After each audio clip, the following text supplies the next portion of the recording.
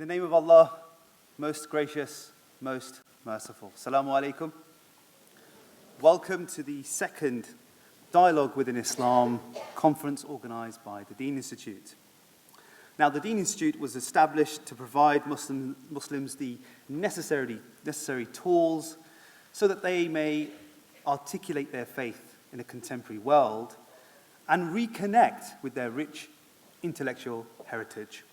Our mission is for Muslims to return to the forefront of intellectualism in order that the light of revelation be reconciled to the most accurate studies and to contribute positively to human progress.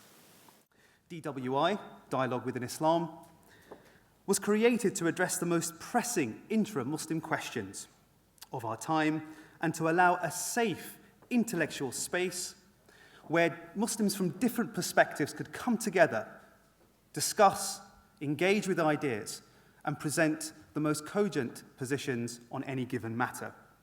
Now, the Deen Institute felt that the topic of misogyny and Islam and Muslims deserved that attention. Now, I'm sure you're all eager for the conference to begin, so I'd like to invite our host, Dr. Laura McDonald, a director and senior instructor at the Deen Institute.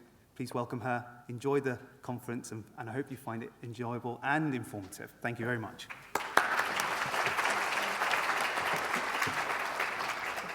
Assalamu alaikum wa rahmatullahi wa barakatuhu, and good morning.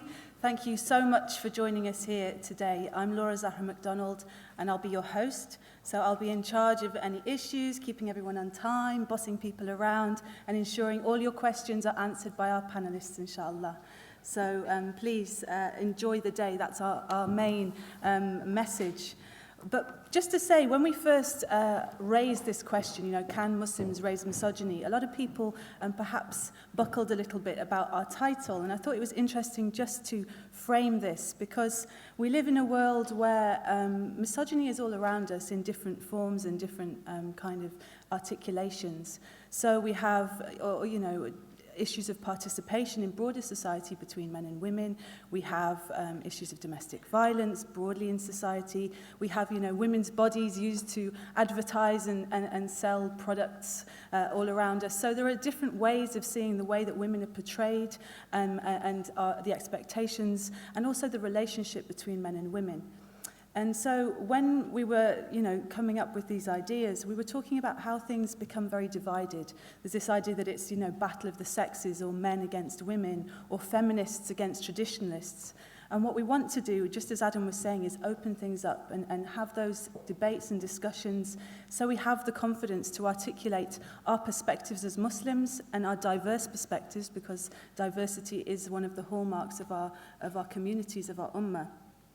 So really that's where we are. And so the eminent speakers that we have today are coming from different perspectives, different angles, and also different learning points. So really we'd like you to enjoy those different perspectives. And we've got activists as well this afternoon who will be challenging the panelists to talk not just about the theory and the theology, but also how we make changes at the grassroots, how in our own families, in our own communities, in our own societies do we make changes and have the confidence to articulate that from a Muslim perspective and engage in the conversations around these issues without feeling that we're under attack and that the Islamophobic backdrop is somehow going to inhibit these conversations, because we have a tradition of leadership and openness, and we have to reclaim that, inshallah. So really we have these really nice theoretical points, really diving into what Quran and Sunnah actually says. What are the issues and what does the Islamic tradition say? And then this afternoon, specific issues, Dr. Ingrid talking about fitna, which is often a theme that comes up. And then, of course, this afternoon, in the final third session, really, having activists challenge, coming up with these questions, opening it into panel discussion, and then it will be over to you to ask the questions that you feel need to be answered, to make your points. So we hope it'll be really interactive and interesting. And now I will stop and I will introduce you to our dear Qari Hassen Rasool. We're delighted that he can come here to recite for us. He has, I'm sure, a very distinctive, beautiful and well-known voice, and we're really honoured that he's here to recite for us.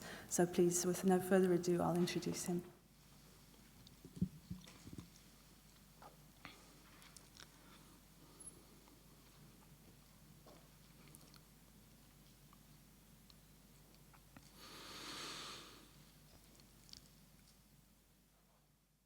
أعوذ بالله من الشيطان الرجيم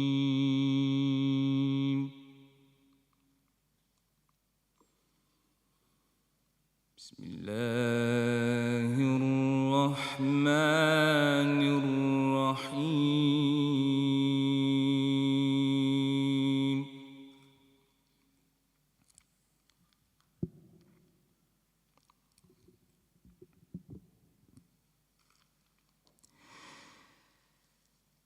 يا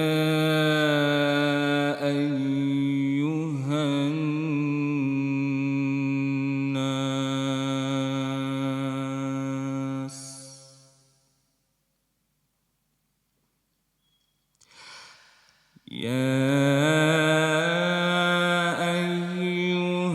الناس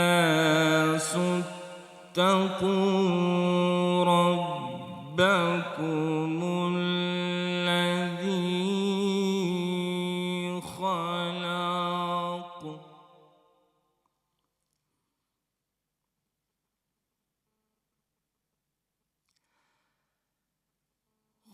خلقكم من نفس واحدة وخلق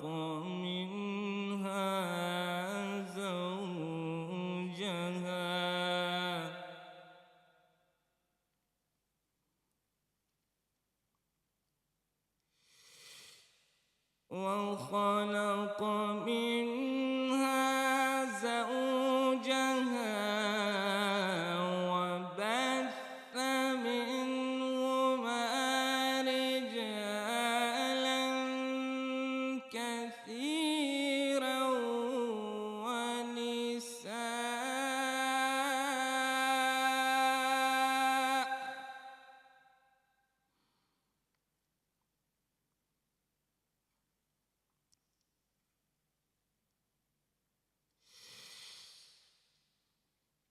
وخلق منها زوجها وبث منهما رجالا كثيرا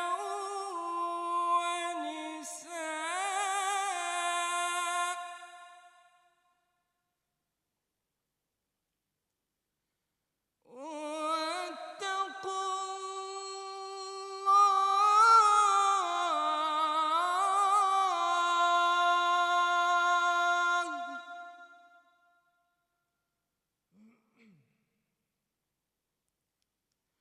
واتقوا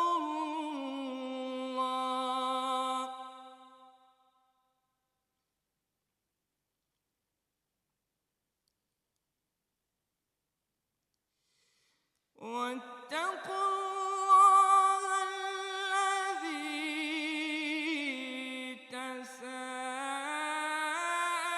تساءلون به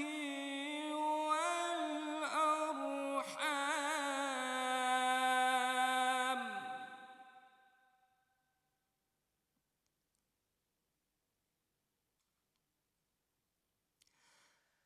إن الله كان عليكم رقيبا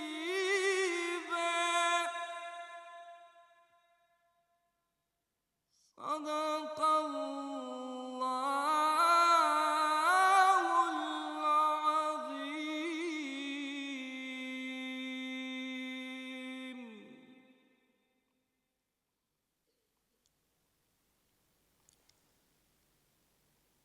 All praise is due to Allah subhanahu wa ta'ala, God of the Alameen, the entire worlds. In the name of Allah, the most gracious, the most merciful. I thought it was a no-brainer. I had to read the surah. Surah An-Nisaa. The title is the woman. Surely God's glance is on woman, that He even titled a chapter in the Quran about them. Is that not enough to show you the status of this woman? And just one verse I recited, which is the first verse, which says, O mankind,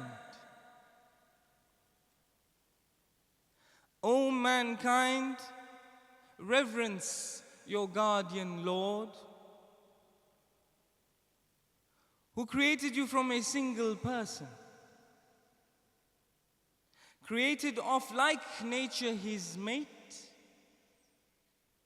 and from them twain countless men scattered far and wide. Countless men and women. Reverence Allah, through whom ye demand your mutual rights. And reverence the wombs. Imagine. Reverence the wombs that bore you. For Allah watches over you. وجزاكم الله خيرا. السلام عليكم ورحمة الله وبركاته.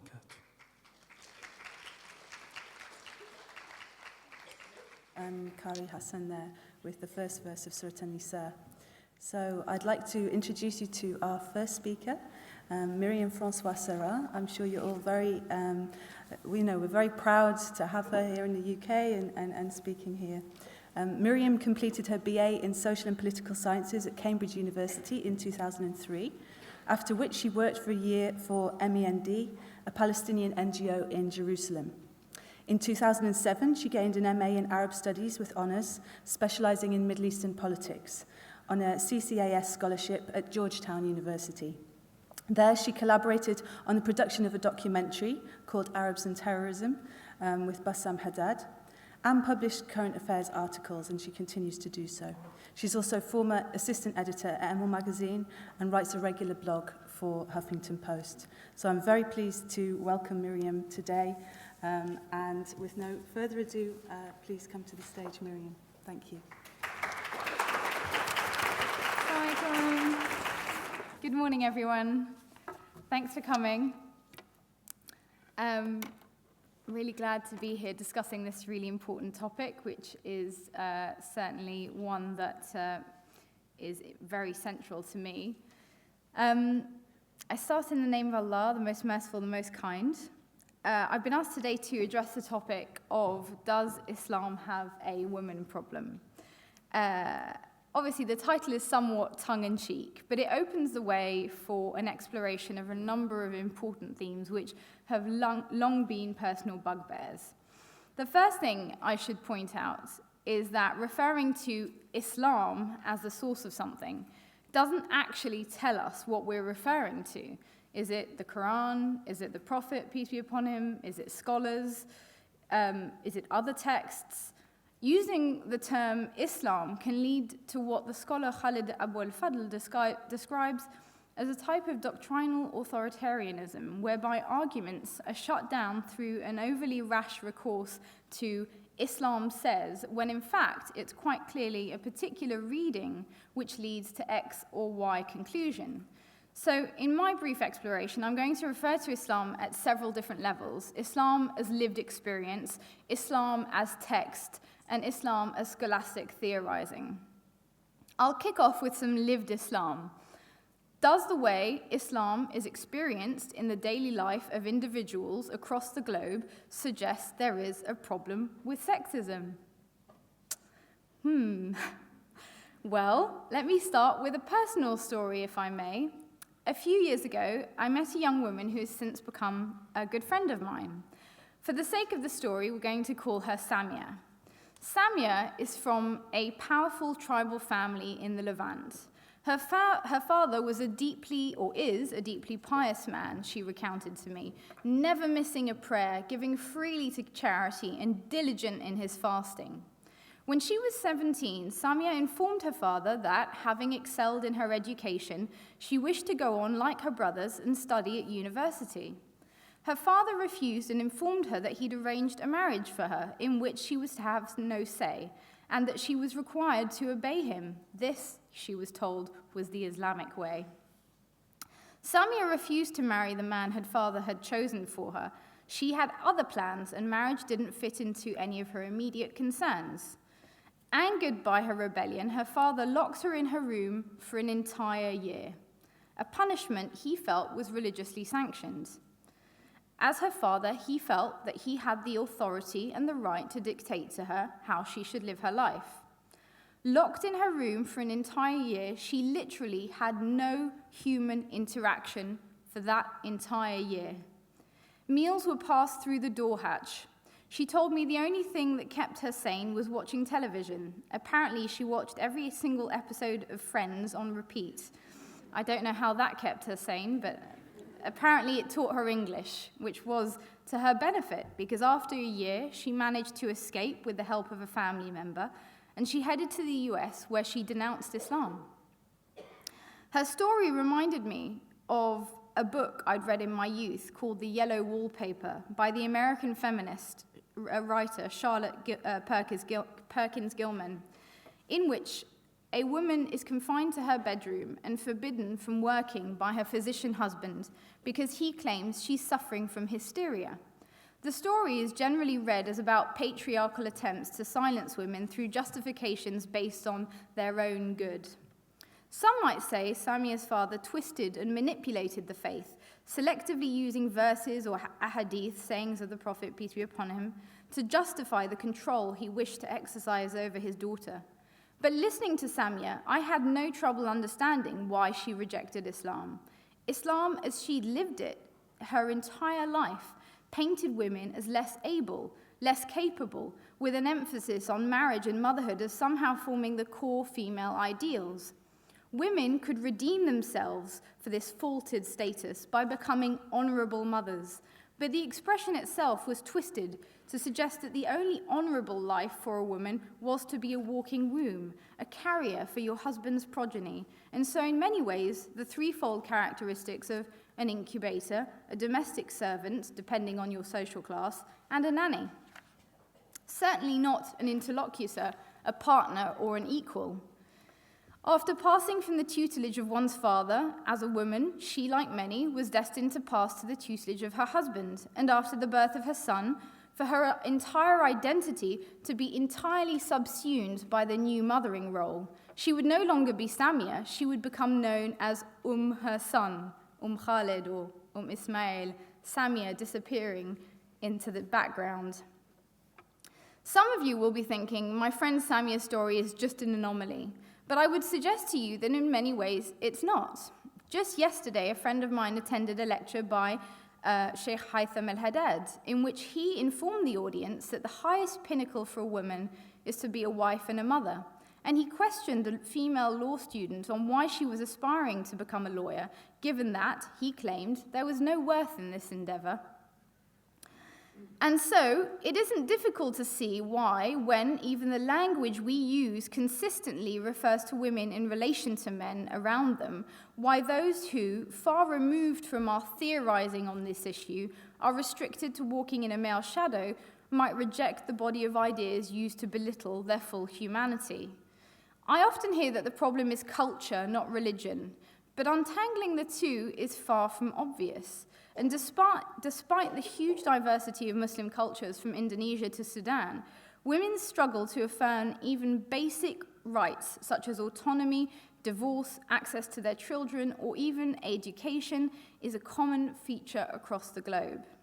Some might argue that virtually all global cultures are inherently patriarchal, and that a lack of education, historical factors, including colonialism and wars, have contributed to a climate in which the rights of most citizens are severely curtailed, and women just tend to experience the sharp end of that curve. But we do have to question why Muslim-majority countries tend to rank so low on all indicators related to women's rights. Even when women make strides in education, as they have, for example, in the Gulf, they are cut off from the workforce, ensuring an enduring economic dependence on men, which underpins power relations which continue to disempower them. Defensive posturing about the great gains Islam brought for women in the 7th century says nothing about whether or not it continues to be a force for good in the advancing of women's rights today. Closer to home, while things are clearly far from perfect, the majority of women do enjoy access to education, employment, and a safeguarding of their autonomy through recourse to the secular law of this land. And yet, even here, Islamic arguments are often wielded to control and restrict and undermine women. A friend of mine whose father runs an Islamic girls' school in Oxford explained to me that he struggles to get even the most gifted girls to study beyond the age of 16 because most have had their heads filled with dreams of marriage as the ultimate objective in life. Young and naive, many end up in unsuitable unions in which they are stuck, forced to put up with demeaning or abusive partners because, with no education, they have no escape route. Ending up in a hostel with no money, no home, and 3 kids in tow is not a decision many women are prepared to make. In another case, the Sharia Council sent a friend of mine a letter telling her she'd been divorced by her husband, and this regardless of whether she signed and returned the enclosed divorce documents. No questions were posed about the circumstances, about how he'd abandoned her, leaving her to cover the full rent on their apartment and all the bills, whether she might be pregnant or whether she was owed money by him. No attempt was made at reconciliation. No, the Islamic principle allows him, in the eyes of this Sharia Council and those of many Muslims, to simply divorce his wife, no questions answered. No questions asked, rather. And so, here in the UK, young women have complained to me on a number of occasions about similar cases, one recently related to the issue of domestic abuse, in which the so-called Sharia Council refused to provide someone with a divorce certificate since, as women, they're not deemed to have the right to divorce their husbands. In one particularly sickening case, and this is a woman who came to me directly, a young woman was told by someone from a Sharia council to forgive her husband and try to reconcile with him, despite him having left her bruised and battered. This, she was told, was the Islamic way. It's too easy for me to say this isn't Islamic, that these actions reflect a warped vision of the religion. The question remains, when such views are so pervasive, notably the view that women can't divorce, who gets to define what is Islamic? And so ultimately, whose Islam gets the stamp of certification? When we ask, does Islam have a women problem, whose Islam gets put on trial, and on what basis can Islam be salvaged if we only do so on the basis of theoretical assumptions held by a few who claim greater intellectual insight? For me, a deeper question poses itself. When something can mean one thing and its exact opposite, does it actually have any meaning at all? In other words, when I claim that Islam contains the seeds for feminist emancipation, while someone else uses it to justify profound abuses of women and girls, what exactly is Islam but a vernacular in which our socio-cultural assumptions are reflected? Muslim women are diverse and experiences do vary dramatically according to class, location, and education. And even when we discuss ideals, in other words, not what Islam is as a lived experience, but what we perceive it should be, how do we define that ideal in the singular in the face of a complex and heterogeneous intellectual and textual legacy spanning over a millennium and a half? It's important to remember that any interpretation of text is a process. In academia, its study is known as hermeneutics.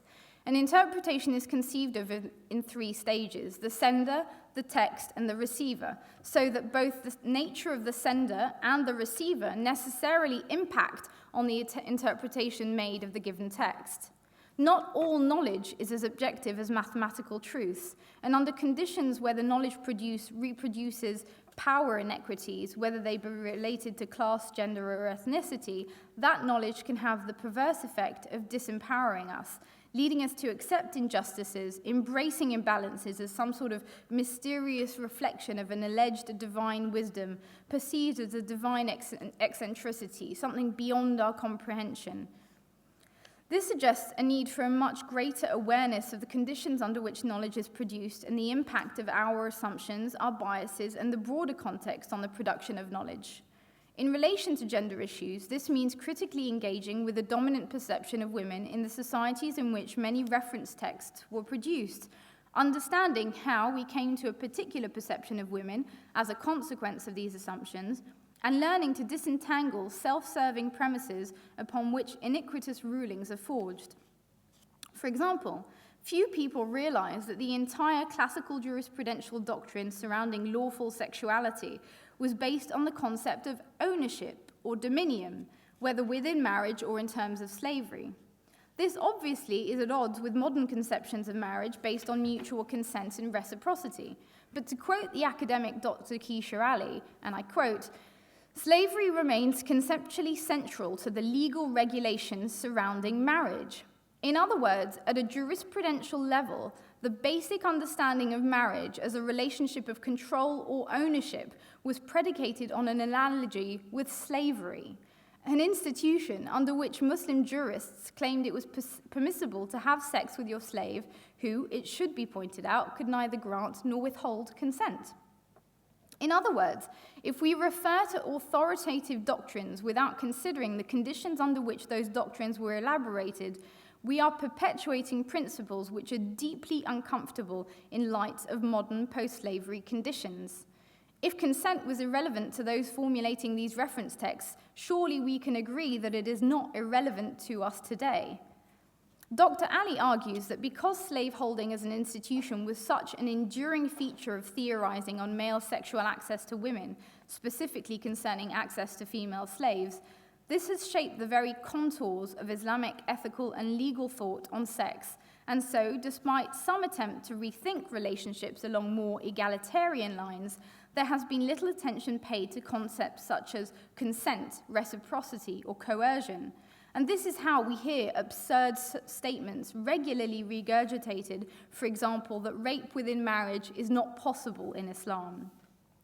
Even if you took the simplistic view that a woman should never, under any circumstances, refuse sex with her husband, her refusal would still only ever be a sin incurred by her, and that would be independently to the sin her husband would incur for using violence to force himself upon her. Besides which, forgive the rather obvious question, but what kind of a husband forces himself upon the woman he loves against her will? I mean, really, do we need scholars to point this out?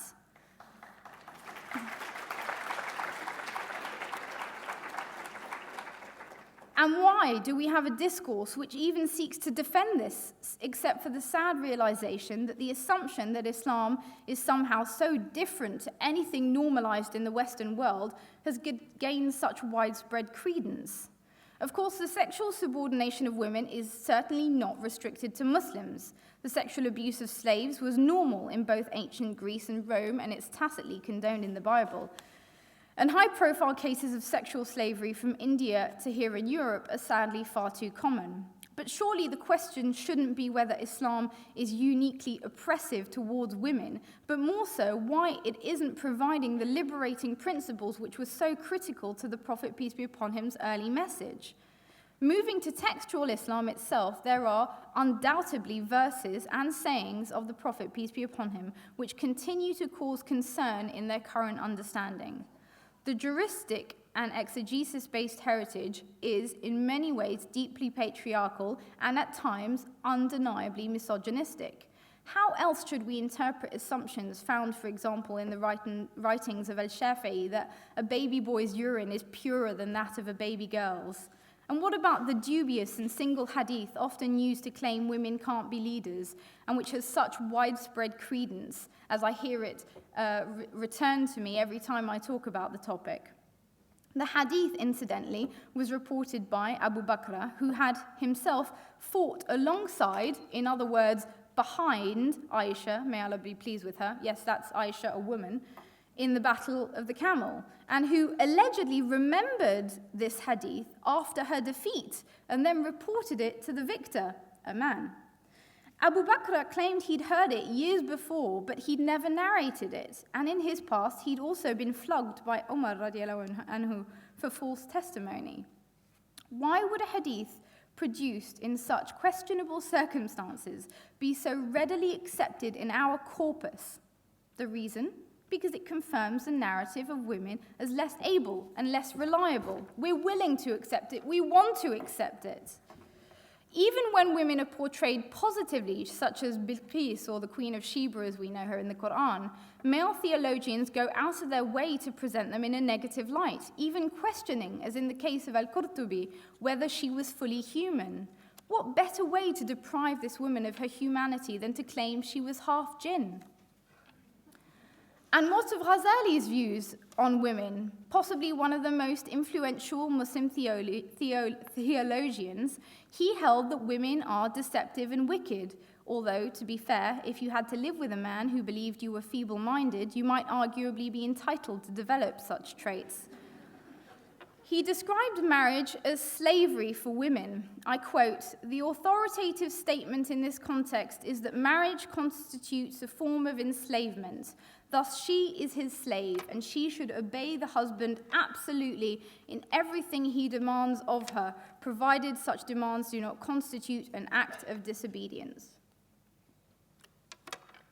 He even lists a range of iniquities which even he can recognize as being unfair, but which he justifies through the erroneous claim grounded in Christian and not Muslim sources that Eve is the source of all human woes. To quote but a few, he lists menstruation, childbirth, unequal inheritance, lack of divorce rights, and seclusion within the home. In more recent times, on the Arab website islamweb.net and other fatwa banks, it's not unusual to find statements like the following, and I quote, "The husband has the right to beat his wife, brackets, lightly, if she shows signs of ill conduct." And this is not an Arab problem. Some will remember the Spanish Imam, Muhammad Kamal Mustafa, who was sentenced for his book, Women in Islam, which instructs how a man should discipline his wife.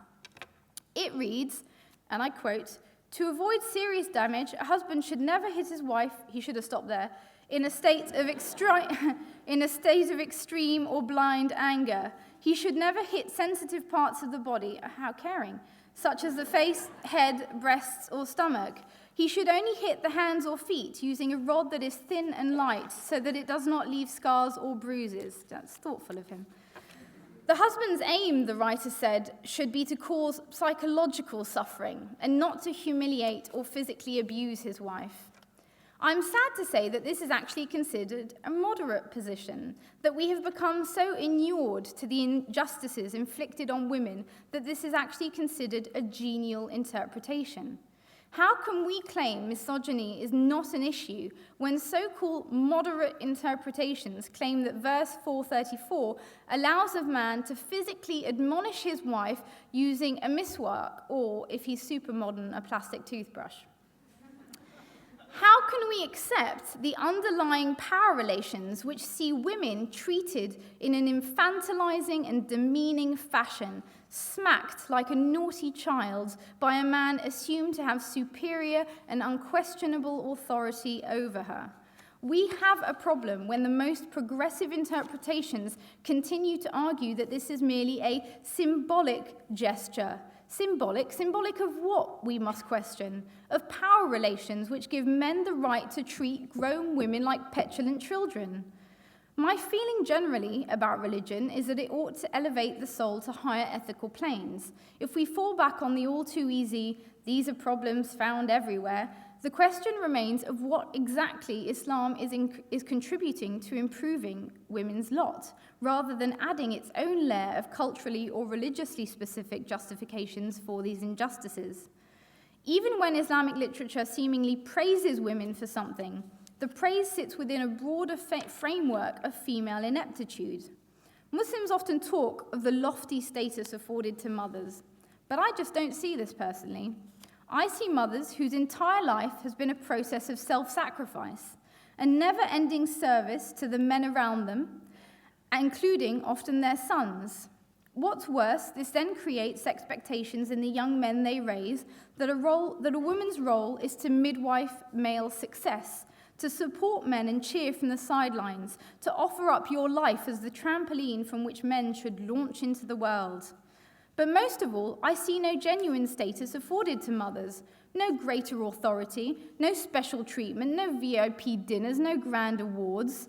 If motherhood is so valued, where are the lectures extolling the great wisdom which can be gleaned from the hardships women endure during pregnancy, labour and childcaring? Where are the books detailing the special insights mothers have to offer us on important issues, both spiritual and worldly, through the unique experience of having participated in an act of creation? Everyone knows that Islam is meant to elevate the status of mothers. But what is so great about mothers? I mean, if I truly believe something is great, I can list to you innumerable qualities associated with that great thing. Just ask me about horses someday. If I told you something was great and you asked me in what way, and I couldn't list anything concrete, you might think I was merely paying lip service to it, in the style of the men who say, "I love you," but whose behavior reflects nothing of love. I'd like, for the sake of argument, for you to think right now about at least 3 qualities which scholars have taught you are great about mothers. If you can even think of 3, let me ask you this. Did they universalize those qualities? Did they say, "Aren't mothers amazing? We can learn X from them," which is an invaluable lesson in Y? No, I thought not. During my pregnancy, I scoured the library and online resources for Islamic advice related to pregnancy and childbirth. Other religious traditions have a rich array of suggestions to encourage women to view this period as a deeply spiritual one, a midwife to creation, as it were. I found Hindu-inspired yoga exercises, Buddhist meditations, and an array of so-called alternative medicines to invigorate, calm, and ultimately prepare for the big day. Despite my searches, I found very, very little on this topic from the Islamic perspective. The little I did find pertained to juristic rulings, the dry do's and don'ts, with none of the spiritual substance which surely represents the meat of the faith. Certainly not the wealth of books written on surely less worthy topics, such as our attire or such like. Now, is this, I would put to you, because Islam has no spiritual insights to offer women in one of the most arduous and momentous times in their life? Actually, not their life, how about in life in general? Or is it that that particular type of knowledge, reflecting a specifically female experience, has not been deemed of sufficient import to dedicate volumes to? That female experiences are not deemed to carry universalist principles in the same way male experience is assumed to? Taoist teachings regard pregnant women as models of meditation because of the recognition of the superhuman levels of concentration and transcendence required in labor. Women are quite literally masters of meditation, to be studied and learned from. All I could find in Islamic sources was some advice about eating dates. It's sad and telling that pregnancy and childbirth and child rearing are not afforded the preeminence in our scholastic manuals that they ought to, that just viewed legalistically through the dry prism of juristic formalities, foregoing any attempt to universalize and extrapolate from this divinely mandated experience for the broader insight of all. And that's why I say it's lip service to this mantra we constantly hear about how we honor mothers. Because, as usual, female experiences in Islam are specific, whereas male experiences are universal. To some extent, this is the product of the masculinity of prophethood. If the prophet, peace be upon him, is a man, and he came for the whole of mankind, then his male experience holds equally value for men and women. In other words, his masculinity becomes the gold standard, the so-called neutral, and femininity or feminine experience comes to be judged in relation to men, or in other words, as lesser men. If men can pray all the time, then women not praying sometimes becomes a type of deficiency. To quote the feminist Gloria Steinem, whatever a superior group has will be used to justify its superiority, and whatever an inferior group has will be used to justify its plight. This quote is an extract from an article she penned called If Men Could Menstruate, which I really can't recommend enough. And for that reason, I'm going to read you a short passage from it. Slightly edited. Forgive me, Gloria. So what would happen if suddenly, magically, men could menstruate and women could not? Clearly, menstruation would become an enviable, worthy, masculine event. Men would brag about how long and how much. Young boys would talk about it as the envied beginnings of manhood. Gifts, religious ceremonies, family dinners, and stag parties would mark the day. Doctors would research little about heart attacks from which men would be hormonally protected, but everything about cramps. Sanitary towels would be federally funded and free. Statistical surveys would show that men did better in sports and won more Olympic medals during their periods. I end the quote there, but there's much more to it. I certainly recommend reading it. Similarly, it seems to me that if women ran the show, many of the assumptions made in male-authored literature inferring female deficiencies due to differences in requirements on men and women would be reversed. Instead of claiming that women not praying during their periods means they are less able to get close to God, less able to be truly religious, and hence less able to offer religious leadership, we might instead assume that the stringent discipline of prayer is more of a requirement on men because of some inherent male deficiency in religiosity, which makes them more in need of lessons in self-discipline and spiritual rigor than women. If women ruled the world, we would pick out selective ahadith to try and justify the inherent inferiority of men and the given superiority of women, chosen as they are to carry divine messages and as partners in creation. In a famous hadith, a woman described as, and I quote, rather tall with a somewhat broad nose, suggesting in passing that her face was visible, corrected the then Caliph Umar bin Khattab during a public address, and he recognized her point and publicly stated, "The woman is right and the man is wrong." And I regularly like to joke that if gender and power relations were subverted tomorrow and we woke up with matriarchy, and then we, women, did, as many men do, construct an entire religion out of a decontextualized hadith, we might attempt to denigrate any male contribution to a discussion by answering, "Don't you know the hadith says that the woman is right and that the man is wrong?" And as a consequence of this, the man would sit down and cower because he didn't feel he had a place to speak up publicly. And as a consequence of this assumption that women represent the lesser man is the view that female perspectives are less worthy. It is entirely common for men to address mixed and even female-only audiences. It remains rare to hear women addressing mixed congregations, but it is entirely unheard of for women to address a male-only congregation. And so, year after year, I'm invited, and I don't mean to sound ungracious here, but to address the topic of women in Islam, because even when we are invited to speak, women are only credible when discussing women's issues.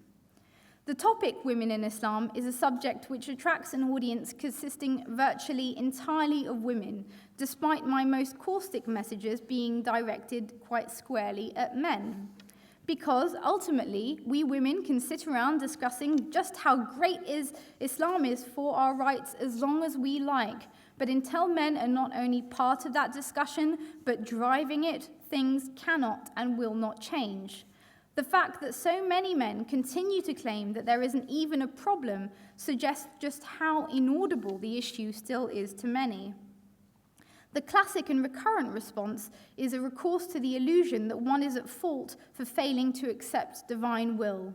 The issue, we're often told, is to do with our iman, our faith, or presumably our lack thereof, and the assumption that any dissatisfaction with the status quo is a reflection of a weak female disposition, unwilling to accept divine wisdom. This rather convenient riposte ranks alongside appeals to the ever-murky concept of authenticity as the verbal punch designed to wind you and leave you reflecting on whether you're actually the one with the problem. Once more, I'm reminded of the yellow wallpaper and efforts by an entire society to convince women that they were hysterical rather than the problem actually being the oppressive conditions imposed upon them. It pains me that as women, we have to try and find a textual basis for our full humanity, that we need references and quotes to be entitled to dignity and kindness, that even our physical sanctity could potentially be compromised by a possible interpretation. But most of all, it seems to me that if our faith has anything to offer the world, it should be an ethical mold for greater human emancipation. Rather than finding ways to ensure Islam is in sync with what broader society already considers normal, it saddens me that we are constantly playing catch-up and that ultimately, in so doing, we are failing to offer a spiritually sourced message of female empowerment, torn as we are between justifying misogynistic practices in the name of cultural relativism on one hand and defending interpretations which merely regurgitate what most people would view as well-worn platitudes on the other. I don't need another hadith saying you should be kind to women. You know why? Because if we're not meant to harm an animal we're about to slaughter, it is insulting to me to have to justify to you why you should be kind to your wife.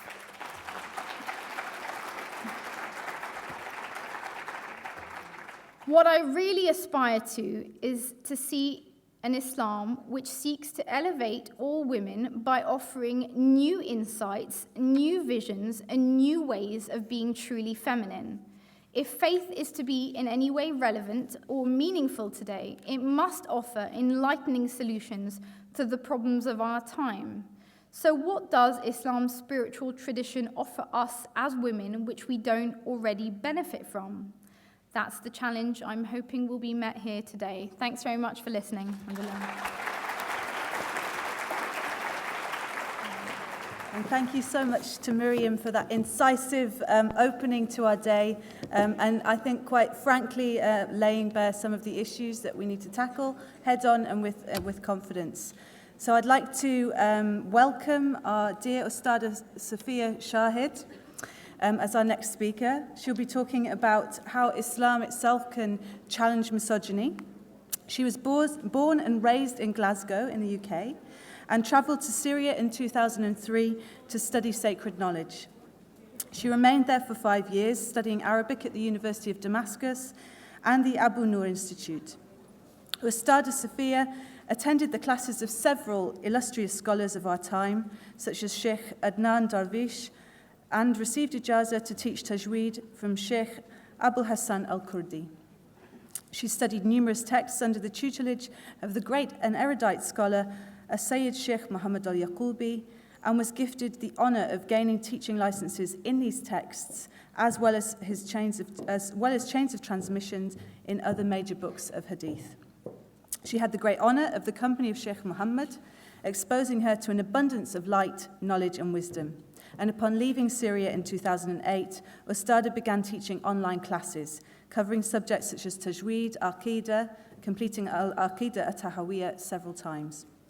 In 2009, she moved to Birmingham, where she serves as the head of education for women at the Jamatia Islamic Center in Sparkhill. Her primary responsibilities there include teaching Islamic disciplines such as aqidah, fiqh, tajweed, hadith, and Arabic. In 2012, she delivered the Etiquette of the Believer UK tour, covering 12 towns and cities nationwide. She has delivered talks at universities and continues to do so throughout the UK.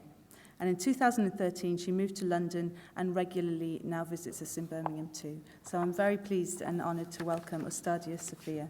Thank you very much.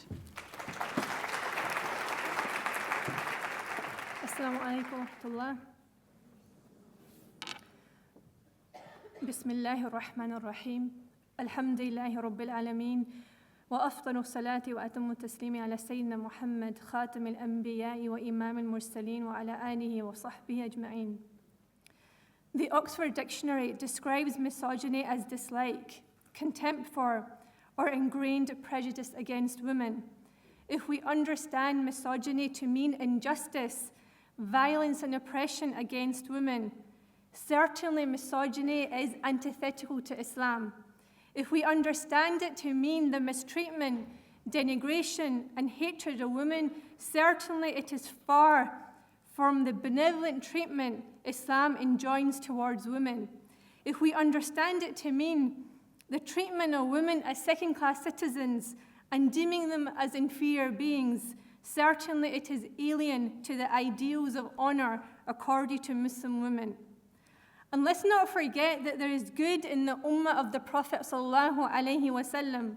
There are loving husbands who are Muslim. There are compassionate fathers who are Muslim. There are respectful sons who are Muslim. I'd like to applaud the multitudes of Muslim men who are faithful to the religion. And the Muslim men who are not do not represent Islam. We need to distinguish between the blemished practitioner and the ideal practitioner of Islam. Crimes committed in the name of Islam should not be taken to represent the doctrines and practices of the faith. The reality is that misogyny is a human problem. It's a human problem. It's a human problem found in cultures around the world. You can have Buddhists, secularists, atheists, agnostics who are misogynists. You can have people from any belief system who are misogynists. And throughout history, misogyny has reared its ugly head in cultures and societies to our present era. Misogyny is not exclusive to a particular religion, race, or region. Islam already challenged misogyny. Islam thought about equality over 1,400 years ago. In 7th century Arabia, it elevated females to a rank unprecedented at the time. The rights Islam accorded to women were revolutionary. Islam does not oppress women. It has never done and never will. No matter how progressive society becomes in female emancipation, Islam championed female rights long ago with due consideration of the biological function of the female. Men and women are not the same, clearly. And of course, different biological functions result in different responsibilities. Women give birth, men don't. Women breastfeed, men don't. However, the different responsibilities do not equate inequality, as men and women are equal before their Creator. There is absolutely no difference between men and women as far as the relationship with their Creator is concerned. Does Islam confer privileges on men? I would argue that Islam confers privileges on both men and women. Both are privileged. Islam is not a religion that pits men and women against each other. The value of the human being presented in the Quranic paradigm does not give one gender preference over the other. Allah subhanahu wa ta'ala says, Ya ayyuhan nas, inna khalaqnakum min dhakarin wa untha, وَجَعَلْنَاكُمْ شُعُوبًا وَقَبَائِلَ لِتَعَارَفُوا إِنَّ أَكْرَمَكُمْ عِنْدَ اللَّهِ أَتْقَاكُمْ. O mankind, verily we have created you from male and female and made you nations and tribes that you may know one another. Indeed, the noblest of you in the sight of Allah is the most righteous of you. Righteousness is the criteria. It is the criteria that causes a woman to excel over a man and a man to excel over a woman. There's no gender discrimination in Islam. The Quran speaks of both male and female. Allah subhanahu wa ta'ala says, indeed the Muslim men and Muslim women, the believing men and believing women, the obedient men and the obedient women, the truthful men and the truthful women, the patient men and the patient women, the humble men and the humble women, the charitable men and the charitable women, the fasting men and the fasting women, the men who guard their chastity and the women who do so, and the men who remember Allah often and the women who do so. For them, Allah subhanahu wa ta'ala has prepared forgiveness and a great reward. In another verse, Allah subhanahu wa ta'ala says, وَمِنْ آيَاتِهِ أَنْ خَلَقَ لَكُم مِّنْ أَنفُسِكُمْ أَزْوَاجًا لِتَسْكُنُوا إِلَيْهَا وَجَعَلَ بَيْنَكُم مَّوَدَّةً وَرَحْمَةً. And all the signs that He created for you from yourselves, mates, that you may find tranquility in them. And He placed between you love and compassion. The verse does not specify a gender. The term zawj applies equally to male and female. Both are meant to comfort each other and be a source of tranquility for the other. These verses not only challenge misogyny in the past, but have the power to do so now. They have the power of challenging misogyny now. The scriptural sources of Islam encourage us to shift attitudes of disrespecting women to respecting them. Attitudes of humiliating women to dignifying them. Attitudes of hatred of women to loving them. And there are amazing stories mentioned in the Quran, narrated in the Quran, including the mother of Moses, the wife of the Pharaoh, the wife of the Prophet, Sayyidah Aisha, Sayyidah Myriam. There is a chapter in the Quran named after Mary, the mother of Jesus, Sayyidina Isa alayhi salam. And these women are honored by their mention in the Quran. In Islam, women are not the cause of evil or origin of sin, nor is Eve responsible for man's fall from grace. The Quranic narrative of the creation of the first human being, Sayyidina Adam, does not place the blame on women. Allah subhanahu wa ta'ala says in a verse that both Adam and Eve ate from the tree, that both of them ate from the tree, but Eve is not blamed. In fact, Allah subhanahu wa ta'ala says, and Adam disobeyed his Lord and erred.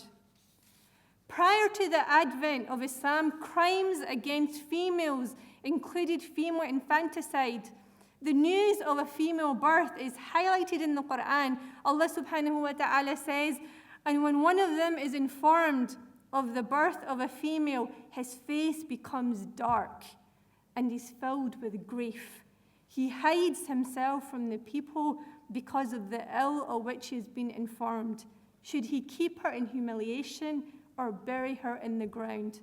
Such was the humiliation and the social disgrace felt by a father that he would bury his daughter alive, a barbaric practice widespread in Arabia at the time. Another two verses speaking about this atrocity, and when the girl who was buried alive is asked for what sin she was killed, why was she killed? Her crime was that she was born the wrong gender. And Islam challenged this heinous crime. The Quran condemns the killing of children as a grave sin. The Prophet, peace be upon him, said that Allah forbade burying daughters alive. Moreover, he described great rewards for those who raise their daughters and accord benevolent treatment towards them. When Sayyidah Fatima radiallahu ta'ala anha visited her father, the Prophet, peace be upon him, he would rise and kiss her forehead, honoring her. We need to challenge the injustices against females and instill change in our societies.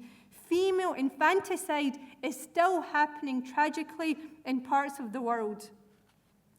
Some feminists may deem the distinct social roles of men and women as inequality, as in the sex-based classification of breadwinner and homemaker. But who said that a homemaker is a denigrating role? Studies have shown that Muslim women do not necessarily associate gender equality with refuting traditional gender roles. Sayyidah Aisha was asked about the Prophet, what he used to do at home, and she replied that he used to serve his family. He was in the service of his family. Until he went out to pray, he helped his wives with the housework. He used to sweep the house, clean his clothes, mend his shoes. A woman is not deemed less than a man for motherhood or for being the queen of her home. In fact, she reaps great rewards. A tradition of the Prophet states that a person came to the Prophet and asked, "Who among people is most deserving of my good treatment?" The Prophet replied, "Your mother." He asked, "Who next?" "Your mother," the Prophet replied again. He asked, "Who next?" The Prophet again said, "Your mother." And then when he asked, "Then who?" Thereupon the Prophet said, "Then your father." 3 times the Prophet emphasized the mother, then the father. This hadith challenges misogyny of the mother. Many traditions of the Prophet are indicative of the kindness and compassion towards the female enjoined in Islam. These traditions challenge the mistreatment of women. When one of the great male jurists of Islam, Imam Malik, was reading Al-Muwatta to one of his students, suddenly he stood up, and after a while he returned and sat down again. When he was asked why he did that, he answered, "My mother came down asking me something. Since she was standing, I stood up respectfully. When she went, I sat back down." This is Islam, good conduct, doing good, showing mercy. These are the lofty ethical morals and ideals Islam seeks to inculcate in the human being. The Muslim woman's experience, however, has not been confined to distinct social roles. The Prophet, peace be upon him, encouraged women's participation in society. At the time of the Prophet, peace be upon him, some women played an active role in expeditions, attending to the wounded and giving them drink. They contributed to the society in numerous ways. You can read inspirational stories about thousands of women and their contribution to the economic, social, intellectual, and spiritual life of the Muslim community. In a great biographical work on the companions entitled Al-Asaba, you find biographies of 1,500 women. Some of the greatest male teachers of our Islamic history studied from female teachers. Women have played a great part in Islamic civilization. When I studied Al-Shama'il with Sheikh Muhammad Al-Yaqubi, the Sheikh narrated the book of Hadith through the chain of a great female authority on Hadith, Zainab bint al-Kamal, to highlight the role of women in Isnad of the Deen. The first woman to lend support to the Prophet ﷺ in his message of Islam was a woman, his wife Sayyidah Khadija, may Allah be pleased with her, and even after her death, the Prophet, peace be upon him, never forgot her. Sayyidah Aisha, wife of the Prophet, was a great scholar of the Deen. She narrated over 2,000 traditions of the Prophet. From the point of view of knowledge, she not only excelled the other wives of the Prophet, but many male companions. Imam Zuhri, a great tabi'i, said, Sayyidah Aisha was the most learned. Even the most illustrious companions used to consult her. He further said, if the knowledge of all men and the mothers of the believers is gathered at one place, the knowledge of Aisha would be greater. Sayyiduna Abu Musa al-Ash'ari said, we companions were never presented with a problem to which Sayyidah Aisha did not present a satisfactory solution. Many companions, male companions, attested to her brilliance. Sayyidina Urwa ibn Zubayr said, I never saw anyone superior in knowledge than Sayyidah Aisha in the Quran, injunctions, poetry, medicine, lineage. You educate a woman, you educate a generation. The Prophet educated Sayyidah Aisha, she educated an entire community of Muslims. She rendered an incredible service to the Deen, preserving the teachings of the Prophet, peace be upon him. With regards to sainthood in Islam, the rank is conferred as much on women as much as it is on men. The tradition of the Prophet, peace be upon him, states that God does not look at your appearance or wealth, but he looks at your hearts and actions. It's not the outward form that matters. It's not the gender that matters, but what matters is the inner reality of the heart. The esteem for women is manifest in Tales of the Saints. The conflation of culture and religion pose a danger to the representation of Islam, since some cultural practices and norms are distant from the teachings of Islam, and the unfortunate results are distortions, stereotypes, and partial truths. Many cultural practices criticized as oppressive to women are misidentified as Islamic. When Muslims are concentrated in approximately 49 Muslim majority countries, in a broad belt from Senegal to Indonesia, to focus disproportionately on a single region such as the Middle East is a great disservice. Let's not confuse the status of women in some Muslim majority countries with the status of women in the Islamic tradition.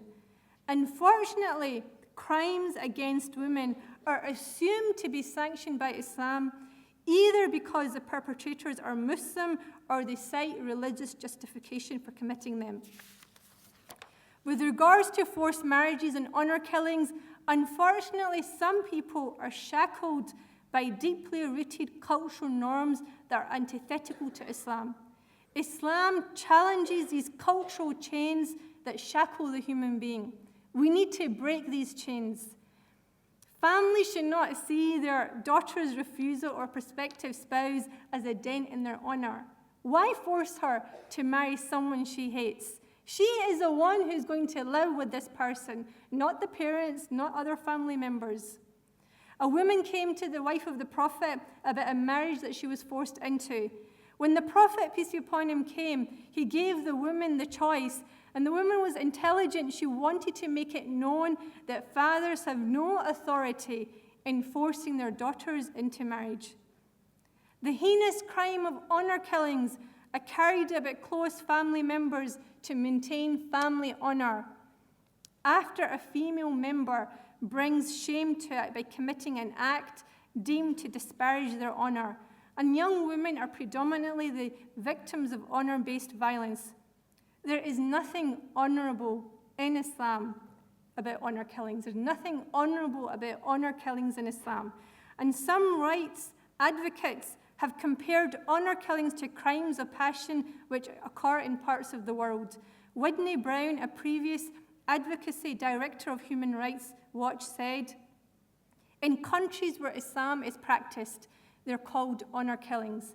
But dowry deaths and so-called crimes of passion have a similar dynamic in the women are killed by male family members, and the crimes are perceived as excusable or understandable.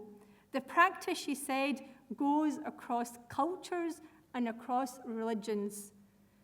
Domestic violence affects women of all cultures, religious and ethnic backgrounds, and the Prophet said, "The best of you are those who are best to their wives."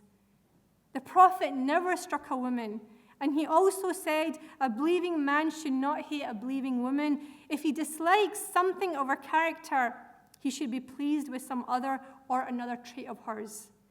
Allah subhanahu wa ta'ala says, "Lodge them where you dwell, according to your means, and do not harm them so as to restrict them."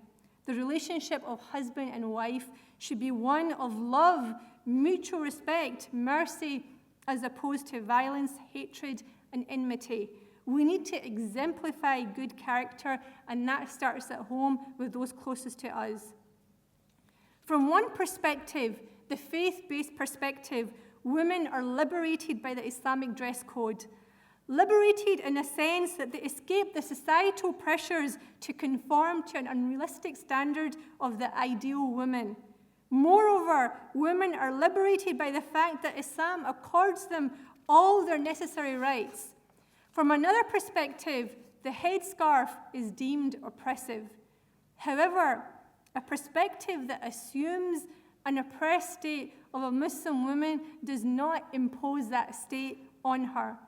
It's illogical to assume, "I believe she's oppressed, therefore she is." This is obvious, but it's amazing how easily it's overlooked. If we cannot understand from the faith-based perspective, such a subjective understanding ignores the willingness of many Muslim women who don the headscarf as a devotion to their faith, and as an expression of the Islamic virtue of modesty. So from these two different perspectives, the faith-based perspective and the other, result the polarized debates about the role of Islam. Either Islam has guaranteed women all the necessary rights, or Islam is responsible for the oppression of women. Studies have shown that Muslim women do not necessarily associate veiling with oppression. It depends which lens you're looking from.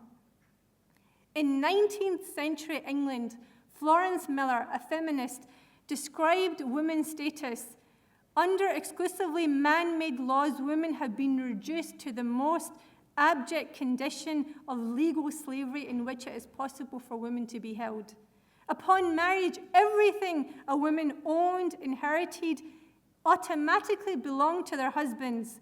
From this point of view, I don't critique feminists who struggle to achieve the basic rights to own and inherit. Islam bestowed these rights from day one. Any earning, inheritance, or property of a woman is hers, not her husband's, and she's at liberty to spend it as she wishes. We need to raise awareness of these rights against all the misconceptions and stereotypes out there. And just to clarify, a Muslim woman is not disadvantaged in respect to inheritance when she's allocated less than a man. In the first instance, she's not obliged to spend on the family. All the money she earns, inherits, owns is hers. No one can lay any claim to it. She can do it as she wishes with it. And her husband, while her husband carries all the financial responsibility and burden, it's his responsibility to look after his wife and his family's financial needs. Consequently, it is possible for her to possess more money than her husband if she saves it or invests it. I would argue that Muslim women are actually advantaged by the fact that they are relieved of financial responsibilities and burdens. A remarkable woman of intelligence and generosity, Fatima al-Fihri of the 9th century, was the daughter of a wealthy merchant who inherited a large sum from her father, and she vowed to spend her entire inheritance on building a mosque. She founded one of the leading educational and spiritual centers of the Muslim world, Al-Qarwiyin Mosque and University in Fez, Morocco. This marvelous contribution to Islamic civilization was accomplished at the hands of a Muslim woman centuries ago. She sharply contrasts the discourse which describes Muslim women as pacifists, non-autonomous, lacking agency, second-class citizens, inferior and oppressed. The Prophet, peace be upon him, said, "Seeking knowledge is obligatory on every Muslim male and female, settling the debate on the point of female education." Fatima al-Fihri was not only educated herself, but she paved the way for learning and worship for multitudes of men and women. From my personal experience in the few years I spent in Syria in the pursuit of Islamic knowledge, in the company of great male bearers of the religion, Sheikh Muhammad al-Yaqubi, Sheikh Ahmed al-Habbal, Sheikh Shukri al-Luhafi, not once did I feel discriminated against on the basis of my gender. Not once.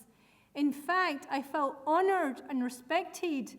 On many visitations to mosques in Syria, Morocco, Egypt, which were segregated, not once did I feel I was inferior to men. Segregation does not necessarily equate inequality. I met hundreds of Muslim women in these Muslim-majority countries who do not view or perceive segregation as inequality. With regard to the perception of Muslim women as some sort of subordinated pacifists, number one, there's no obedience to the creation when it entails disobedience to the Creator. True obedience for both man and woman is to the Creator. A husband cannot exceed the bounds of the Sharia in exerting his authority. And number two, as if the husband does not have responsibilities. A husband is commanded to treat his wife well, Be kind to her. Give her due with respect to maintenance, clothing, companionship, good companionship, conforming to the words of Allah subhanahu wa ta'ala in the Quran, and live with them in kindness. For if you dislike them, perhaps you dislike a thing, and Allah makes their end much good. And by the words of the Prophet, peace be upon him, treat your women well. You have a right over your women, and your women have a right over you. A husband is rewarded for whatever he spends on his family, even for the morsel he puts in his wife's mouth. When Islamic ideals flourish at the hands of those who embody its practice, when the human being is imbued with good character, not only does it extend to kind treatment of women, whether wife, mother, or daughter, but to everyone in society. And all religious traditions expound virtue and doing good. Beautiful etiquette ennoble and dignify the human being. Etiquette is the adornment of the believer. The Prophet, peace be upon him, said, I was sent to perfect good character. He also said, he who is deprived of gentleness is deprived of good. Furthermore, he said, the heaviest thing to weigh in the scale of the believer on the day of resurrection will be good character. The Prophet was very kind to women. He said, if a man is patient with the bad character of his wife, Allah subhanahu wa ta'ala will give him the reward like the one he gave to Sayyidina Ayyub, for bearing his affliction. To conclude, Islam offers remedy for our problems and social ills of the mistreatment of women. Islam honored, liberated, and dignified women. Without the womb, there would not be a single male on the face of this earth. Let man not forget kind treatment to the gender who is the cause of his existence into the world. Not only did Islam challenge misogyny in the past, but it challenges it now and should continue to do so for all time. Jazakumullah khairan. Thank you so much to Ustadha Safia.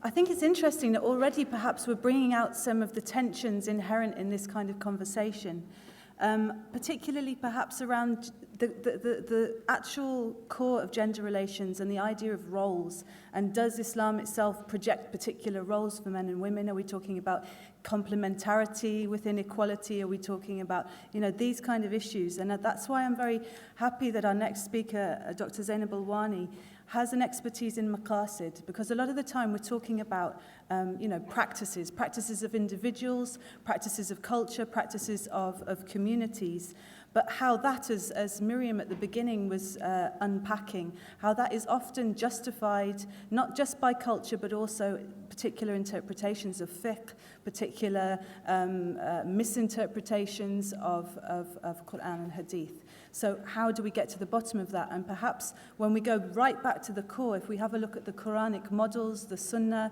and the maqasid of the Sharia, the underlying principles that have been identified within that framework, where does that take us? So I really look forward to introducing you to Dr. Zainab Alwani, who's come just yesterday from Washington to be with us here today.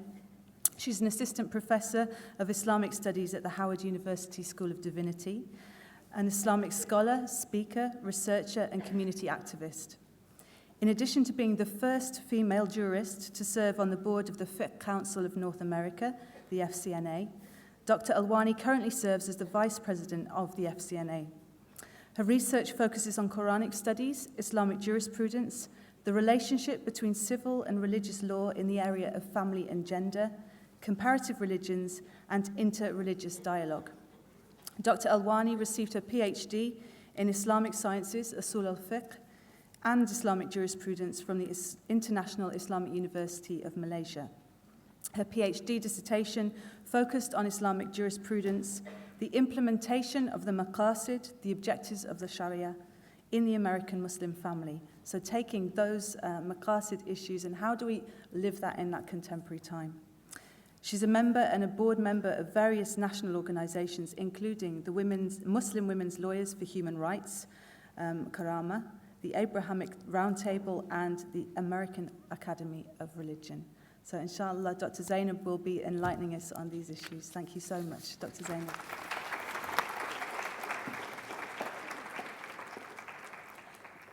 Assalamu alaikum wa rahmatullahi wa barakatuh.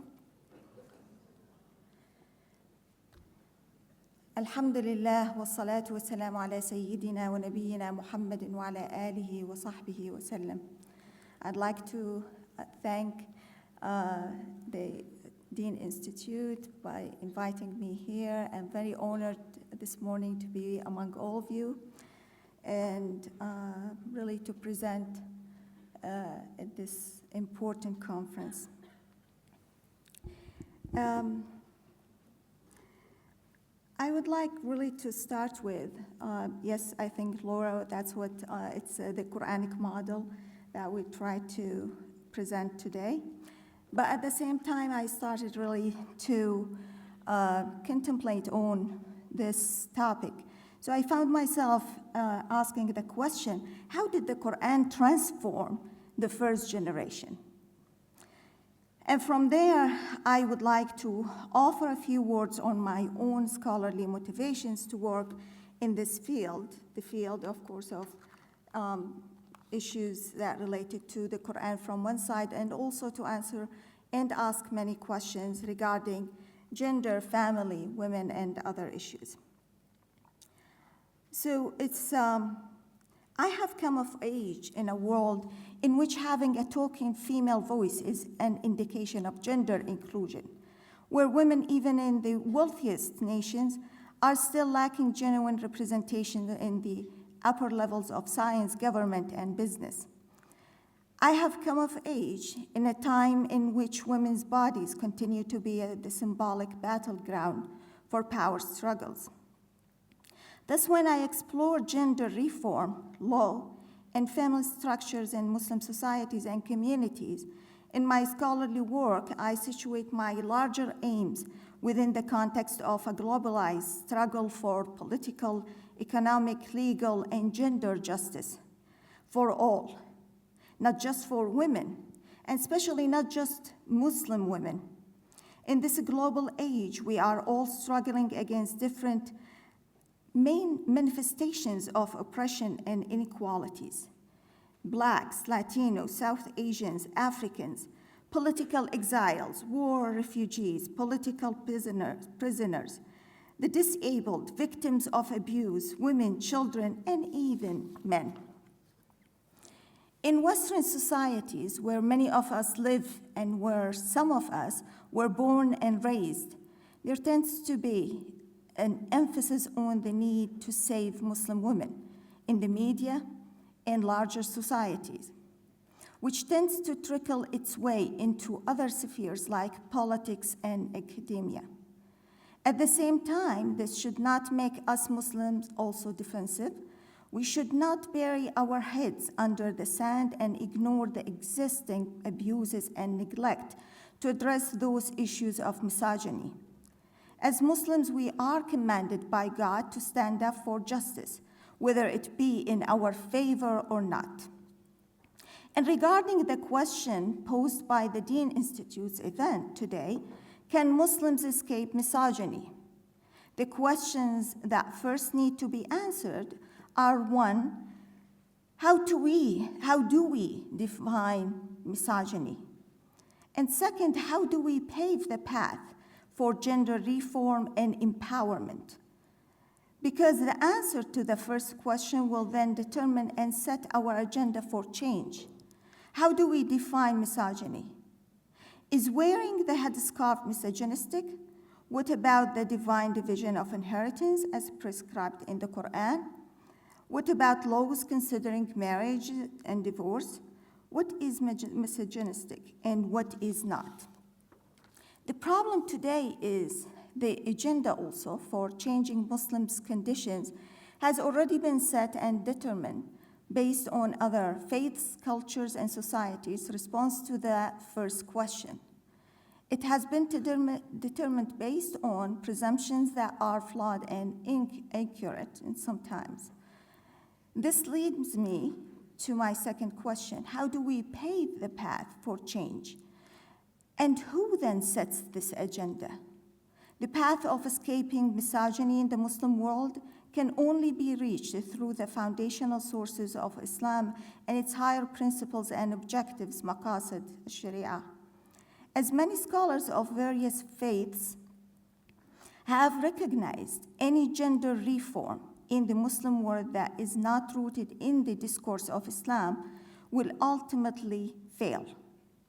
I believe that Muslim scholars, practitioners, and especially Muslim women who are rooted in the scholarly discourse of Islam are best positioned to pave the path for gender empowerment and reform.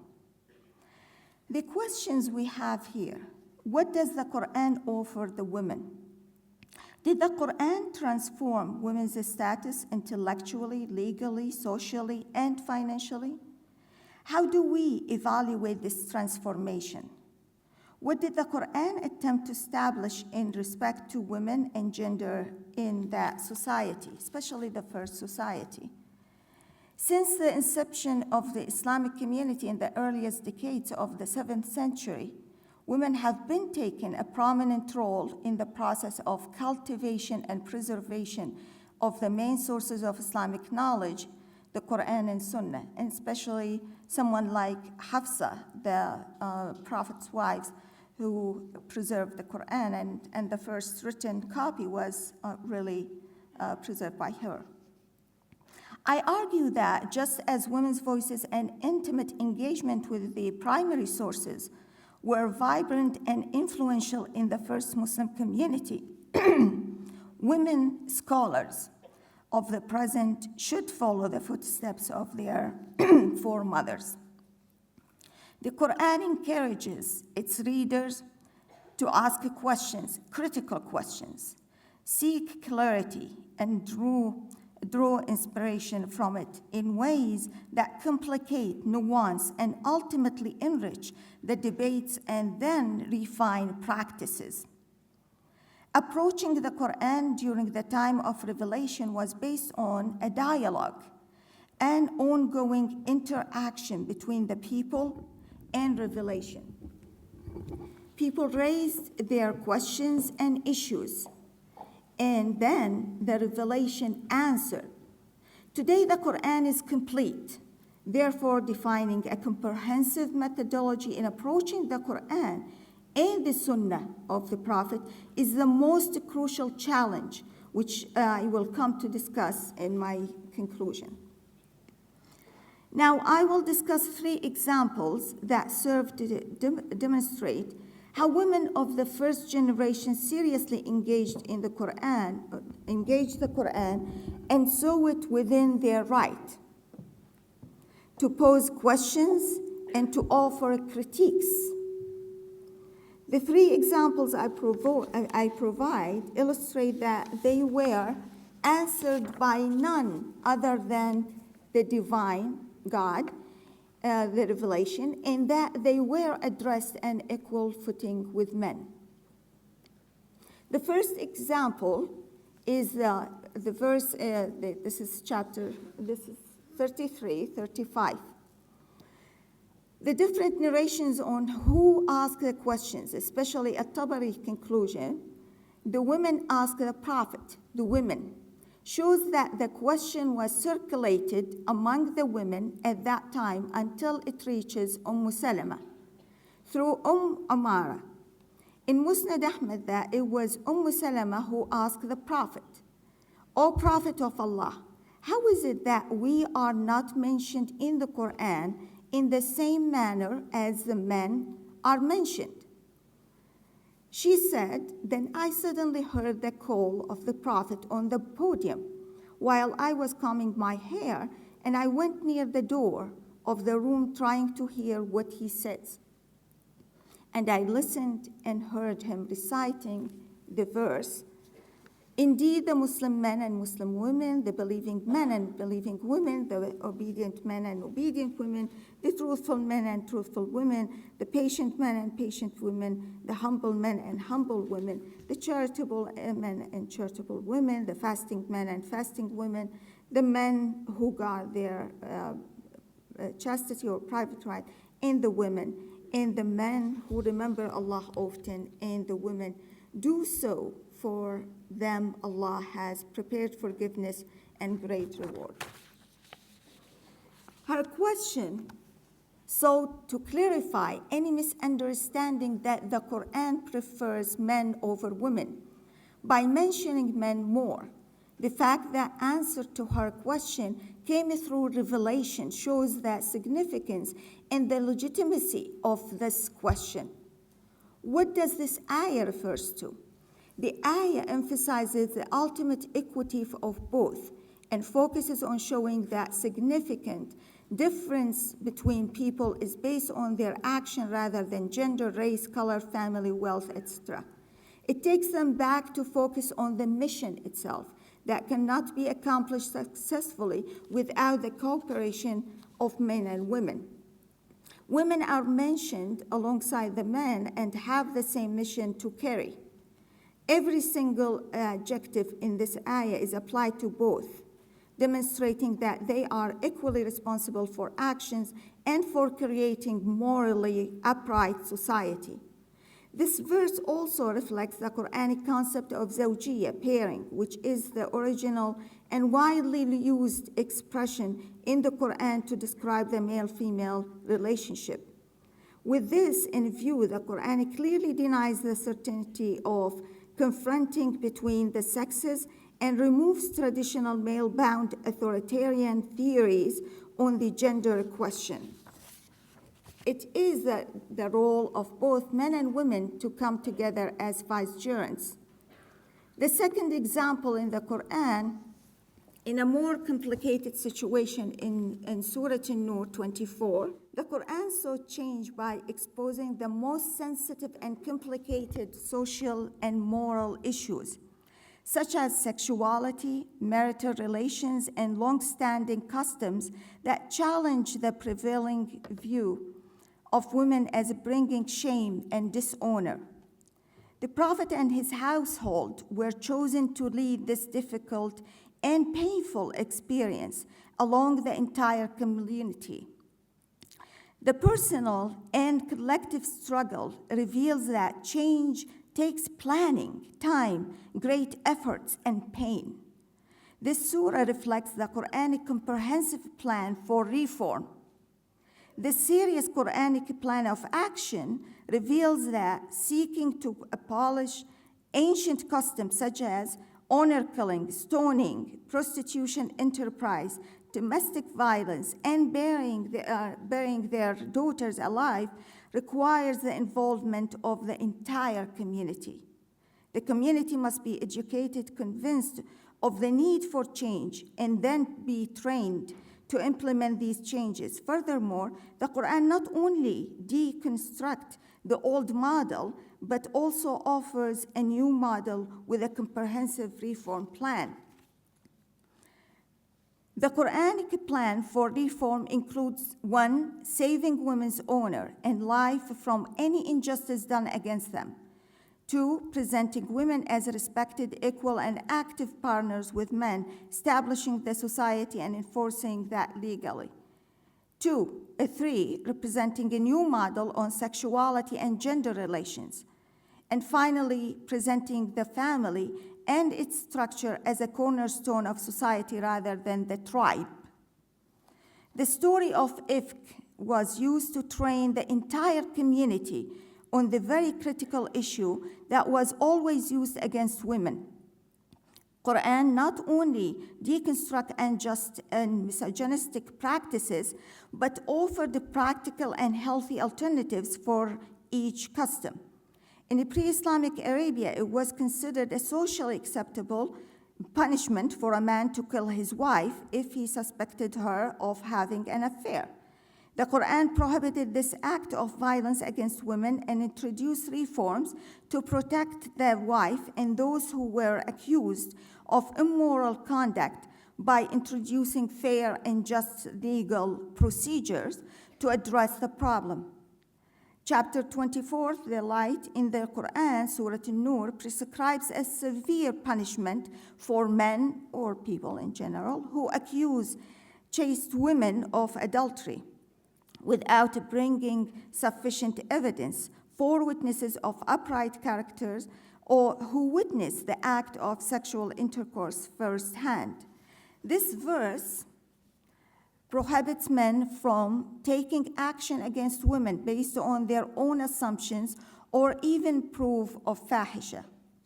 It establishes the legal premises that men are not allowed to take matters into their own hands and must absolutely resort to the state or legal authorities. Furthermore, verse 24:4 makes it clear that mere accusation of men with women of zina without the proof of 4 witnesses is punishable by law. In tribal societies, men sometimes think that they are protecting the family's honor and upholding moral values by taking action on their own, whereas the Quran makes it very clear that they are committed a great wrongdoing against God. They are the ones to be flogged, in fact, and their testimony will never be accepted thereafter. The second important principle this chapter also establishes is that husbands also do not have the right to take matters into their own hands regarding their wives' zina, even if they see her with their own eyes. Imagine that. That's in the Quran, and imagine also comparing our societies, our problems with the abuses here at this time.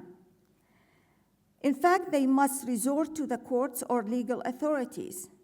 They must testify 4 times, and the 5th one invoking God's curse against himself if he's lying.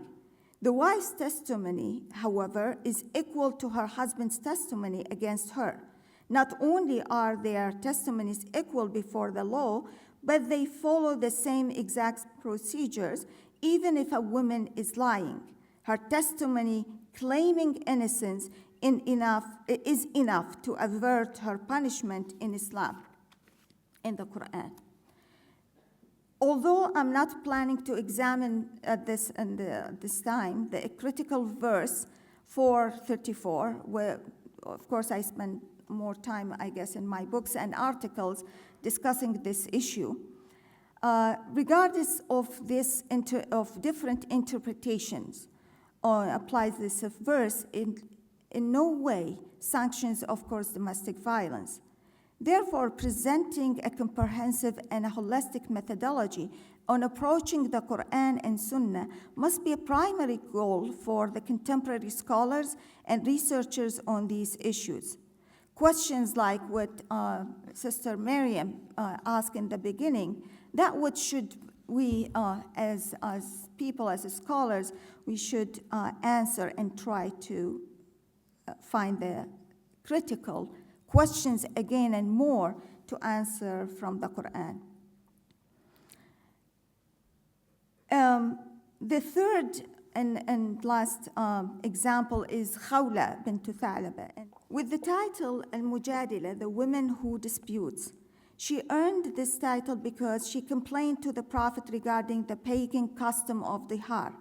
This was held by pagan custom to imply a divorce and free the husband from any responsibility for marital duties, but did not allow the wife to leave the husband's house or to contract a second marriage. Khawla understood the Islamic paradigm was based on justice and mercy. Therefore, she complained to the Prophet. When the Prophet, peace be upon him, could not provide an immediate answer, she said, I will take my complaint to God. Soon the revelation came, and God confirmed Khawla's conviction that what her husband did to her was unjust and was henceforth to be prohibited by the law. The Quran confirmed Khawla's concerns and names the surah Al-Mujadila as if it's encouraging every woman and every man to ask the critical questions and come with their own critical ideas and approach the Quran, approach the revelation with the questions, as if inviting us to ask these questions. But the example also shows a number of things. The conviction and faith that the women had in the divine justice of the Quranic message. She did not stop with the Prophet, peace be upon him, because he did not answer her question, knowing that God alone could ultimately eliminate this injustice she suffered at the hands of her husband, as well as that of other women in similar cases. Again, the Quranic revelation comes as a response to her critique, affirming her intuition and ask that the practice of the har is unjust in the eyes of God. There is no indication of rebuke of khawla anywhere in the Quran, tafsir or hadith literature, but quite the opposite, in fact. Let us ask ourselves, how do we respond when Muslim women bring forth legitimate complaints about their husbands, fathers, or even religious leaders? Her example can be taken as a sound methodology for promoting change by critically identifying the problem and constructing their questions in order to promote change. I want also to leave you with some practical tips on how to engage change in our community. On a practical level, there is no question that misogyny continues to exist in our societies, in our communities, to various extent, and that Islam is completely maybe innocent of this misogyny that Muslims impose upon the Deen. But at the same time, it's not enough to establish that this misogyny has nothing to do with Islam. But it is equally important for all members of society to stand up and try to find and challenge what is really happening. The points here, one of the things that maybe we approach is contemplating really the Quran and engaging with the Quran must be a movement. An engagement with the Quran here, the contemplating by asking the critical questions and trying to find the answers. Women must be educated, actively, of course, engage with the Quran and understand the application of the Sunnah in order to equip themselves with the knowledge and to pursue that change. We must also train ourselves and family and our children.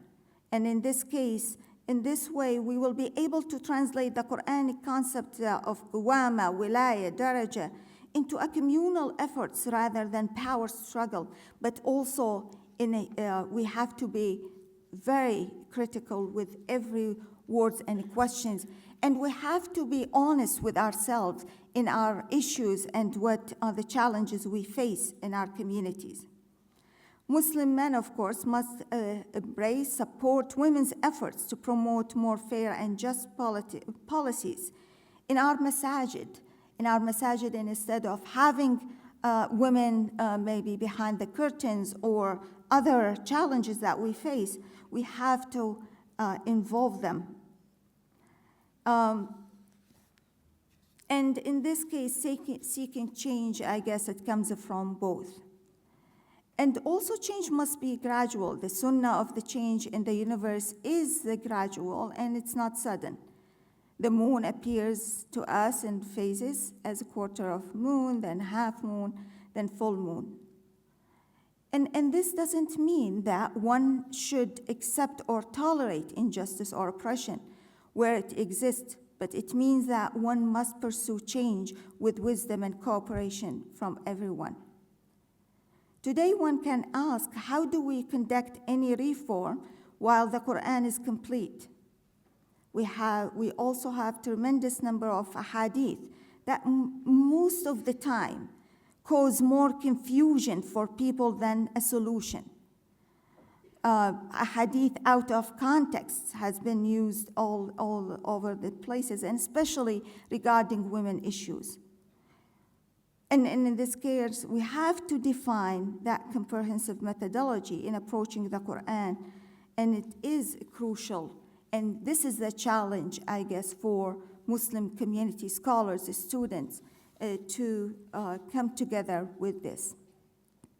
And inspired by the teachings of the Quran, and in conclusion, I would like to say, Muslim women scholars are modifying gender biases and providing a more holistic and accurate tradition of Islamic knowledge, which has as its foundation in the Quran, in the authentic Sunnah, and in equity of men and women. The voices of emerging Muslim scholars are more often than not geared to contemporary realities and seek to articulate ways in which the Islamic religion provides resources for addressing social challenges and individual needs. As optimized by the examples that the field of Muslim women's scholarship draws upon the tradition, with a critical eye for elevating the status of women and the socially marginalized, as I have argued, in particular, Salama, Aisha, and Khawla's legacy and strategies for engagement provide inspiration for women scholars as they seek to contend with the problematic aspects of their religious heritage. And for all the Muslim scholars, a foundational understanding of the Quran and the Sunnah is vital to reforming the tradition. Ultimately, it is the role of men and women to come together as to end misogyny and injustice in Muslim societies and Muslim communities. Thank you. Thank you so much to Dr. Zainab Alwani there. Thank you. That was very, I think, detailed and enlightening. And actually, this morning has perhaps brought out this idea that by questioning, that is not dishonoring Islam, that is part of our duty within the Islamic framework, to ask the difficult questions, not be shy of those questions, and then therefore, be better Muslims, claim that ihsan, the spiritual ihsan that we have, but also that societal and social ihsan as well. So I will introduce Dr. Ingrid Mattson, who was the first woman, first person born in North America, and the first convert to lead the Islamic Society of North America, ISNA. In 2001, she was elected vice president of ISNA, and in 2006, she was elected president. Born in Canada and raised a Roman Catholic, she embraced Islam at the age of 23. In 1987, she completed her studies in philosophy at the University of Waterloo, Ontario. She then travelled to Pakistan and worked with Afghan refugee women from 1987 to 1988. In 1995, she served as advisory to the Afghan delegation to the United Nations Commission on the Status of Women. Dr. Mattson received her PhD in Islamic Studies from the University of Chicago in 1999, and her research focused on Islamic law and society, so that again, intersection between the two. She's also really interested in the West and Islamic revival within the Muslim world and the contextualization of that. She's active at the academic and grassroots levels, lecturing extensively throughout the world on theology, ethics, social justice, and interfaith, as well as intercultural dialogue. So I will introduce Dr. Mattson. Thank you so much, and assalamu alaikum. Welcome to London. Assalamu alaikum, everyone. I am really very delighted to be with you today. I knew I couldn't come at this time of year. It's at the beginning of my academic term, and makes it difficult to travel, but I really didn't want to miss this today. It's such an important topic, and I have to say that simply the fact that this conference is happening, that it has so many resources have gone in to organizing it. Oh, someone's moving my camera, so I'm now looking at the ceiling. The fact that all of you have come here on a Sunday morning to watch this and to participate, the fact that we have so many knowledgeable and qualified women who are speaking today, all of this bodes very well for our community. And it shows us that, in fact, we are doing in some ways extremely well, alhamdulillah. Allah subhanahu wa ta'ala has blessed us with so many resources, and we have many, many people in our community who are using these resources well to really improve and help develop our community, alhamdulillah. But there are issues that need to be addressed, and this is why we're here today. So I begin, أعوذ بالله من الشيطان الرجيم, بسم الله الرحمن الرحيم, الحمد لله رب العالمين, والصلاة والسلام على سيدنا محمد وعلى آله وأصحابه أجمعين. The setup for this talk is this reported hadith of the Prophet Muhammad sallallahu alaihi wasallam, that there is no temptation or fitna more harmful to men than women. This is a hadith that's been reported in or collected in various collections, reported with various different wordings, but generally this with the same meaning. And the question is, does this hadith then blame women for tempting men? Are women to blame for tempting men? Are women the source of men's difficulty? Is this the reason why women need to be managed in society in a way to ensure that men, or to ensure that they are not a source of fitna for men? Well, first, I think we need to begin with a question. Has this hadith, in fact, been used for misogynistic ends? So this is a factual question. And I think it's really important that we always pay attention to the facts. People make all sorts of statements about what Muslims do, what Muslims say, what Muslims believe. We not only do our critics or people who do not have goodwill towards Muslims overgeneralize negative behavior among Muslims, but we do so as well. We say things like, oh, Muslims are so this or that, or Muslims do this or that. These kind of huge, broad, generalized statements are, first of all, almost always factually untrue because nothing is universally thought or done. Almost nothing is universally thought or done among Muslims. And second, it creates a demoralizing atmosphere. So first of all, we need to ensure that we're accurate in what we say, in both what's happening and the extent to which it's happening. But my own experience, the experience of people I know, my internet searches on this hadith revealed to me that in fact this hadith has been used for misogynistic ends. And I'm not going to define misogyny and get in a deep explanation because I know you've been here all day today and probably have heard discussions of that, although I wasn't with you this morning. So it has been, there's a very nice article, let me just refer to it, on Sahib Webb's website by Brother Abdul Sattar Ahmed. And he says this: I've heard and read a number of stories and have observed the attitudes of many brothers that Islamic guidelines for women's clothing and modesty exist largely for the purpose of protecting men from fitna. If a Muslim woman does not dress in a way they deem appropriate in their vicinity, some people will denigrate them, and people, I think he means men, or maybe also women, will denigrate them for dressing or acting un-Islamically and being a fitna for them. And then in his article, which I encourage you to read on suhaibweb.com, he says this is not true, that in fact hijab is not to protect men but to honor women. It is based as a fiqh obligation. It's not for the benefits and purposes of men. Now, he's certainly correct in his analysis in many ways, but I also think that we could look at hijab as a way for men and women to work together as believers in faith towards creating an atmosphere that encourages dignified and respectful interactions with each other. So I would just say that, although I don't want to, this is not a talk about hijab. What I really want to look at is first this question that is factual as well.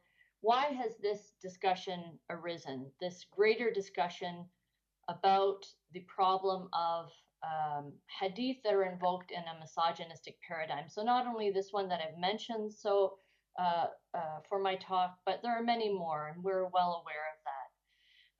This topic of the invocation of hadith in a misogynistic paradigm has been examined by a number of scholars in our generation and recent generations. So the question is, why has this greater discussion arisen? And there are a number of answers to this question. People answer it differently. So for example,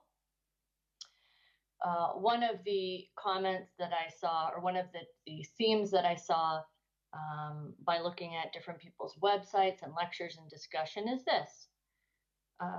Discussion of misogyny or hadith being used in a misogynistic way has arisen more recently, or is being discussed more recently because Muslims have been corrupted in our impressions and our values. And so we are calling what are divine evaluations of women's inferiority unacceptable.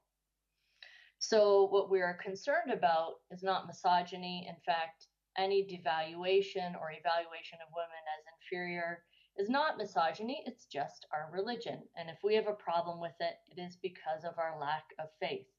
We should just accept that women are different. There are lots of people who are saying that, and we should be aware of that. Now, the issue of whether women and men are different and in what way they're different is an important question. Certainly, there are some differences. The main problem I have is that the differences that are being justified are these, that women, and primarily it means that women are less. They are less intelligent. They are less complete in their religion. They are less rational. They are less capable of making sound decisions. They are less trustworthy, less reliable. Now, all of these things, in addition to the other differences that are asserted, but these differences in particular directly impinge on the women, on the ability of women to be complete adult Muslims, to be mature Muslims, to be Muslims who are capable of both living their faith from their own intention, their own judgment, but also contributing to the community. This is a problem to me, but right at the face of it, because it very clearly, in my observation, conflicts with the Quran. Now, the Sunnah can explain the Quran, the Sunnah can supplement the Quran, but no hadith should contradict the principles and values set out in the Quran, and the principles and values that we see that broadly infuse the Sunnah. And I think I'm sure it's been mentioned at least once today, and will be, I'm sure, mentioned again later today. But the real evaluation, the most comprehensive evaluation of the absolute equality of men and women in terms of religion is found in the Quran in Surah Ahzab, where Allah subhanahu wa ta'ala says that indeed the Muslim men and the Muslim women and the believing men and the believing women, the devout men and the devout women, and the rest of the translation of the verse. We know this. The beauty of this passage of the Quran that shows that women precisely mirror men in their qualities of religiosity and piety, their value. So that when there are hadith that undermine the ability to have belief, to be a Muslim, to be truly devout, to be intentionally chaste. What is the chaste woman? Is she the woman who is forced to be chaste, or is she the woman who has the desire, the intention, who exerts her will to be chaste? You see, the Quran is saying that it is this, on all of these parameters, women are like men. And the beautiful thing, of course, there are many levels of just astounding beauty of this passage of the Quran, but is also the context. And this is something we need to constantly understand, which is the context of the Quran and the responsiveness of the Quran. The Quran, and this is the word of Allah, so this means Allah subhanahu wa ta'ala was constantly responding to women's complaints about being treated unfairly, constantly responding to women's questions about whether they were as valued as men. When we think about the Quran, we think about the text of the Quran, what the Quran says. We think about the recitation of the Quran. So when we think about the medium of the Quran, we think about how beautiful it is in its recitation. And this is why we emphasize tajweed. We look at the ijaz of the Quran. But we should also look at the fact that the Quran is responsive. That part of the medium of the Quran is the way the Quran as the word of Allah exists in the world. And this is the living word of Allah. So it is continuing to respond to us.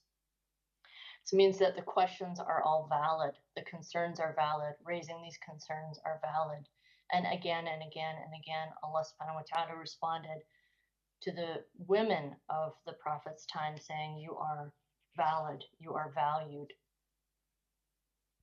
So to simply say, well, none of this, devaluing women, making them inferior religiously, is not misogyny. It's just our religion is simply cannot be accepted.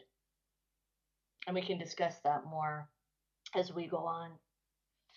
There's another possible answer to the question about our concern with misogyny, and that is, has misogyny increased among Muslims in modernity? And there are some people who would say that's the case.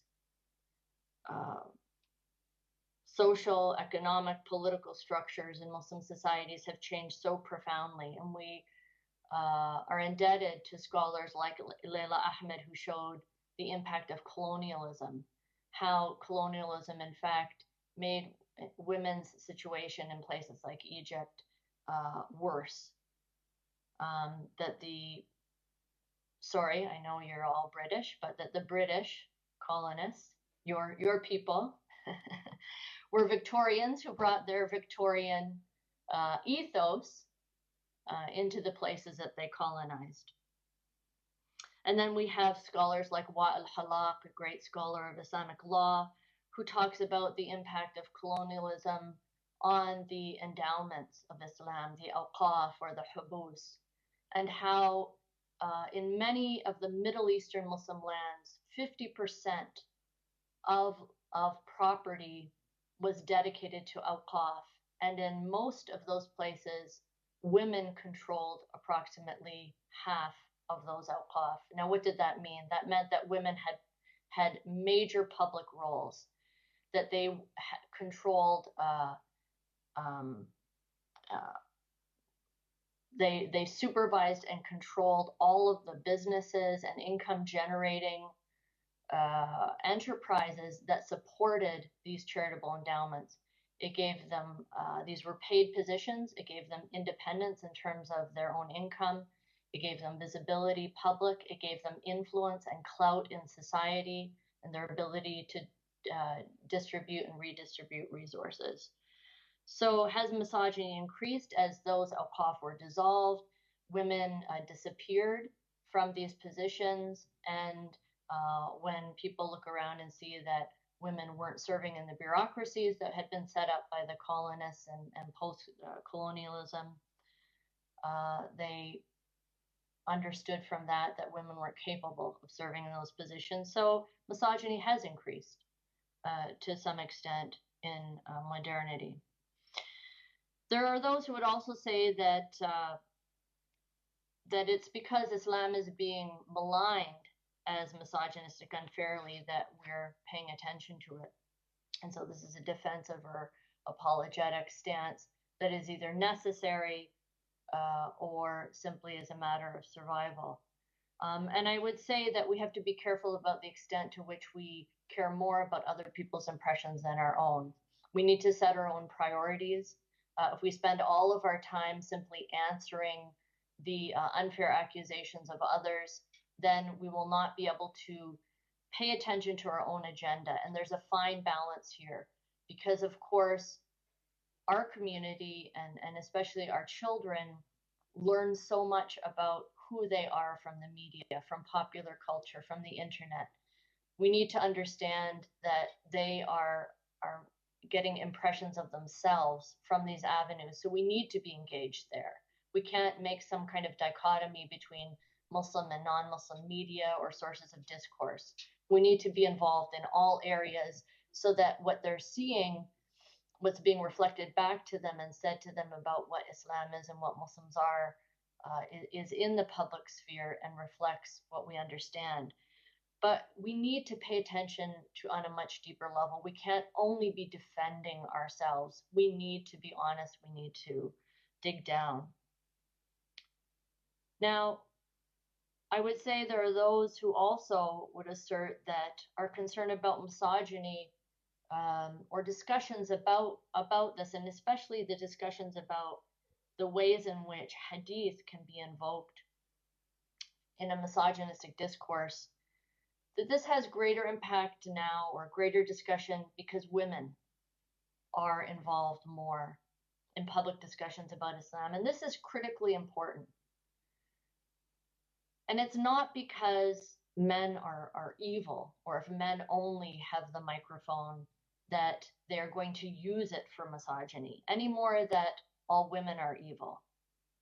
But power corrupts, and absolute power corrupts absolutely. And we also have limitations on our perspectives. Every person is limited in his or her perspectives. And if only one group of people speak to an issue, especially about others, then there will be an imbalance, and things that are mistaken or incorrect will not be corrected.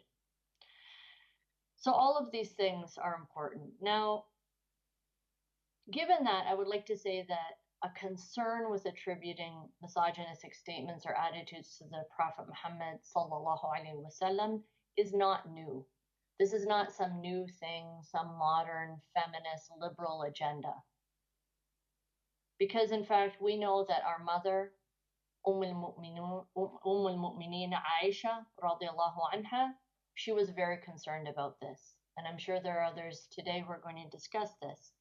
You know, that most famously, or perhaps most famously, we look at Aisha's correction, radiallahu anha, to those who were saying that women, as well as dogs and donkeys, if they passed in front of a man who was praying, would invalidate their prayer.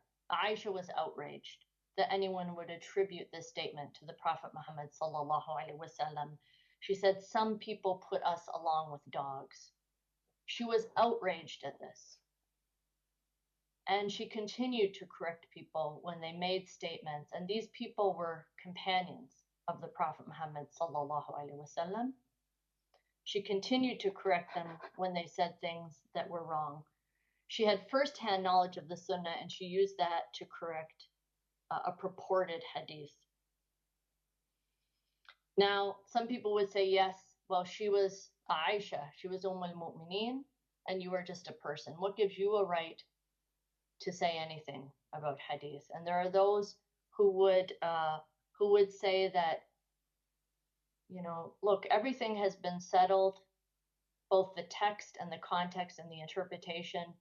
Who are you people to now come up with something new? And I would say that, first of all, not everything is new. Much is just being uncovered and recovered. Things that were neglected or ignored. But it is also true that if we take seriously one of the key doctrines of Islam, in fact, the second most important doctrine after our belief in Allah subhanahu wa ta'ala and Tawheed, that Allah is one, it is in the messengership of the Prophet Muhammad sallallahu alaihi wasallam, and that he was Khatam an-Nabiyyin, that he was the last prophet. To be, and here I'm going to speak as a Sunni Muslim, to be a Sunni Muslim means that we do not believe that anyone has special religious authority after the Prophet Muhammad. That is the source of the major sectarian division in Islam. And I know there are, of course, among Shiite Muslims or Ja'fari Muslims, there are also many ways to look at the issues that I'm speaking about today, but I can only speak about what I know. But the fact is that the issue of reverence that spreads beyond the Prophet Muhammad is problematic, because it spreads in waves so that rather than just giving respect and honor and even preference to the interpretations of great men who came after the Prophet Muhammad, it gets to the point in some circles where it's almost considered a kind of blasphemy to question the interpretations of some great scholars of our tradition. And this is, if we're going to get into this, then, what is the difference from the Catholic Church that I left, where there's a constant deferring to a clergy? We don't have a clergy. And it's not to say that there aren't thousands of scholars who certainly know much more than me and whose contributions to Islam are much greater. Yet, after the Prophet Muhammad, there is no one who is infallible. And we really need to think about this. What is the balance between respect and love and honor? And also being able to say, yes, but not everything is correct.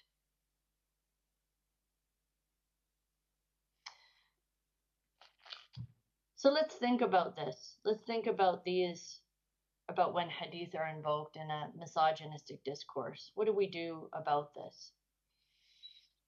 Well, among the scholars who have discussed this, I know that Dr. Khalid Abul Fadl was possibly going to participate today, and I think all of us owe a great deal to his analysis of this issue. And I really encourage those of you who can read his book, Speaking in God's Name, and take your time in it and maybe discuss it with others, because it is it's a very challenging text to do so. But at this point, I don't want to really get in the issue of whether some texts simply cannot be redeemed, that their content is too problematic, even if they're evaluated to be sound according to traditional Sunni hadith evaluation. I don't want to get into that issue. I think we have enough to look at that if we address some other issues, we're going to solve 95% of the problem or more. So first of all, what we see are a few main things.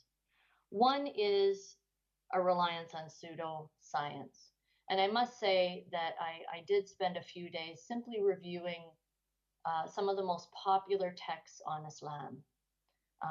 General books that were written in the 20th and 21st century about Islam in general, and looked at the section on marriage in Islam or social duties or the social structure of Islam. And I'm not going to mention the authors. There's no need for that. And then also books on status of women in Islam, or polygamy in Islam, or purda in Islam, these kind of books. I have to say it was quite a depressing read. The number of pseudoscientific theories about women and their intelligence and the fact that menstruation makes them crazy, actually lose their ability to think. The pseudoscience about men being, there's a kind of pseudoscience. There's also an invocation of a kind of metaphysical dichotomy between male and female, where the male is the active and the female is the passive, and this is why the man must be in the public sphere and the woman should be at home, and the man needs to satisfy his sexual desire, and the woman, doesn't need it as much but must always be receptive. All of these things are said on the basis of a lot of pseudoscience, pre-Islamic, Indo-Aryan dichotomies between male and female, all sorts of things that simply have no validity in Islam unless they can be proven scientifically. So the constant resort to these evaluations of what is essentially male and female pervades our popular literature on Islam, and this stuff is still being taught. It's being taught to your high school children. It's being taught to converts in Islam. It's being taught in masajid. It's being taught in online Islamic so-called universities. And so there is quite a bit of urgency in addressing these texts. Go back to your masajid and open every book in the library and look through it. And let's take that seriously. If we start with that, perhaps I would say 80% of our problem would be solved. Second, there's the problem of reliance on fabricated hadith, and this is very disturbing. I mean, one of the things that our colleague Jonathan Brown, who's a great scholar of the science of hadith, he teaches at Georgetown, he's a Muslim. One of the things that he evaluates in his work is the increasing reliance of scholars in the classical tradition. And when I say the classical tradition, I mean before modernity, their increasing reliance on fabricated hadith or weak hadith, and justifying that because there was a good purpose or it had a good message, or the idea that everyone sort of agrees with the message that's in this. So even though if it isn't really from the Prophet Muhammad, we can still use it for instructional purposes. And many, many, many misogynistic hadith and statements about women enter into classical Islamic texts based on this. This is extremely problematic. For those of you who are interested in this, you could go and look at Jonathan A.C. Brown's textbook. He has an introduction to hadith that is used as a textbook in universities. And unfortunately, when we look at a great scholar, I mean, a scholar from whom I have learned so much and whose name I probably invoke every week in my teaching on ethics, Imam al-Ghazali, may Allah reward him for all the great that he's done. But unfortunately, when we look at his book of marriage in the tremendous and otherwise astounding Ihya Ulumuddin, we see it just pervaded with extremely problematic statements. So what do we do about that? What do we do when one of the scholars who we love and we rely on and whose text is so important to us, nevertheless, because of his time, for whatever reason, has these extremely problematic teachings. We need to talk about that and not be considered some kind of apostate from traditionalism or Islam or scholarship or the religious community for suggesting this. Third, of course, there's the problem of misinterpretation of hadith, and with the hadith that we mentioned at the beginning of this talk, this is the main problem. That a simple examination of language and understanding the Arabic language leads us to know that in Arabic there's the use of ellipsis, where a very pithy statement should not be taken at its literal face, but there's implied meaning. So for example, it is not that women are the temptation to men, but it is men's feelings towards women that is the problem.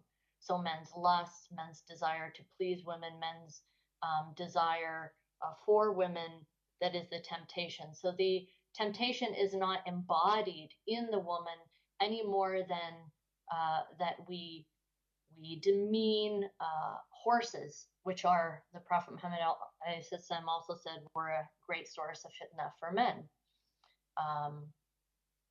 Horses are we don't deride or blame horses. We say, well, maybe cars are the new horses. So we say, wow, this is something that there tends to be very strong feelings that men may have towards the horses of modern day, which are cars, and that men perhaps have to be careful about not getting carried away and spending too much in order to get the best, most expensive, very fancy car. But I would say, so if we look at all of these things, getting rid of pseudoscience, being very cautious about fabricated and weak hadith, and just throwing in statements of, so-called, wise people that are misogynistic statements, really looking at our text and taking seriously these statements and saying there's some things that are not acceptable, as much as we love so many of the other teachings. Avoid, through scholarship, being able to interpret hadith in a different way. But I would say that we also need to understand that that we have the ability and freedom to reconfigure our classical texts. And what I mean by this is, if our sources are the Quran and the Sunnah, these are our sources, then any classical books that talk about the Quran and the Sunnah are simply those, and that we have the right and the ability to come up with new classics that avoid or leave aside problematic interpretation and interpolations, and to promote new books that organize this material in a different way. What do I mean by that? And before I say what I mean by that, I want to say the resistance to this can be very strong. And I'll give you the example. A number of years ago, there was a scholar named Abu Shaqqa wrote a book called Tahrir al-Mar'a fi Asr al-Risala. And in this collection, 5 or 6 volume collection, he said, I'm going to rely only on the collections of Imam al-Bukhari and Imam Muslim. I'm going to only take hadith from these 2 books, so I can't be accused of using anything other than Sahih hadith. And I'm going to prove that so much of what people say about women is wrong. And so what he did was he took those hadith, but he reorganized them under different categories and titles to show that women were involved in every aspect of life, public life, social life, interpreting religion, all of these things during the time of the Prophet Muhammad SAW. Some countries banned this book. They banned this book. All it was a collection of these, of course, with a little commentary. Why did they do it? Fitna. Interesting, and this is the interesting thing about fitna. We have to ask, what is the source of fitna? Is it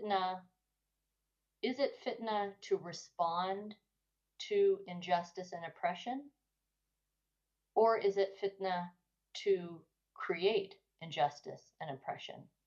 You see, very often when people who are oppressed protest their oppression, they're accused of causing fitna. Yet, isn't the fitna really the source of the oppression? And I want us to think about this. So simply looking at our,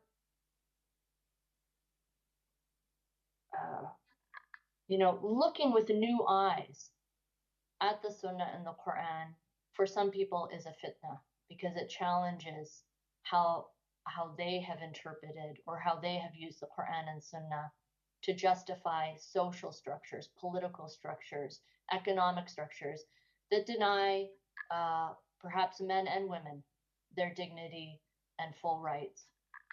In this case, we're talking about women, so about misogyny in particular.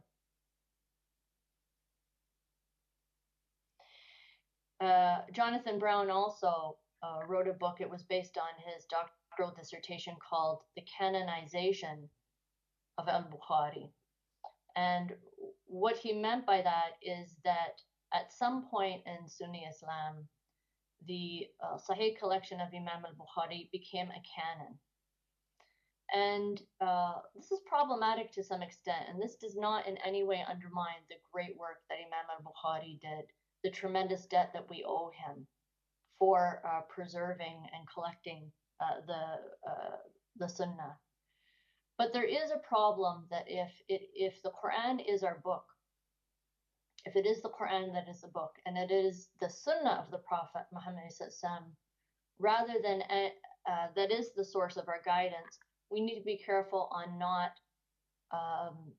being boxed in by the perception or impression of any person, no matter how great they are, of that Sunnah.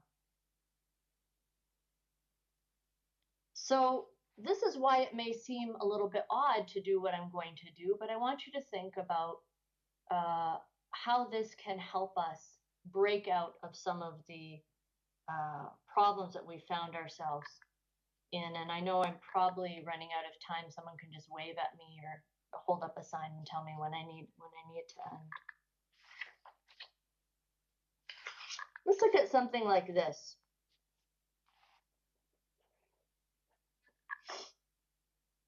Now, there is a hadith in Bukhari, and it's very long. I'm not going to read the whole thing, but I'll summarize it and give you little snippets. And this is the story that's related by Sayyidina Umar ibn al-Khattab radiallahu anhu about his shock at how the Prophet's wives spoke to him. And Umar says this: in the Jahiliyyah, we didn't count women as anything. And then when Islam came, Allah mentioned them. And we saw that it gave them rights. It gave them, women, rights on us, meaning men. Still, we would not let them interfere in our business. So Umar is talking about, Sayyidina Umar is talking about how it was really, men resented this. And it was very difficult for them to swallow the fact that Allah gave women rights, because they really did not believe in this before. So it was something hard for them to accept as Muslims. They accepted it, but it was difficult. And then he says, there was an argument between me and my wife, and she yelled at me. And I said to her, do you talk back to me in this way? And she said, you say this to me while your daughter hurts the messenger of God? So Umar says, I went to Hafsa and I said to her, I warn you not to disobey Allah and His messenger. And then Umar went to Salama to say the same thing. And she replied, you amaze me, Umar. You interfere in our affairs, and you don't even stop at interfering between the messenger of God and his wives. The hadith goes on, and then later when Umar told the Prophet Muhammad what Salama said, he laughed. Now, Imam Muslim in his Sahih has this story under the heading, the Prophet used to be content with whatever clothes or mats were available to him. Now, why is that? It's because at this time when Umar came to the Prophet, he was lying upstairs in a room, a very simple room with nothing in it. Certainly that is a lesson that we could take from this narration. But I suggest that we could also title this hadith something like, women should speak up when a man interferes in their business. Or we could give it a heading, the Prophet ﷺ loved clever women. Or we could give it a heading, marriage is between husbands and wives and is not their parents' business.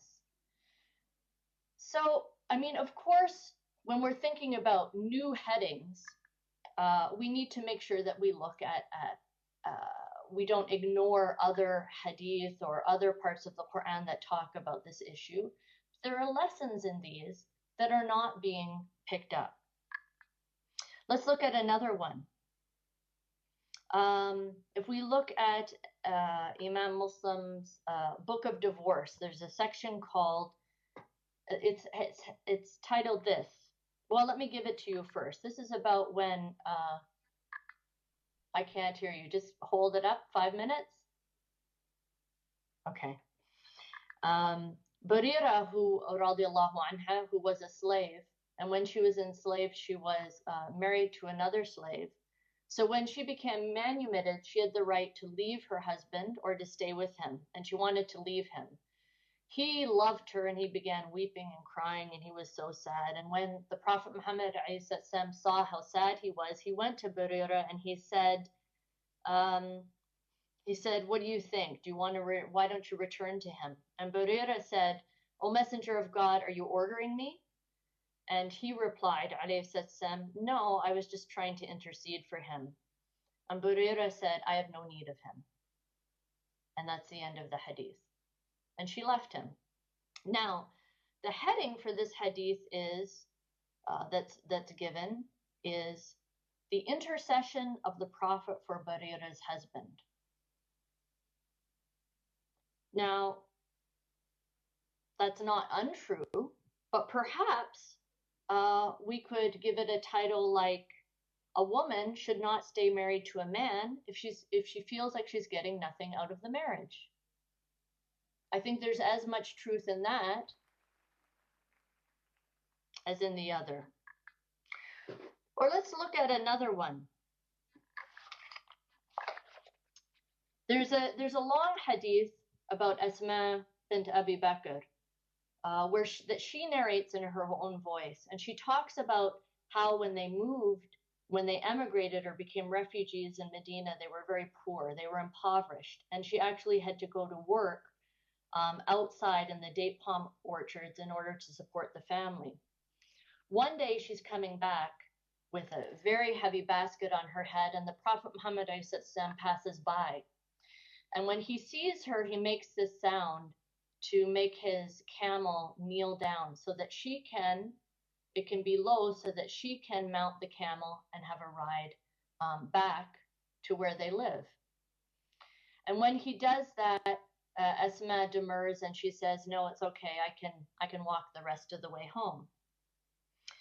And when Asma gets home and she tells this to her husband, he says, why didn't you ride with the Prophet Muhammad? And she says, well, I knew about your jealousy, so I decided not to do it. Now, there is one of our scholars who puts this story, this hadith, under the heading, under the section on jealousy and how it is admirable or laudable for a husband to be jealous of his wife. Now, and this is also in Imam al-Bukhari's collection. He also has this under jealousy in marriage. I actually think this is a mistake, and I'll be as bold as to say that. Because the Prophet Muhammad was not jealous. If this is a book of hadith about the instructions of the Prophet Muhammad about his sunnah, he wasn't displaying any jealousy. So what is the lesson that we get from this? I would say there are a number of things. One is how the Prophet Muhammad noticed women and noticed when they were in a difficult situation. And that he reached out to help them, even to the point of offering a ride to a woman who was not his mahram in a public place to help her, to make it easy for her. And I think we would also see here something that there's another lesson. Here is a woman who was denied the opportunity for companionship and being in the presence of the beloved Prophet because of her husband's jealousy. So perhaps we need to see this differently. Now, I've run out of time and we're going to have, inshallah, all sorts of more time for discussion. We've only begun really to look at this, but in conclusion, what I really want us to do is to think seriously about our responsibility. Think seriously about our responsibility to the Prophet Muhammad sallallahu alaihi wasallam. And what I mean by that is that if we love him, if we truly love him, then we are going to make sure that there is no interpretation of a hadith that is given that is in violation of his behavior and his character and how he was towards women and the value that he put on women and how much he loved them. There's so many, it's not just about fabricated hadith, it's not just about weak hadith, it's about how we interpret them. And there are those who would say, you just have to obey Allah and his messenger. Yes, obey Allah and his messenger, but there's a difference between obeying Allah and obeying the messenger of Allah, sallallahu alaihi wasallam, and simply accepting at face value the interpretation that any particular human being puts on the Prophet's actions that may be, in fact, completely wrong. And if we truly love the Prophet, then we will defend him by not allowing that to happen. With that, I'm going to close, and inshallah, we'll have some time for discussion. Thank you for listening. Assalamu alaikum. Thank you so much to Dr. Ingrid. So I will introduce Dr. Shuruq Naguib. We're absolutely honoured to have her too. She's a lecturer in Islam at the University of Lancaster, based in the UK.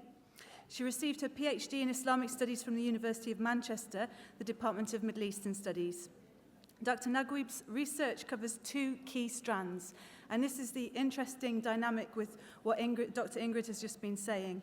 The classical and the pre-modern intellectual and textual traditions, particularly Quran hermeneutics, that is interpretation and ritual law, and Muslim responses to modernity, with a focus on how the 20th century and contemporary Muslim women scholars read the tradition to intellectually and socially develop their religious authorities as knowers of tradition. She has written on ritual purity, metaphor in post-classical Quranic interpretation and Arabic rhetoric, feminist hermeneutics of the Quran, and contemporary female exegesis and jurists in Islam. She's also involved in supporting Islamic studies in the UK through her work with the Islamic Studies Network, and currently through the capacity as interim co-chair of the British Association of Islamic Studies. So I will introduce Dr. Shuruq, and please give her a warm welcome. Thank you. بسم الله الرحمن الرحيم والحمد لله رب العالمين والصلاة والسلام على سيدنا محمد وآله وصحبه أجمعين. The question which this conference asks, can Islam escape misogyny, is emblematic of a modern concern with problems of discrimination and marginalization in human history, the most pertinent form of which is the subjugation of women across time and place. So we're not negating this. Within Western modernity, religious traditions have been often singled out as backward forces attempting to sustain in the contemporary world male privilege and structures of gender inequalities under the pretext that they are divinely ordained. Toward the late 20th century, we find women of the Abrahamic faith, particularly Judaism, Christianity, and Islam, speaking out against the monopoly of men over God's message. Personally, I studied for 2 years as a postgraduate at the University of Manchester in the Department of Religions and Theology with feminist theologians and philosophers of religion who were working mainly on Christianity, but also in Judaism and other religions. I saw how these women struggled with the doctrine of God, which was construed in purely male terms.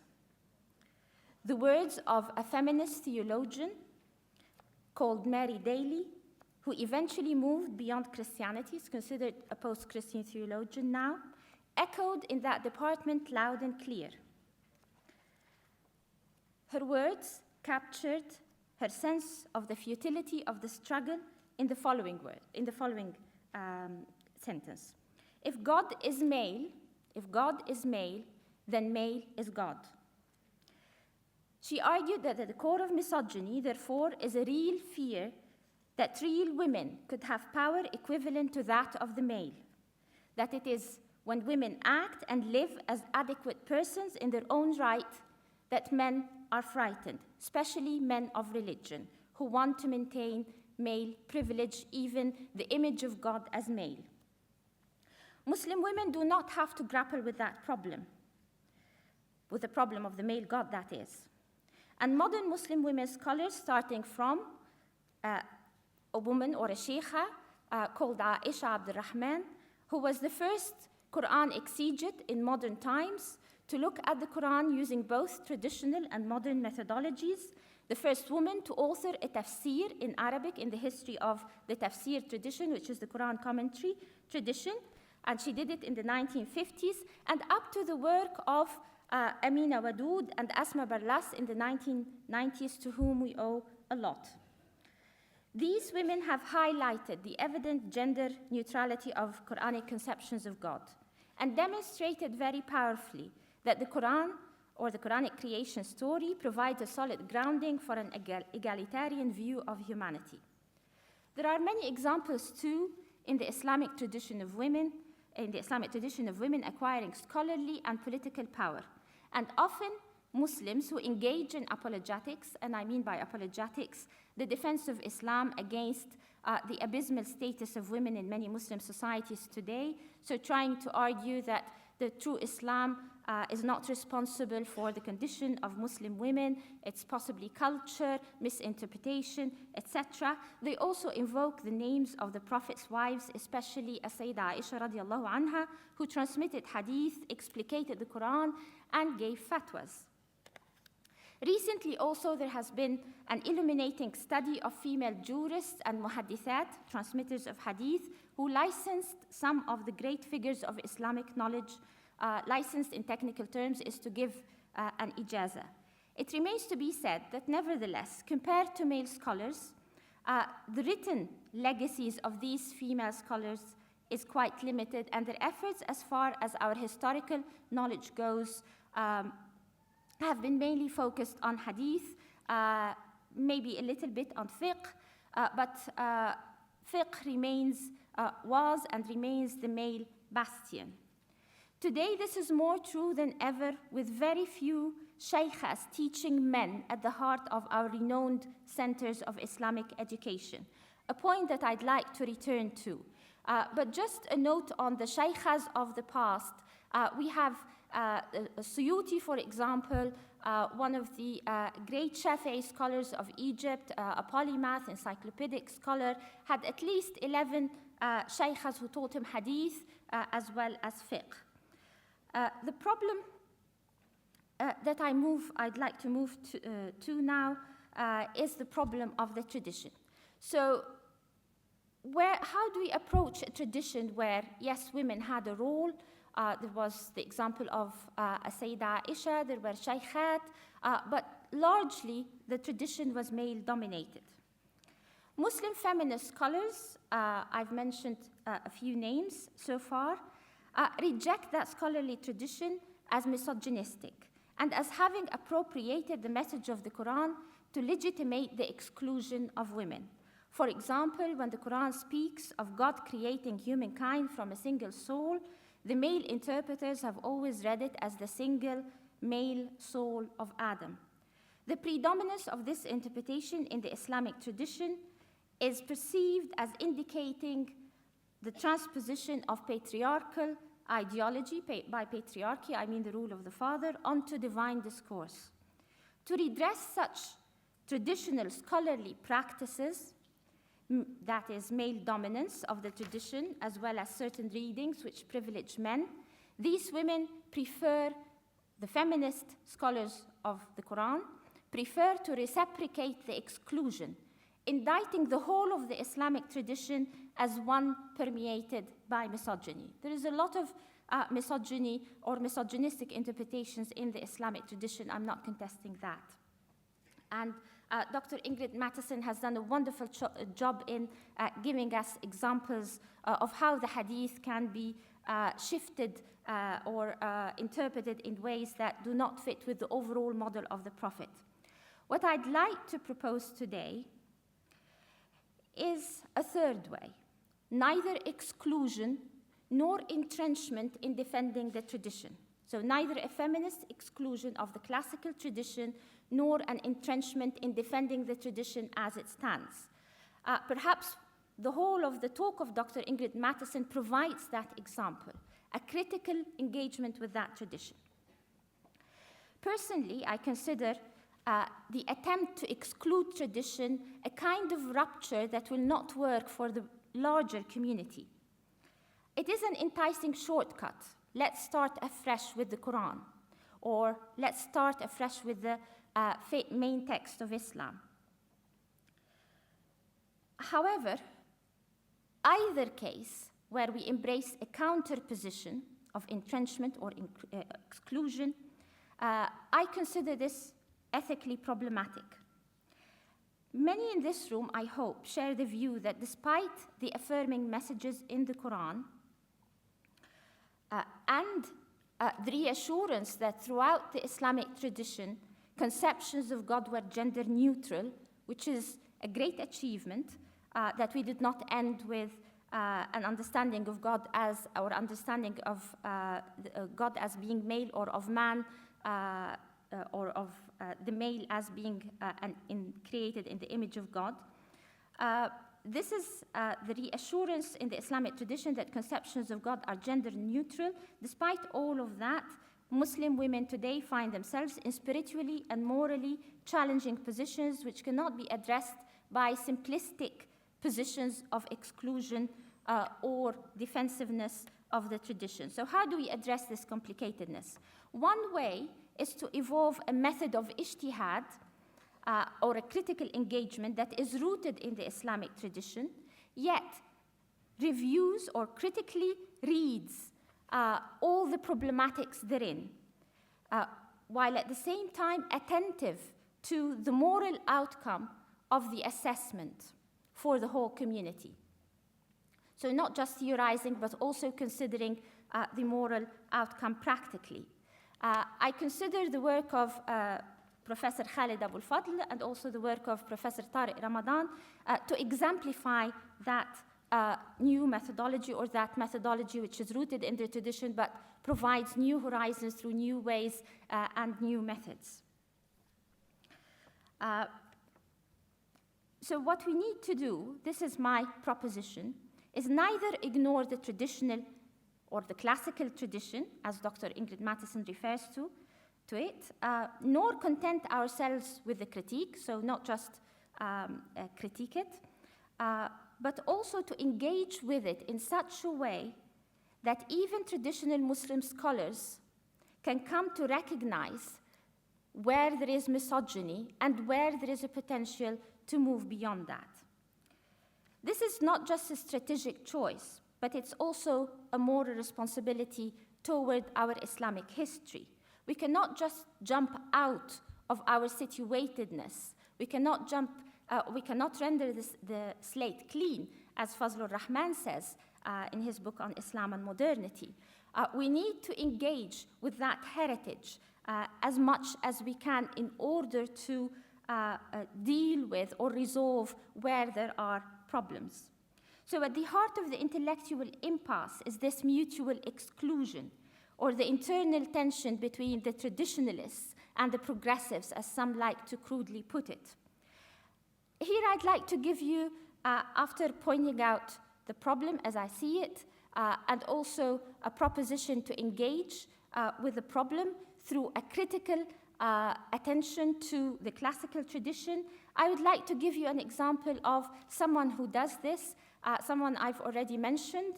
This is the female exegete of the Quran, Aisha Abdul Rahman, who was known in the Arab world as Bint al-Shati. She used a pseudonym.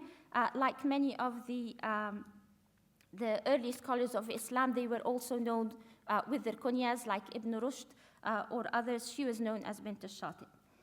I want to give you this as an example of a fruitful reading which engages both tradition and a modern methodology. In the 1950s, she wrote a treatise on the human being where she presents or proposes a new way of perceiving the role or the responsibility of humanity.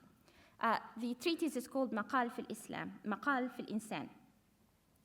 In that treatise, she deals with the concept of humanity, cross-referencing the Quran occurrences of the word insan, which stands for human beings, as well as cross-referencing most of the available traditional works of exegesis or Quran commentary. She insists that the humanity signified by insan is quite distinct from that signified by the word insan, quite distinct from that signified by other overlapping Quranic terms such as, for example, Bani Adam or the children of Adam, Adamiyya, or Insiya, ins versus jinn in the Quran occurs. So for her, Insiya means non-savagery, that we're not savages. On the other hand, insan is specifically used to denote a higher mode of existence that qualifies the human being to carry out or undertake his role as God's vicegerent. I'm translating and quoting her from her work of tafsir, which is entitled Al-Tafsir Al-Bayani Lil-Quran. The inductive reading of all the verses of insan in the Noble Quran shows that the sense of humanness it signifies is more specific than the meaning of an Adamic species, Adamiyya, or non-savagery. The human being is uniquely endowed with the abilities of clarification and argumentation, for which the Quran uses the term bayan. I'll come to that again. In order to take on the moral responsibilities of vicegerency, the trials of good and evil, and the exposure to temptation. All of this require the ability to clarify, understand, and be able to communicate meaning. Using an empirical method of cross-referencing as well as relying on traditional commentaries where the word insan is explained, bringing those together without going into the detail of her methodology, she comes to the conclusion that humanity is a mode of existence higher than mere physicality and non-savagery. Bashariya and Insiya, respectively, are the words that come through the Quran for these modes of existence. Key to the realization of this humanity is an ethical responsibility enabled by free will to act as God's vicegerent in asserting good over evil in the world. Since the 1950s, this has been reiterated by Muslim thinkers, so this is not new. However, what is distinct about her approach is that it proceeds to argue that at the core of humanity is the responsibility to engage in interpreting the divine message. We cannot reach that higher mode of existence of insaniya without engaging in interpreting the Quran. At a broader or at a larger level, insaniya must be achieved through an attempt to understand one's moral responsibility. For the believer, insaniya is achieved through engagement with the Quranic text and attempting to communicate its meaning, which we could actually compare to or understand through the term fiqh, which is understanding of the meaning and implication of wahy or the divine message. She makes that association through her interpretation of the verse, verses 3 and 4 in Surah Al-Rahman. He created the human being and taught him al-bayan. خلق الإنسان علمه البيان. She cross-references the word bayan again in all of its occurrences in the Quran and comes to the conclusion that through the Arabic grammatical tradition as well as Quran interpreting itself by cross-referencing, bayan means clarity or clarification or basically elucidation that reveals meaning. And that this meaning is different from the word that occurs in the Quran for uttering sounds, which is nutq.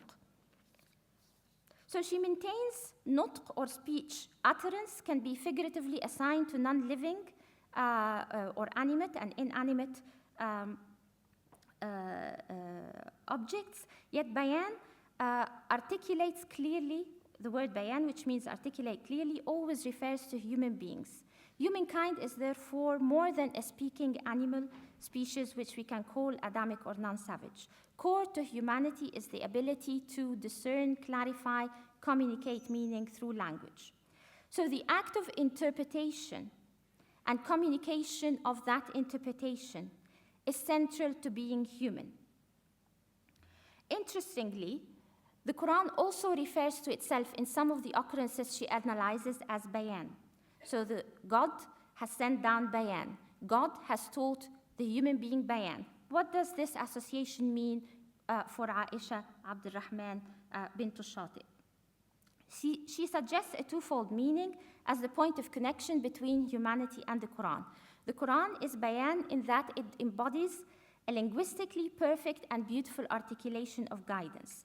Human interpretation of the Quran is also bayan, in that it achieves and communicates an understanding of that guidance. In so doing, fulfills the Quran's expectation of humanity. The two forms or the two meanings of bayan, bayan as Quran and bayan as human ability to discern and articulate meaning, both link our humanity with our engagement with the Quranic text. So where does this leave us? This leaves us in terms of, or at the theoretical level, with thinking about the role of women in all of this, in achieving humanity, in reaching or acquiring the ability to discern the text. According to Bint al-Shati, the reference to insan does not privilege man. In fact, it is gender neutral and offers or actually necessitates the obligation to engage interpretively with the text for both men and women in order to fulfill one's ethical responsibility as vicegerent. So an improvement in the condition of women in Muslim societies, I would argue actually an improvement in the condition of Muslim societies in general, requires that women engage with interpretation of the Islamic text, the Quran and Hadith. I would actually like to propose that women should engage not only with Quran commentary, so I don't mean engaging with the Quranic text in terms of explicating or explaining the words of the Quran, the meaning of the verses, but also the rulings implied in these verses, how the text of the Quran and other texts, other Islamic texts, primarily Hadith, but also the classical texts, impact the rulings that Muslims have accumulated over the ages. So, to put it simply, what Aisha Abdurrahman proposes is that women engage with the sanctioned religious practice or scholarship we call fiqh in particular. So we should find ways in which women can participate in Muslim communities in producing religious knowledge that the Muslim community regards as sanctioned or important to their religiosity and moral responsibility as Muslims. In religious traditions where women are barred from engaging in such knowledge, so there are religious traditions where women can't touch the religious texts, can't engage in studying these texts, women have a bigger problem. But we all know that in the case of Islam, the person who is an adult and endowed with the right capabilities should engage in acquiring religious knowledge as part of their taklif. However, we have seen throughout history that it was mainly men who have reached the highest levels, becoming faqihs and muftis in particular. Over many centuries, the cumulative efforts of these men have shaped how we understand the Quran and how we define and articulate our Islamic obligations through fiqh, or the fiqh process, but also through the more important constitutive activity of giving fatwa, or what is called in the classical Islamic tradition, futya.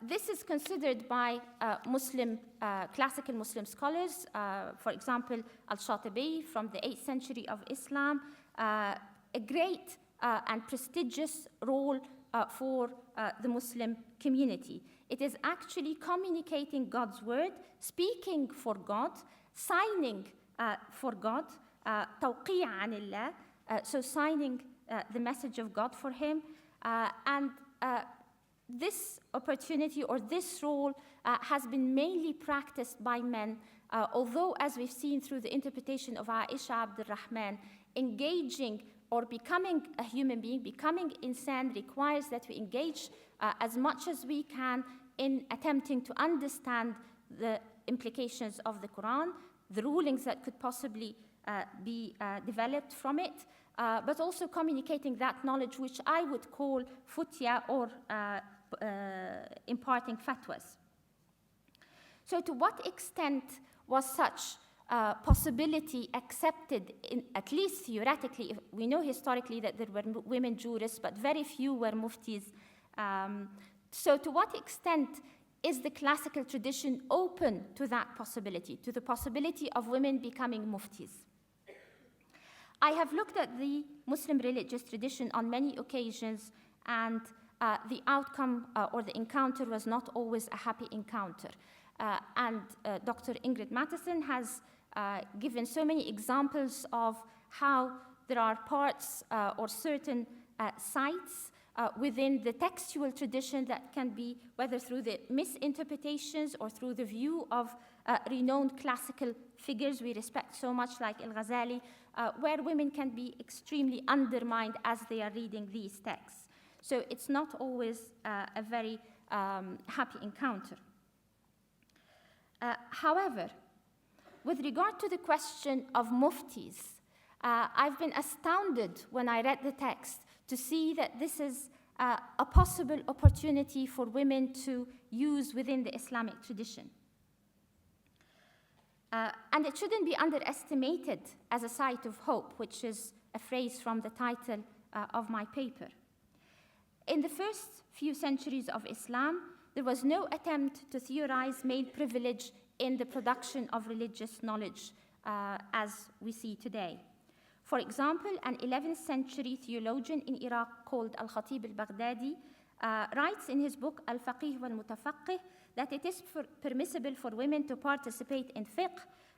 Fiqh technically means the religious, technically means measuring the religious permissibility of any course of action in light of the revealed text on the basis of the Quranic text or a saying by the Prophet. And this is on the basis of a report from the Prophet where a woman is reported to have asked him about ritual purification for women who have nocturnal dreams. His wife Aisha, who was present, was so embarrassed and told her in her face, "You are an embarrassment to women." But the Prophet replied, "Be patient, Aisha, do not prevent women from learning the ways of jurisprudence. لا تمنعي نساء الأنصار يتعلمن الفقه." This is an occasion where the Prophet highlights the importance of women's engagement in seeking religious knowledge and understanding the requirements and obligations as imparted through the text. But it's also an example of where the classical tradition understood the teaching of the prophetic report or the prophetic saying.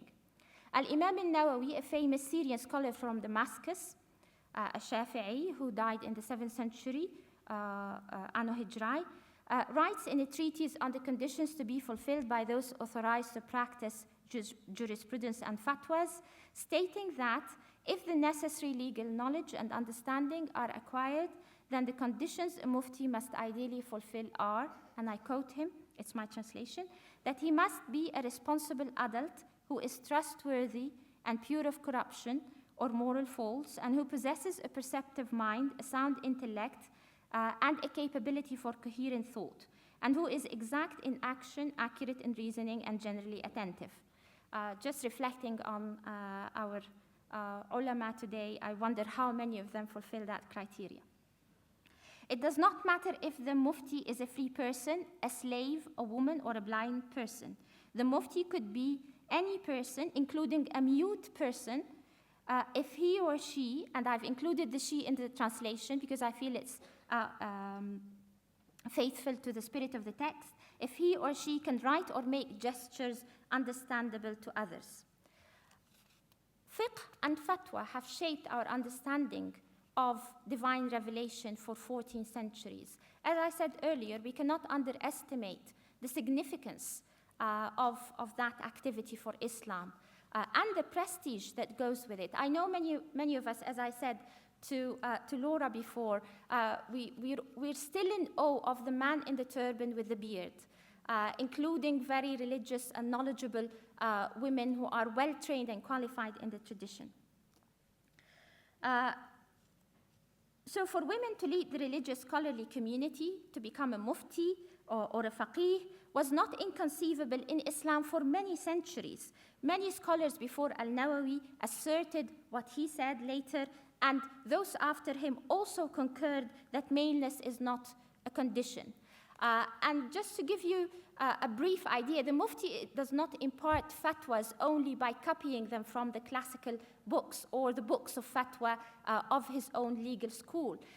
In fact, according to Al-Nawawi himself in the treatise I used today, or I quoted today, Al-Mufti can be an independent mujtahid, so can establish or found a school of his own. So going back to what Dr. Mattson has said about the possibility of writing our own classics and reconfiguring the tradition.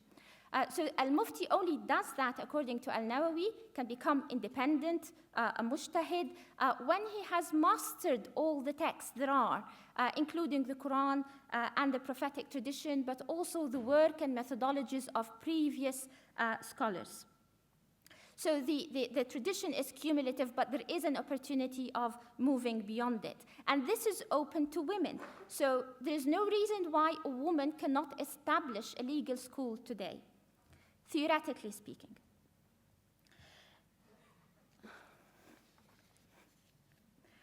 In the far west of the Muslim world, in the 5th century, Anno Hijri, the Andalusian scholar Ibn Hazm al-Zahiri also concurs that maleness is not a reason. Nor does his contemporary in the other side of the Muslim world, in Shiraz, Abu Ishaq al-Shirazi al-Shafi'i, also he does not mention maleness when discussing the requisites of the Mufti in his book Al-Lum'a. Again, the renowned scholar and theologian Al-Ghazali himself, in his discussion of ijtihad and taqleed in his book Al-Mustasfa, makes no reference to gender as a condition for Al-Mufti. Even in the strict Hanbali school, Al-Imam Ibn Qudam al-Maqdisi of the 7th century, who lived in Damascus, also does not refer to maleness as a condition for muftis in his legal theory book Al-Mughni. Okay, so where does this leave us? Theoretically speaking, this is a possibility within the Islamic tradition. I can't, perhaps this is an agenda that I'm proposing, but also I can't find an answer to why the Muslim community has withheld in contemporary times from bringing about this possibility. I know there has been some Mufti assistant training programs for women. There are some women jurists, qua preachers who come or appear on television giving fatwas, but there is nothing systematic. There's no campaign to empower women in that way. We look for difficult questions about leadership of the prayers, and I don't want to go into this, and try to find answers there. However, there is at the heart of the tradition, there is that possibility that we could tap into.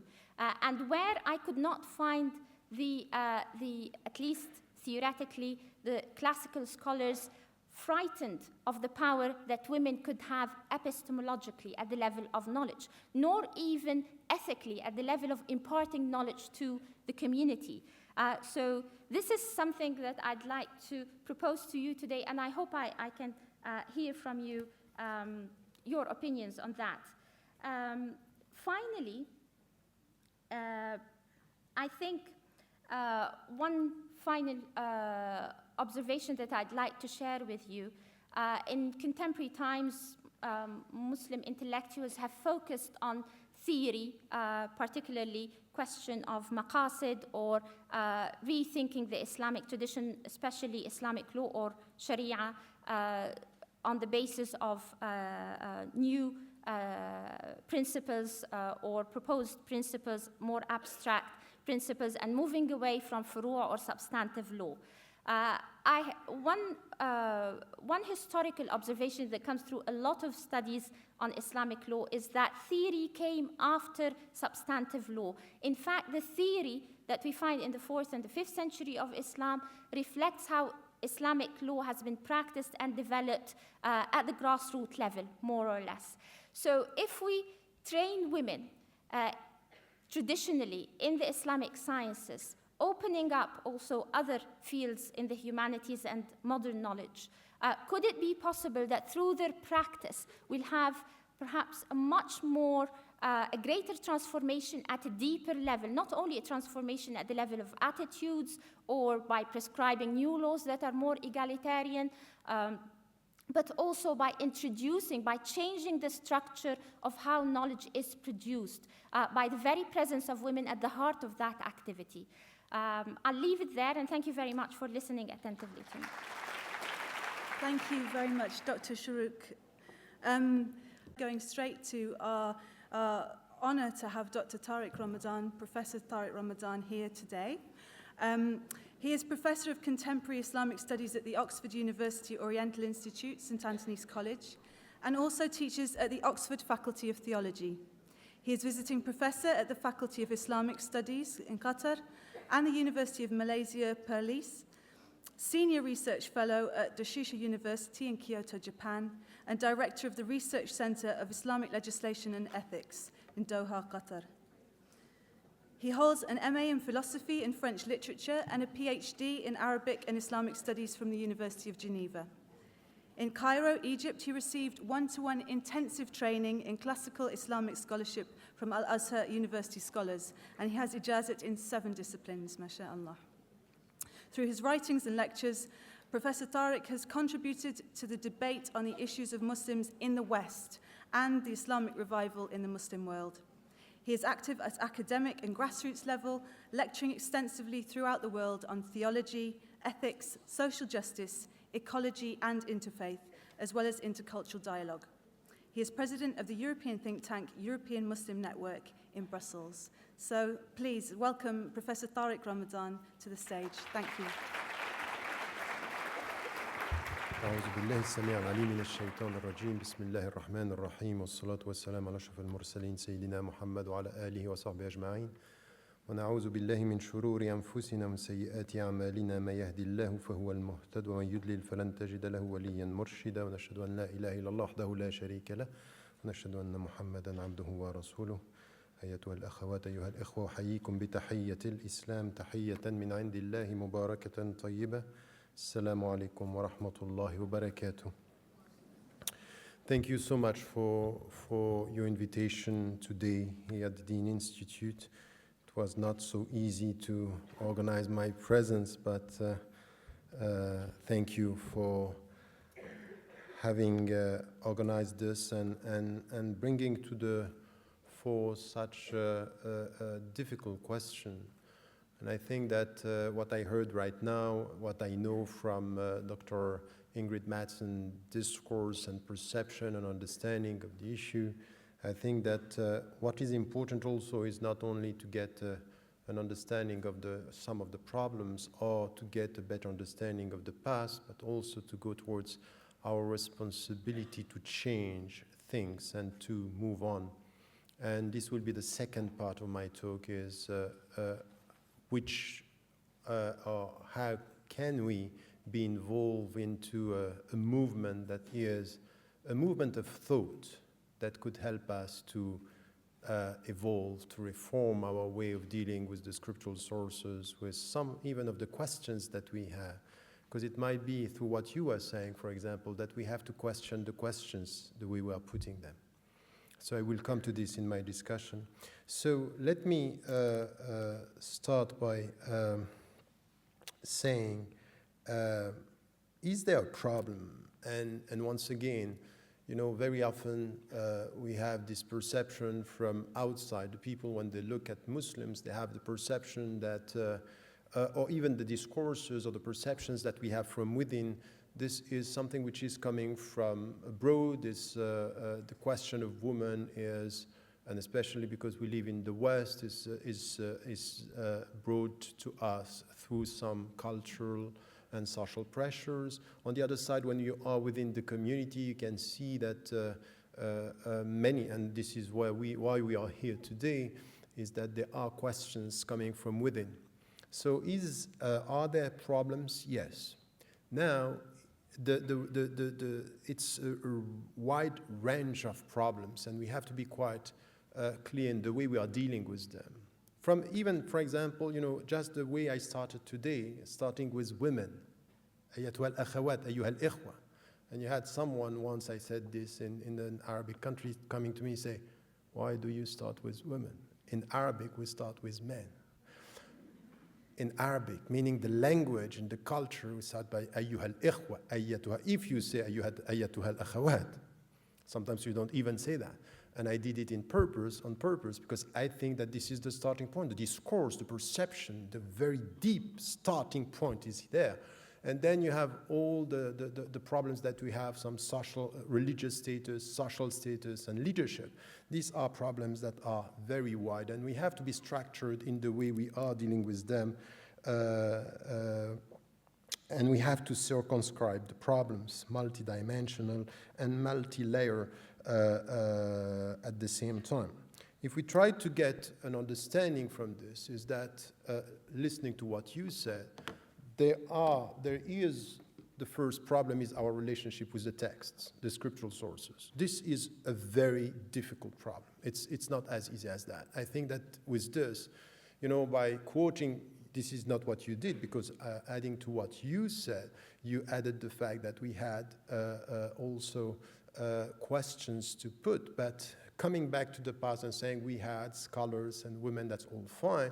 The problem is the way all this has been structured in history. So why is it that now we are quoting the past, not being able to deal with the present in the way we deal with the scriptural sources? There is something here which is a problem. We have to deal with that. It's not easy.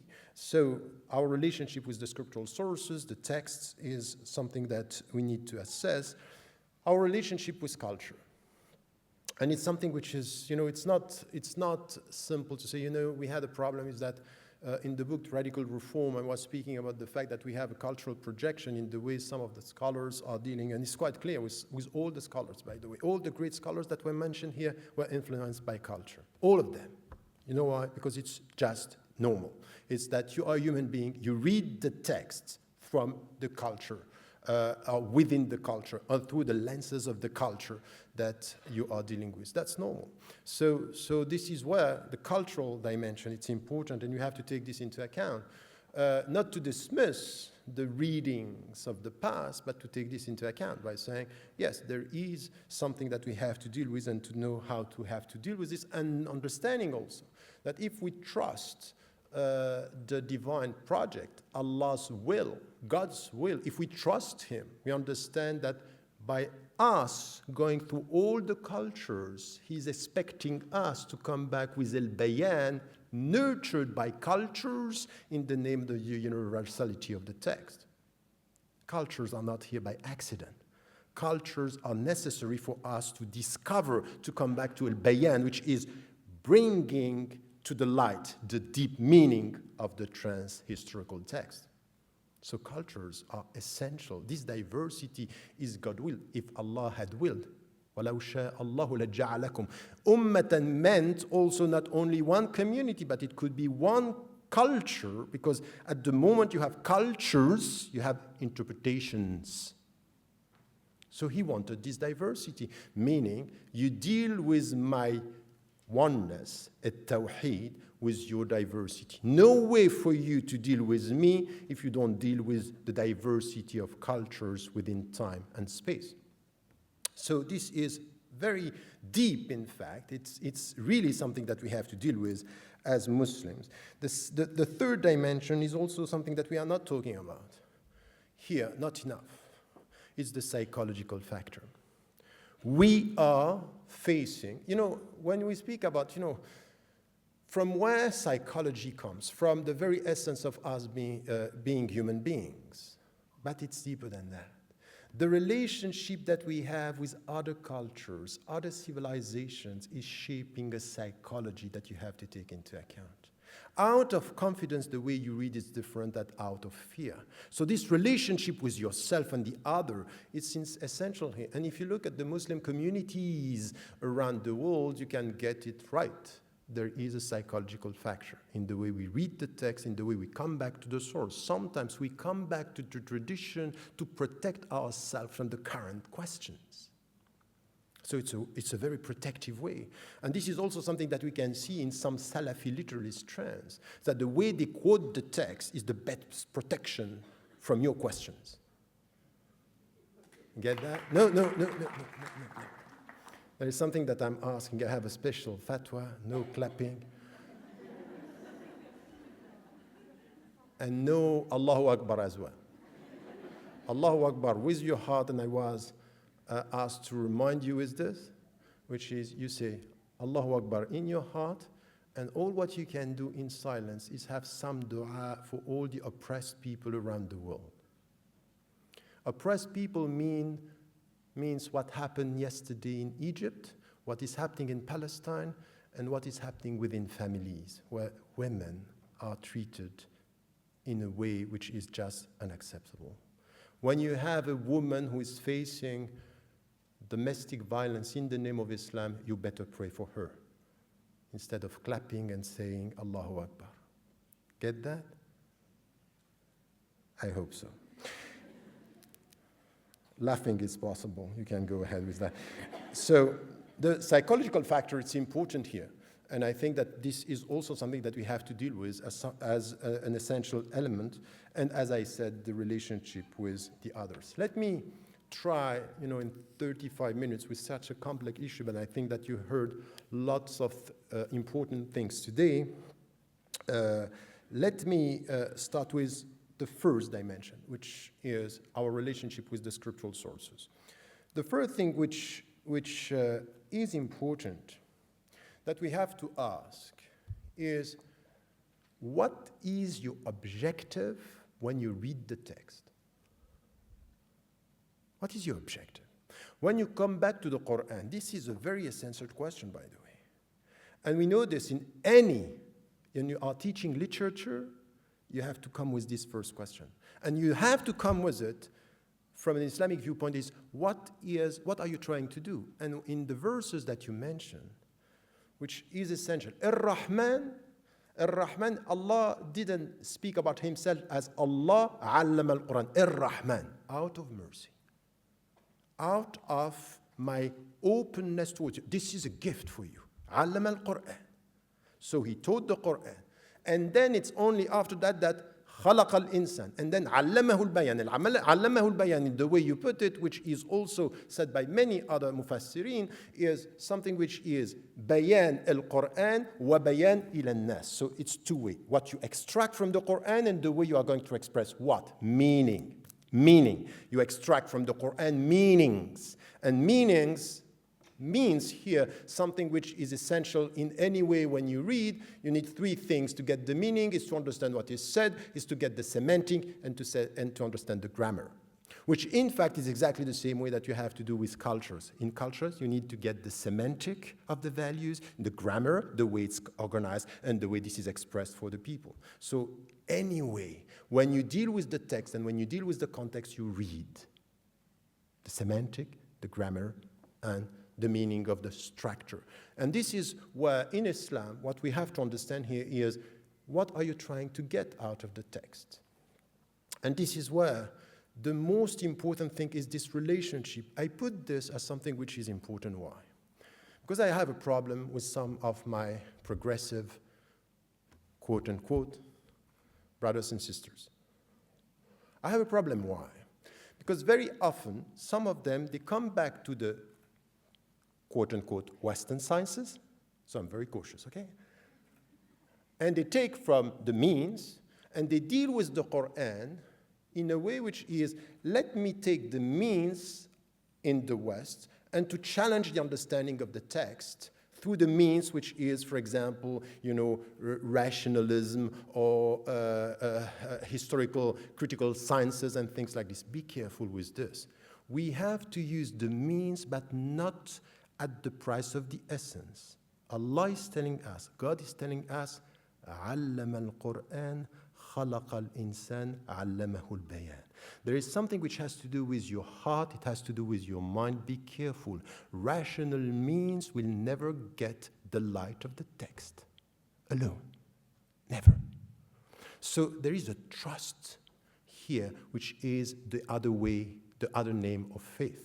Faith, il-aman, il-iman, il-iman huwa al-aman, space of trust. What at the end, something which is, there is no neutral science. Anyone who is telling you, you know what, this is scientific, be careful with someone telling you it's scientific beyond ideology. Behind all the sciences, there are background. Our background as Muslims is, this is the very word of God, Kalamullah. And Allah said in the Quran that He sent the Quran before creating human beings. Meaning the creation and all the discussion that we had with the Mu'tazila was not about the fact it was at the beginning the word of God. They all agreed at the beginning, but was it created or not? It's another discussion. So here, what I'm saying is, in the way we read the Quran, in the way we understand why are we trying to read the Quran, and the way we read the Quran is to extract from the Quran the light that He put for us to get through our minds and through our hearts for our life. It's what we are trying to do. So some of our scholars, with a reduced understanding of how I read the Quran, they want to extract rules. Some others, they read the Quran to extract roles. I put you in this whole picture. And others, they want structure. While the Quran was revealed in 23 years in a specific culture with a movement. And the movement is the teaching. The movement is telling you where to go. So don't take one step as the final step if there are steps after this step. It's a movement. So the way we read the sources is something which is essential here in the way we have to understand. And this is why we can't only take the means that we can find in linguistic and things like this. This is something, because the very essence is, be careful, we deal with God's words in history. And this is where we have to be very cautious about not extracting, forgetting this divine, spiritual dimension. So I would say to any of you who wants to struggle for women's rights, never forget to make your ablution before reading the Quran.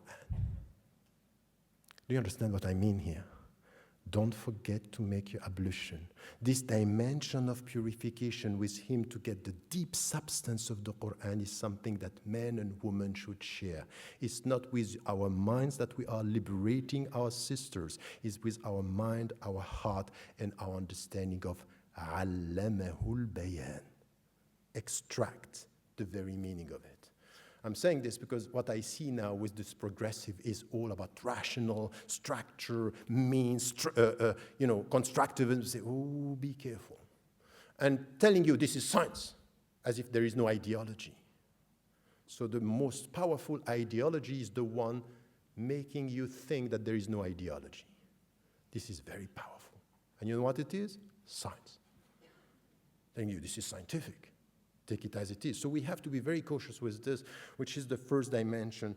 I don't want to take too much time with this, but I wanted to start with this because I think that we need to get to this. And about the discussion about women, for example, when it comes to, are we talking about human beings and women as human beings, as I kept on have been repeating this for the last 25 years, we have a problem in the whole Islamic discourse in our tradition, because the majority of what we have been producing as Muslims and as the Muslim scholars have been doing is very often about the roles and not about being And to be a woman, womanhood is a missing discourse in the Islamic tradition.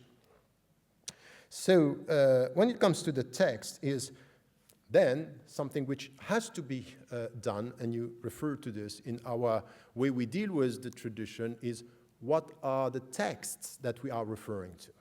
Because some of the texts, and you will see something, it's very often the case, when it comes to women, it's very few Quranic texts and lots of ahadith that are referred to. Some of them we know now that are not even authentic. Some are disputed, and others are taken out of context and reduced to a very specific understanding. So on this, we need to have a very, very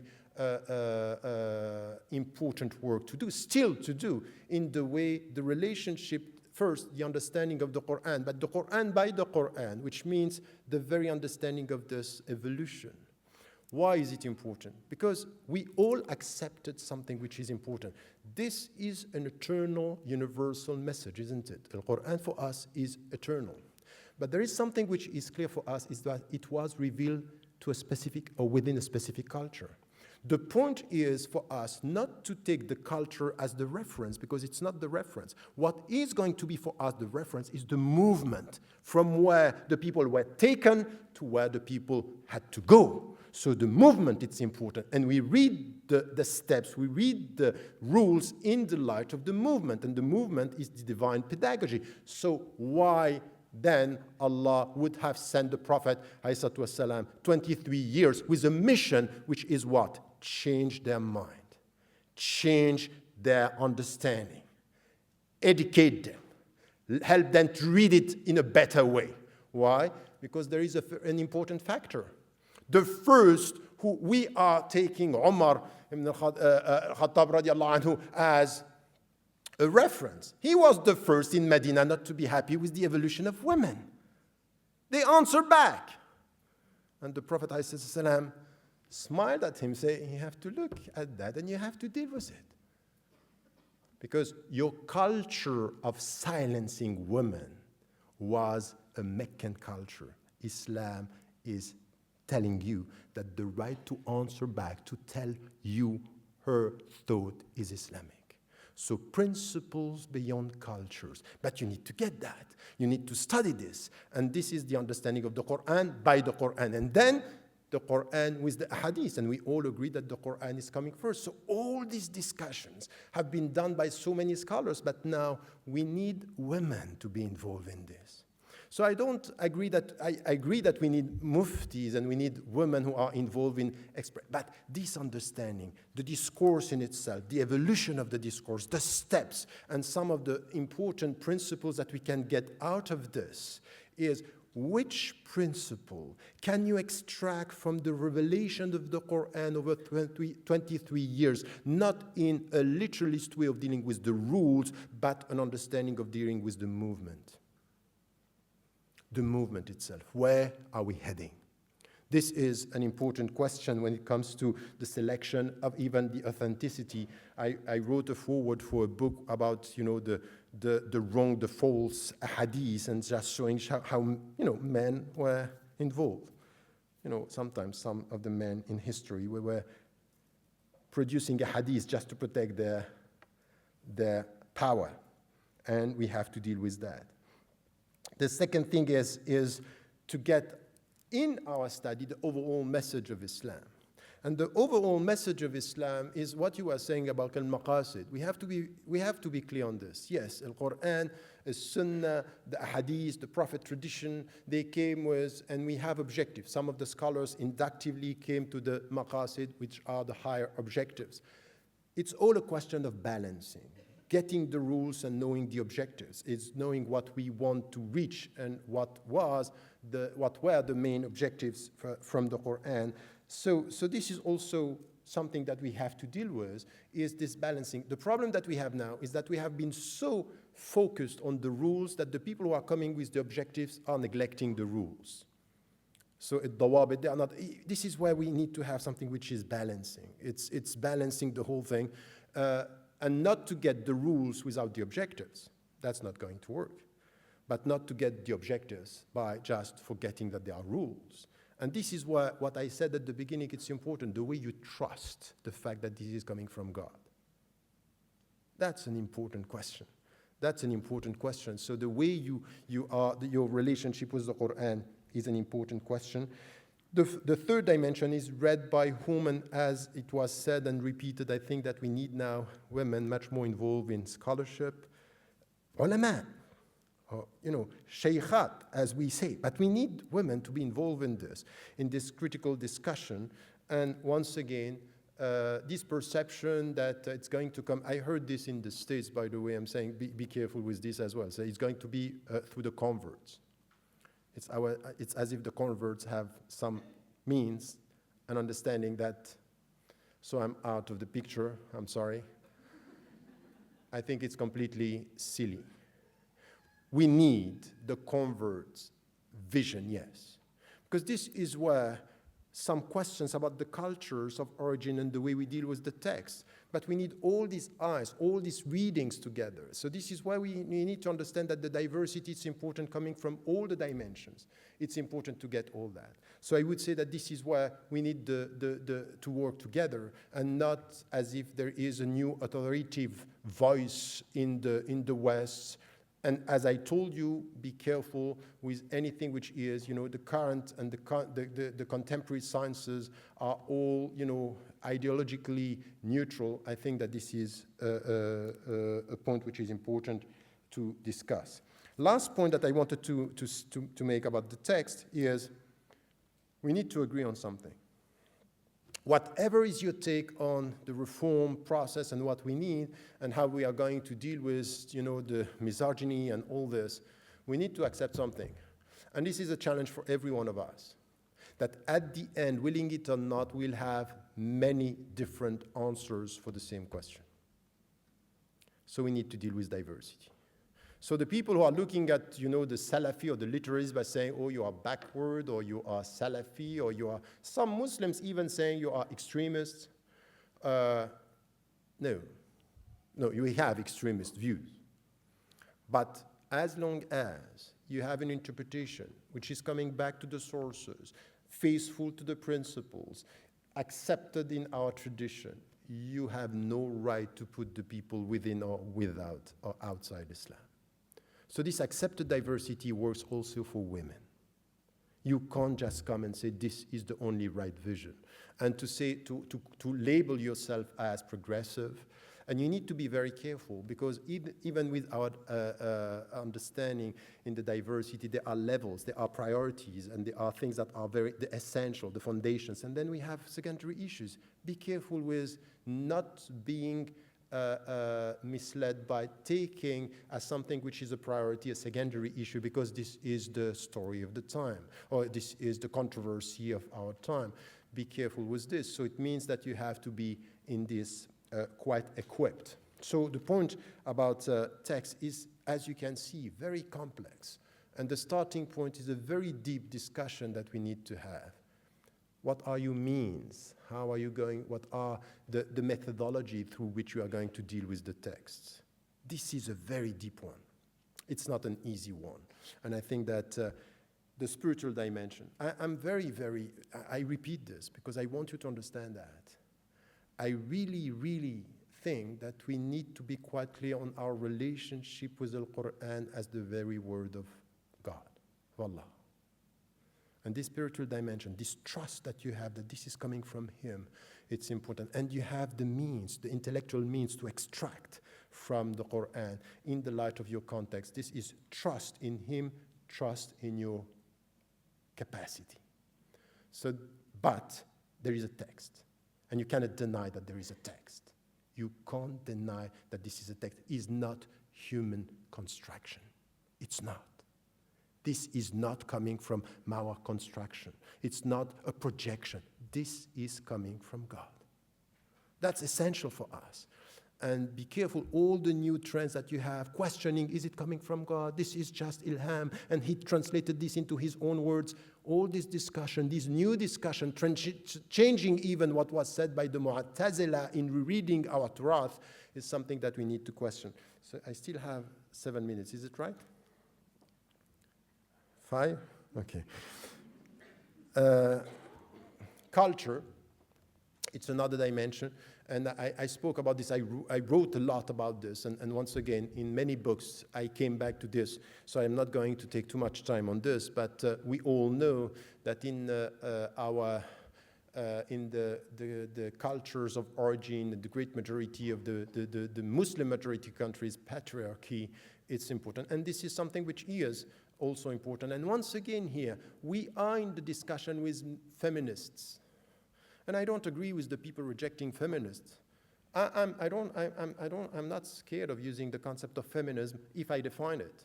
It's men and women in the name of Islam against discrimination. So it's men and women together in the name of Islam, in the name of the text, in the name of this substance.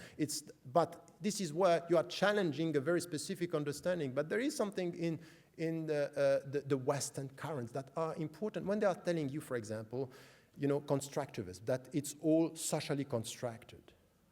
You as a Muslim, you can say no, because from Al-Quran Al-Karim, there is something which is essential, which is femininity and womanhood. There is something which is like this, which was created like this for us. But we cannot deny that in cultural terms, there is something which is socially constructed. Of course.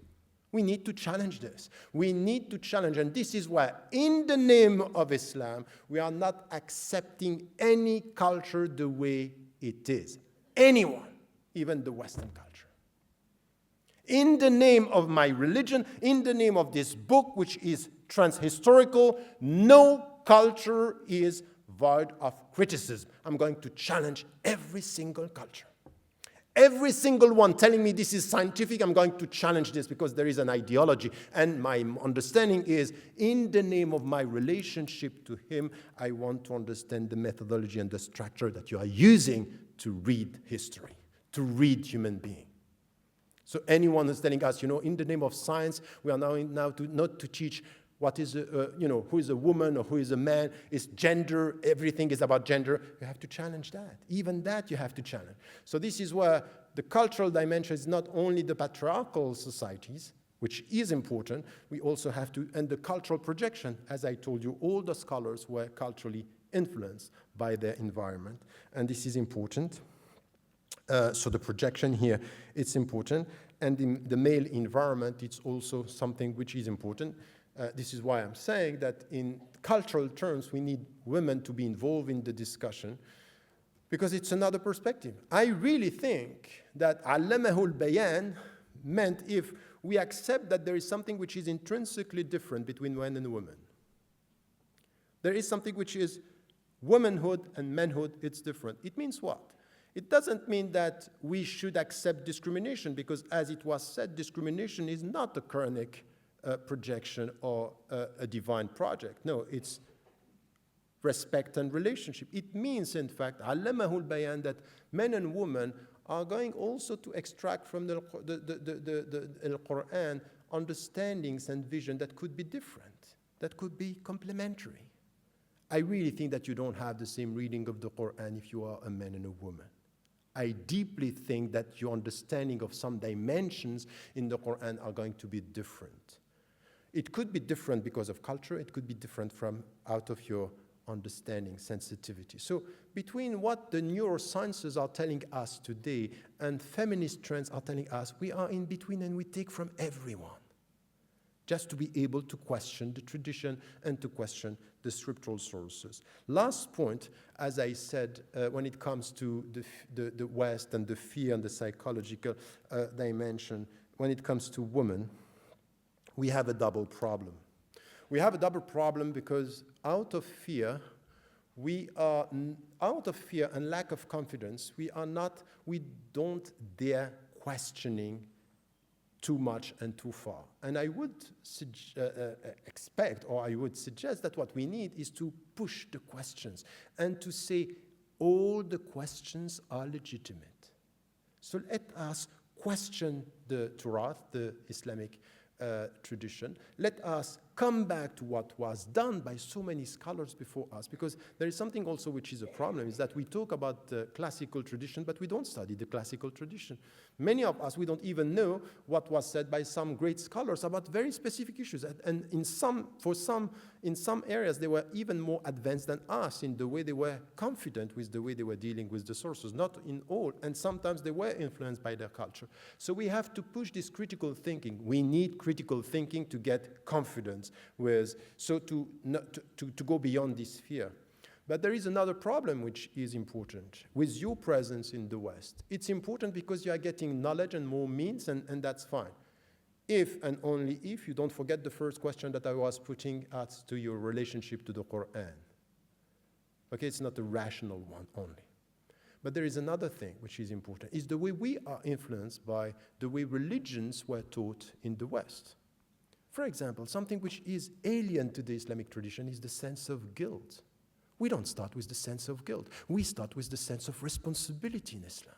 And what we are doing now is nurturing this sense of guilt, which is not essentially. So we are transforming, after having said for centuries, Islam is not exactly a religion, we are transforming Islam into a religion that is close to Christianity in the way we deal with the sense of guilt. And we are going very far on this. All our positions, for example, in very, very specific things, contraception and abortion when it comes to women, the way we deal with this is much more influenced by our context and the general discussion than about the Islamic understanding of that. Much more influence. So we are scared, so we think the tougher I am, the more Islamic it will be. I'm sorry. That's a completely distorted mindset. That's not the way we deal with the scriptural sources. So this is why we need to get to something which is the discussion on this is the double influence. It's the fear between the two, influenced by some, the sense of guilt. It's what I was saying also, this way of dealing. And the last point, which also is this sense that in religion, haram comes first. Especially when it comes to women. This is a mindset. This is fear. Someone who starts always with haram is just revealing a state which is fear before confidence. In Islam is al-ibaha, al-asliyah, permission. Go ahead. Deal with your nature. Deal with your mind. Deal with your heart. Deal with the world. And then go know the limits. But don't put the limits if you don't have the light. Don't tell me it's haram before giving me the bayan. So don't translate the Quran or implement the Quran is the way علم al-Quran meant علم al-hudud. Limitations and prohibitions and punishment. I think that this is wrong. And so now with all this, and you can see culture, psychology, and the first was text, what we should do, and I will end with this, is it's a two-way process. We need to do two things. First, to be involved, as I said, with reading the text, the scriptural sources, and the tradition. We have to be serious about that. Some are doing it, and I think that we need internal discussion and accepting this diversity within.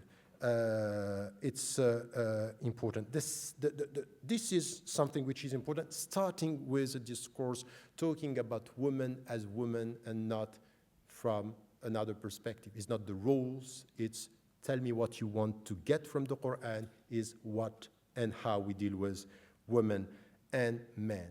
The second thing that I would like to say when it comes to misogyny is, by the way, it would have been one whole lecture about the concept of misogyny that we can get, because it's a complex concept.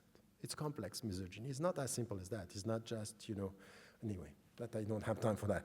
But it's a complex one. In psychological terms, if you come back to the psychological tradition and the deep understanding of how do you translate this in action, how this is expressed, and what are the sources, it's quite complex. But I wanted to say here that there is a second thing that we have to do. and I'm happy to have men and women here, is that all this discussion will never be successful if we are not involving in the whole discussion the question of men in the picture.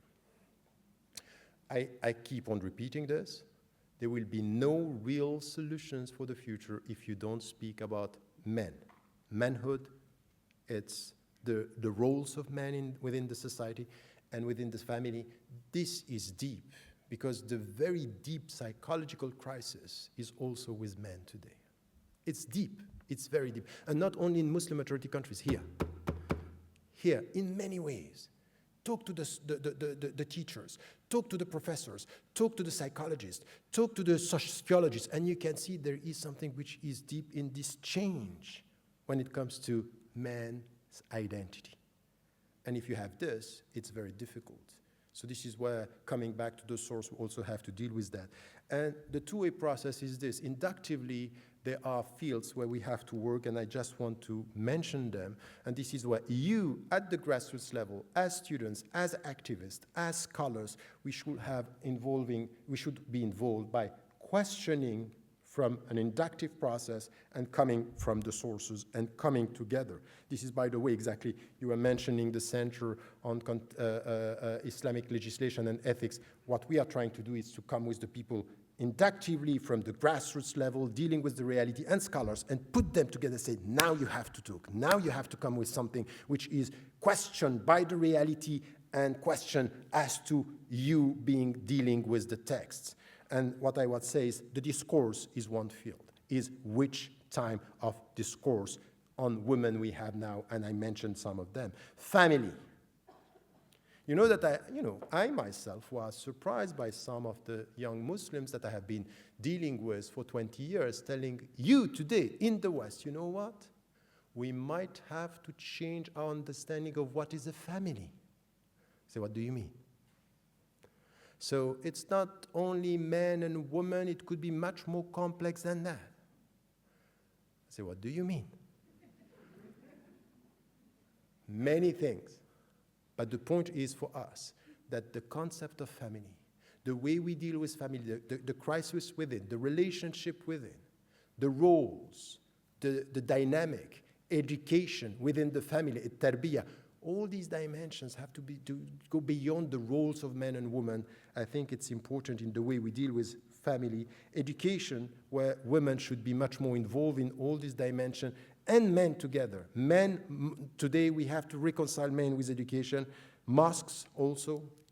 Mosques, and not only to know if we can lead the prayer or not, which is a question that was sometimes dealt with in a very simplistic way, not coming back to the deep tradition here, but I would say that our mosques, these places, we have to rethink, not only to say, okay, you know what, we have to have more women within the mosques or within the administration. It's deeper than that. It's the way you think about space of worship within the society. This is a deep question that we have. What do you mean by a mosque? How do you think of a mosque within the city? This is something that has to be discussed, not only about who is the leader, but how do we think of it within the community? These are questions that are important. Job markets, and I think that, once again, and leadership, that are questions that are coming from the grassroots. We have to question the text, and from the text to take this into account. So it's a two-way process, and no one in this room can say, I can't do anything. Because the very moment you have a question, this is the starting point of being involved in the movement. So the point here is not opposing men and women. We are struggling for exactly the same. Second, no victim mentality. No victim mentality, and I am happy that in this conference today, it's just no victim mentality. At the end, we'll have what we deserve. And get it right. The verse of the Quran, in Allah la yughayyiru ma biqawmin. This verse is saying He's not going to change anything if you don't change yourselves, and this is where we have to be involved together in this. It means this in our daily life, and as I said, it's complex, the comprehensive dimension, the holistic dimension. Be careful with the West, where you live, giving you the means, and you don't question the substance. Anyone who is telling you the means are scientific, question the substance. There is always ideology in the means. Never forget your ablution before reading the Quran. Wallahu a'lam wa a'la wa ahkam wa assalamu alaikum wa rahmatullah. Thank you so much to Professor Tariq Ramadan there. So now is the session in which we can start really pulling apart the kind of issues that have come up, the tensions, the questions. And what's going to happen is that we're going to have 5 very important activists coming up onto this stage, presenting specific cases that they face within their situations, and that will shape the panel discussion. So could I invite the panel to come to the front? I'm going to be a super strict and horrible chair in relation to our wonderful activist speakers. They've got 5 minutes, which is a tall order. They may stretch to 7, but no more. And these issues, the issues that we have in our communities, the issues that we have at the grassroots, where people are suffering in different ways, people are facing challenges, and that's often justified in the name of Islam or in the name of Muslim culture. These issues and how we actually make change, these kind of challenges are going to be addressed now. And then once the panel discussion has got going and we're really discussing these issues, I'll start to open it out to you for your questions. So I would love to introduce to you our first activist leader, Faeeza Vaid. She is the founder and head of Sister to Sister, and also of the Muslim Women's Network UK. And she's going to be presenting the first challenge, the first case to our panel around the recognition of the authority of women. She studied this at the University of Warwick and it has so much experience to give to us. So welcome to Faeeza Vaid.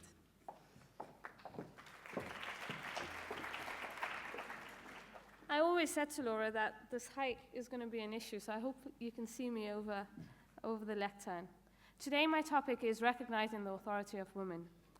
Allah says in the Quran in Surah An-Nisaa, "O you who have believed, be persistently standing firm in justice, witnesses for Allah, even if it be against yourselves or parents and relatives. Whether one is rich or poor, Allah is more worthy of both.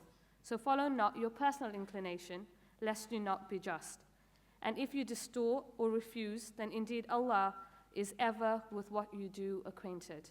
I speak today as someone who believes that Allah is just, and someone who takes very seriously this command for standing for justice, particularly to advocate for the realization of justice for Muslim women today. There are 4 points I'd really like to raise. Firstly, what is authority in Muslim societies? Secondly, why isn't the authority of women recognized today? Because that's how it feels.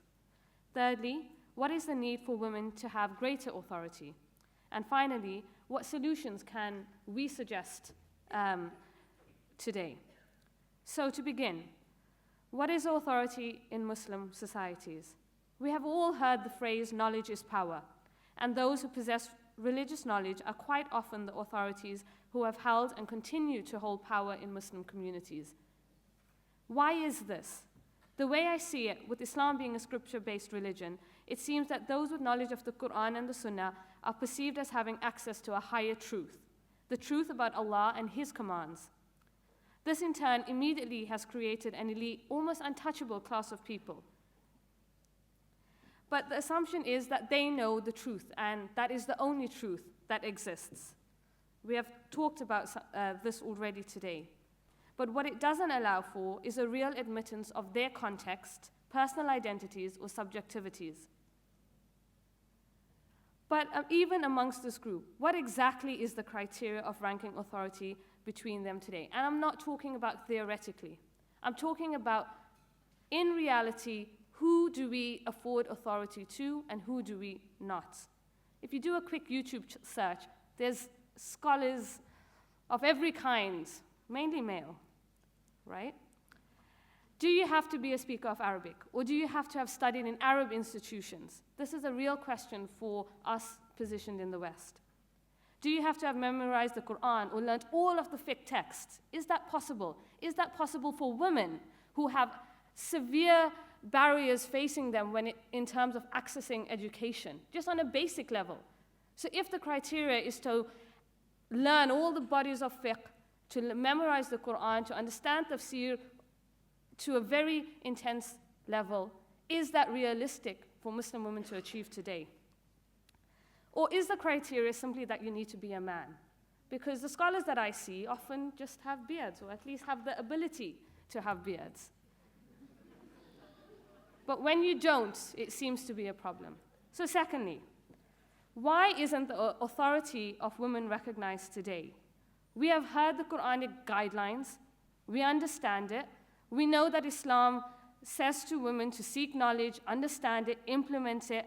We know of all the role models in history, even though some of them have been marginalized and hidden in the history books. But where are those women today? Many of them are actually in this room. But surely there are more. Surely there are many more. Surely there are hundreds more. But why does it feel like they are in hiding? Why aren't they speaking louder? And why do we continue to marginalize women and their lived realities? If a woman without degrees and the Arabic language and the beard comes to you and says, I have a problem, this is my situation and this is what I face, why is her opinion marginalized? So why is there a need for further recognition of Muslim women's authorities? We know that Muslim women around the world face injustices today. I work on 3 levels, as Laura said. Locally with my group called Sister to Sister. Nationally, I am the exec director of the Muslim Women's Network UK. And internationally, I'm part of 2 global Muslim women's movements who are using lived realities to try and work with the tradition to form a new body of religious knowledge and information. And those 2 movements are the Women's Initiative in Spirituality and Equality and Musawa. But I'm going to give you a couple of cases, just so you understand the problems. The Muslim Women's Network received a case where a married woman approached a Sharia council in the UK seeking a divorce. She was the victim of a long-term domestic violence and took with her to her meeting a hospital report outlining her severe injuries, a police report outlining the criminal actions of her husband, and a friend who had witnessed some of the abuse. Rather than review the evidence at hand, the woman was told to go away and find 2 men who had witnessed the abuse. Another case involved a woman who was seeking help from her local imam to get her husband to support her, his parents, and their children financially. She was the main breadwinner and used all of her earnings towards the household. He instead spent his earnings on drugs and often demanded more money from her to fund his addiction. She wanted to further her education, but was told that her husband was the head of the household and therefore had authority over her and over the family matters. I could keep going. The underlying point is to note that misogyny is so integrated into understandings of religious knowledge that what we now have are patriarchal loaded interpretations upon loaded interpretations upon loaded interpretations. And they are severely impacting the lives of everyday Muslim women in the UK today. And there's a very real issue about accessibility to scholars, even those who are women-friendly. There's accessibility to mosques. Many mosques in the UK today don't even open their doors to women. So how are women supposed to bring their problems to these scholars and to these authorities if the doors are shut? One person described a situation to me that why would a woman want to go and sit before a Sharia council, 5 men discussing her sexual abuse, when she could go to a woman for advice and support on how to help her marriage or how to get support for her to rebuild her life? This person said to me, it's like going to the GP about that lump on your breast which you've had and preferring to see a female doctor. You wouldn't want to go to a male doctor. So what solutions are available? That's really what I want to know. Okay, I'll just close. From what I can see that is happening at local, national, and global at global levels, our Muslim women's movements have emerged and are reclaiming what they see as the truth and thus power and authority.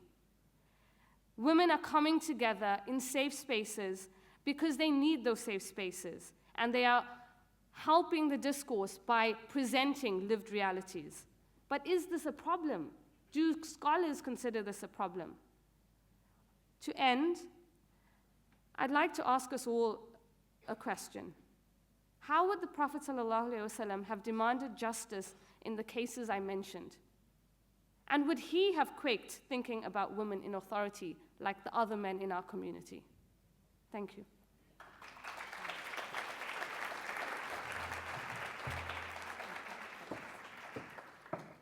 Thank you so much, Faeeza. And to introduce our next, I think this is the most difficult thing, to keep these really short times. Please, I'm very pleased to introduce Humera Khan. She is a founder of An-Nisaa Society back in 1982 and has done incredible work, including child-centered madrasa work, real grassroots organizing. So please welcome Humera Khan. Thank you. Assalamu alaikum, everybody. The 7 minutes, as we've just seen, goes very quickly, so I'm going to talk very fast without any little bits in the middle, so I can get across what I want to say. Thank you very much to Deen Institute for providing this very provocative conference, and to our distinguished panel, and to Ingrid on the internet. I want to start by saying what I've noticed over the years, after sort of 30 years of experience as an activist now, is that history has a tendency, and it's not just a Muslim thing, of airbrushing women out of it, basically. And I've learned over the years with the work that I've been involved with An-Nisaa Society, is that women just get on with it, right? And these things are not written in documents, in academic research or theological documents, but women, in my experience of 30 years, are the backbone of keeping this community going, of doing the work on the ground, of dealing with our hemorrhaging families and dysfunctional communities. But we don't have time to sit and write an article in the newspaper or to go off and study for 3 years abroad somewhere. We just do it, basically, so coining an advertising phrase.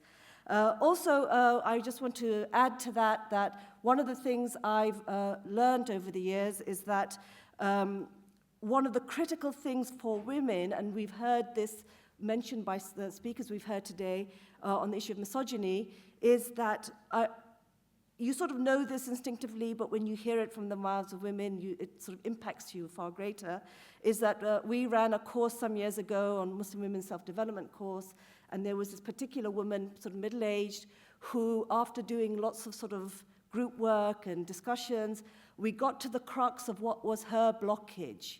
And the blockage was for her, at the age of 15, she was one day happy in her family, and the next day she was told she was going to marry this guy. And the critical thing for her was that nobody asked her how she felt. The result of the sort of 12 women who were in the group was actually a complete empathy with these women, and this was an eclectic group of Muslim women, and I was quite surprised, actually, to the extent that the women in the group empathized and could with this experience that their feelings don't matter. And the root of the sort of psychosis, if you want to call it, amongst Muslim women often is that whether it's perpetuated through our cultures or through theology or to the other things that we've heard of today, this is what we have to grapple with at the grassroots, is to tell women they matter. And they matter at whatever level. And the way women have had to, and not just Muslim women, all women, they've often have had to compete in the world of men to be taken seriously. And those of you who are competing in the world of men know that there's a glass ceiling that is very difficult to get over. And you can spend your whole entire life just trying to, you often forget your own founding principles that you started off with because you're tackling with this institutional chauvinism and other isms that we find when we're trying to be either theologians or academics or journalists, or the range of things that increasingly a younger generation are going into, including politics and things like that. And there's a glass ceiling where women feel this is not working for us. And women often make the decision with their feet by leaving those arenas because other things are far more important. And I was recently in Malaysia, and I was sort of surprised to hear younger women saying a similar thing, that they are educated women who've lived professional lives, and they are saying they don't like it. They don't like that world, and there's something better. So maybe men have led us for centuries creating a world which is not women-friendly, which is not man-friendly, which is not family-friendly. It's not friendly for humanity. And these are massive questions that we have to ask ourselves. And I really, in particular, was drawn to the comment made by Ingrid about that the Quran is constantly responds to the situation that we find ourselves as human beings. And I think this is something that we've definitely found very difficult in the modern times, is because we've fossilized the Quran to only be relevant in a certain time of history 1400 years ago. And even then, that fossilization has been further fossilized to say that the way that men and women should be and the way that they dealt with each other operated, as Tariq said, in a certain role that we're looking, or a certain law that we're looking for, or a certain structure that we're looking for. So therefore, we have really truncated our mind. We've sort of limited our expectations that we have. And I just want to draw, because I can see Laura coming, a few things from personal experience from An-Nisaa Society of 30 years of working on the ground, is that we have been at the forefront of raising many difficult issues in the community to do with women, to do with fatherhood, to do with Islamic education, institutional Islamophobia. But what happens is that there's this, I'm going to use this word, there's this mafia, right, who is preventing the real grassroots from working, because there are certain groups who control the politics. There are certain groups that control the theology. There are certain groups that control the academics. And for ordinary grassroots people, people who are dealing with people, it's very difficult to break those glass ceilings, because an organization like An-Nisaa Society, which is an independent organization, removed from movements and theological, we're all embracing for all the diversity, is that if you don't fall into a particular frame of reference of the hierarchy out there, you don't get the resources, you don't get the look in, and we have had ourselves in An-Nisaa Society, we have actively been excluded from so many things because we don't conform to the establishment expectations of A, what they think women should be, 2, what they think the issue should be, and 3, that they don't want change. And ultimately, things cannot get better if we keep our heads stuck in the ground. We have to have movement. And the analogy I keep saying, and maybe some of you have heard it, as a community, we've been like a big boulder that's been in the same place for a long time. And when you lift that boulder, you get maggots and insects. We are in the phase where we are dealing with our maggots, and we have to acknowledge that and work with it. And I'll just conclude by saying, women in the main, Muslim women that I know, and there are fantastic things happening around the country that nobody knows anything about. But women are saying, with little knowledge, we can go far, right? They have worked on an instinct. Many women have had to go through many loops and hoops to find their sense of Islamic identity with all this chauvinism and misogyny and institutionalized religion, et cetera, exclusion from the mosque, to find a place for them in this faith. And with that little knowledge they have created tidal waves in their little worlds that they operate in, changing the lives of people. So the question I have to the speakers is, how do we enable women who are not written in academics books? They are not recognized in the media. They're not writing articles. These are the women who are the heroines of our community, changing things, suffering with the people every day. How do we get these experiences to be acknowledged, that women, like you said, Tariq, we do have our particular insight. We are insan as with men equally. We are insan, we are. But we are equally have a specific insight that we bring as women. And this insight needs to be respected by our institutions and our mainstream, that maybe men have to change and women are okay. Thank you.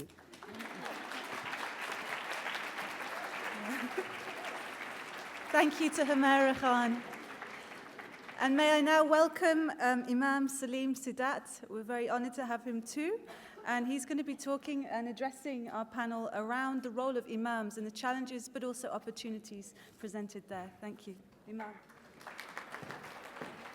الحمد لله رب العالمين والعاقبة للمتقين والصلاة والسلام على رسوله الكريم وعلى آله وأصحابه أجمعين ومن تبعهم بإحسان إلى يوم الدين. أما بعد، فبإسناد متصل إلى أبي هريرة رضي الله عنه عن النبي صلى الله عليه وسلم قال أكمل المؤمنين إيمانا أحسنهم خلقا وخياركم خياركم لنسائهم رواه الترمذي وقال حديث حسن صحيح وحسنه غيره. The Prophet of Allah sallallahu alaihi wasallam says in this hadith found in Tirmidhi that the most accomplished, the most complete, the most perfect of believers is the one who has the best of akhlaq, or the best of character, and the best amongst you are the ones who are best with their wives. Dear respected listeners, Dr. Amina Wadood makes a very interesting distinction between the normative and the praxis, between the theory and the practice, and she says that the abstract idea in real human contexts is not sufficient. Therefore, theory alone is insufficient to end misogyny. Practically, things look different. Theoretically, we can have our discussions, but the theory doesn't always translate into practice. Therefore, it is good to see that in this conference, an attempt has been made to not only address the academic difficulties surrounding misogyny, but also the practical challenges regarding the subject. So I would like to thank the organizers at the Deen Institute, in particular our chair, Dr. McDonald, for granting us this opportunity to speak and participate in this conference regarding one of the most pertinent, significant, and important issues facing British Muslims. Now, turning to the subject of the role of imams when it comes to tackling misogyny, if we say that the role of the imam can look different in different communities, but one thing which is common, and I think it's safe to say is at the center of the role of the imam, is education, Islamic education in particular. Therefore, based on this premise, what things should the imam or scholar be mindful of in order to address misogyny in their community?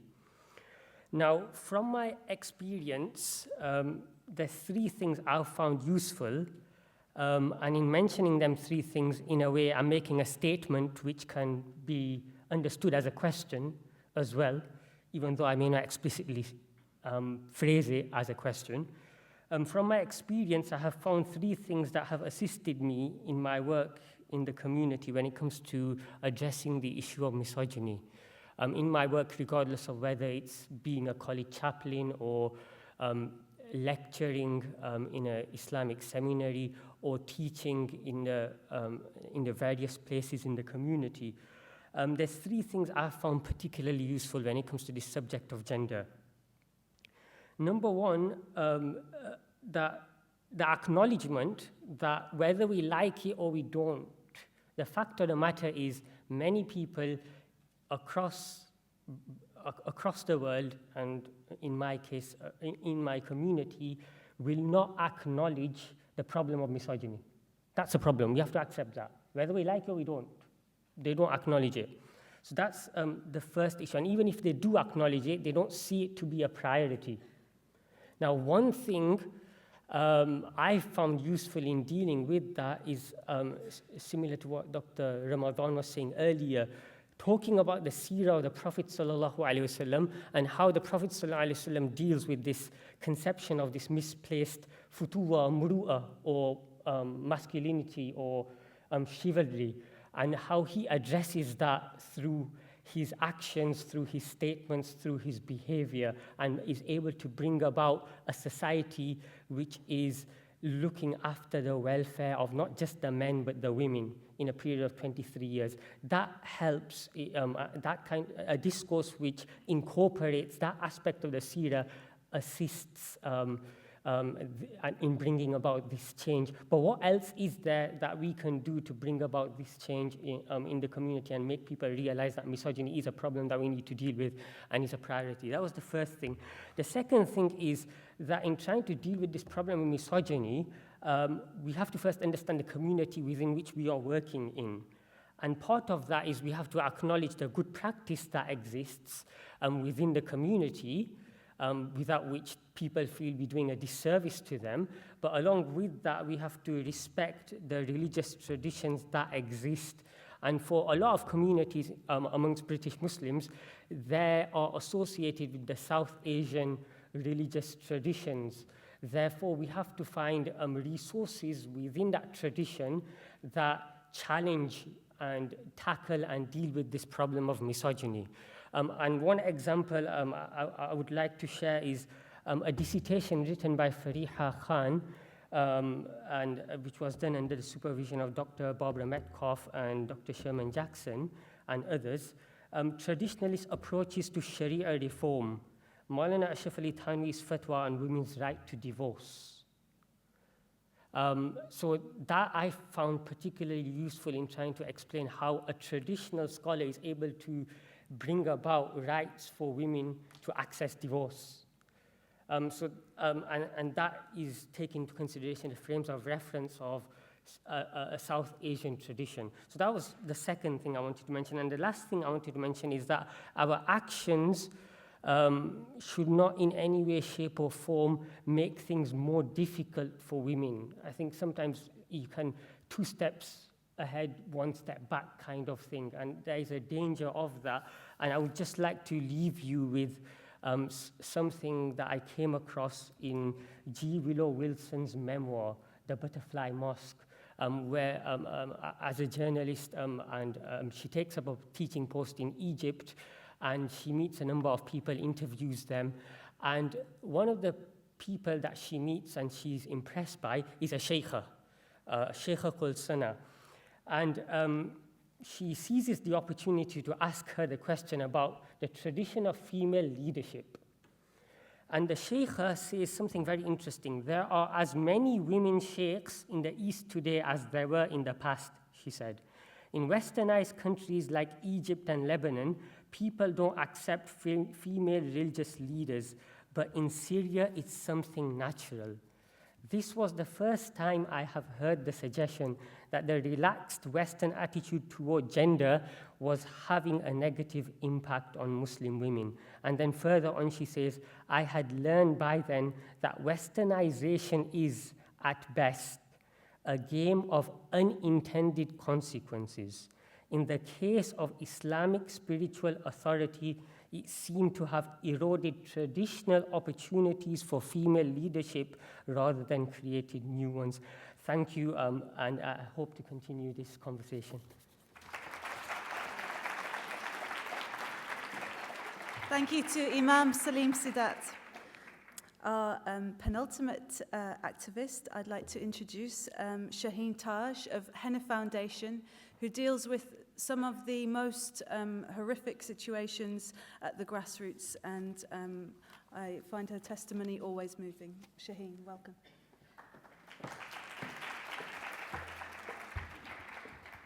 Okay. Assalamu alaikum, everybody. My first question to everyone is here. How many of you ever heard me speak before?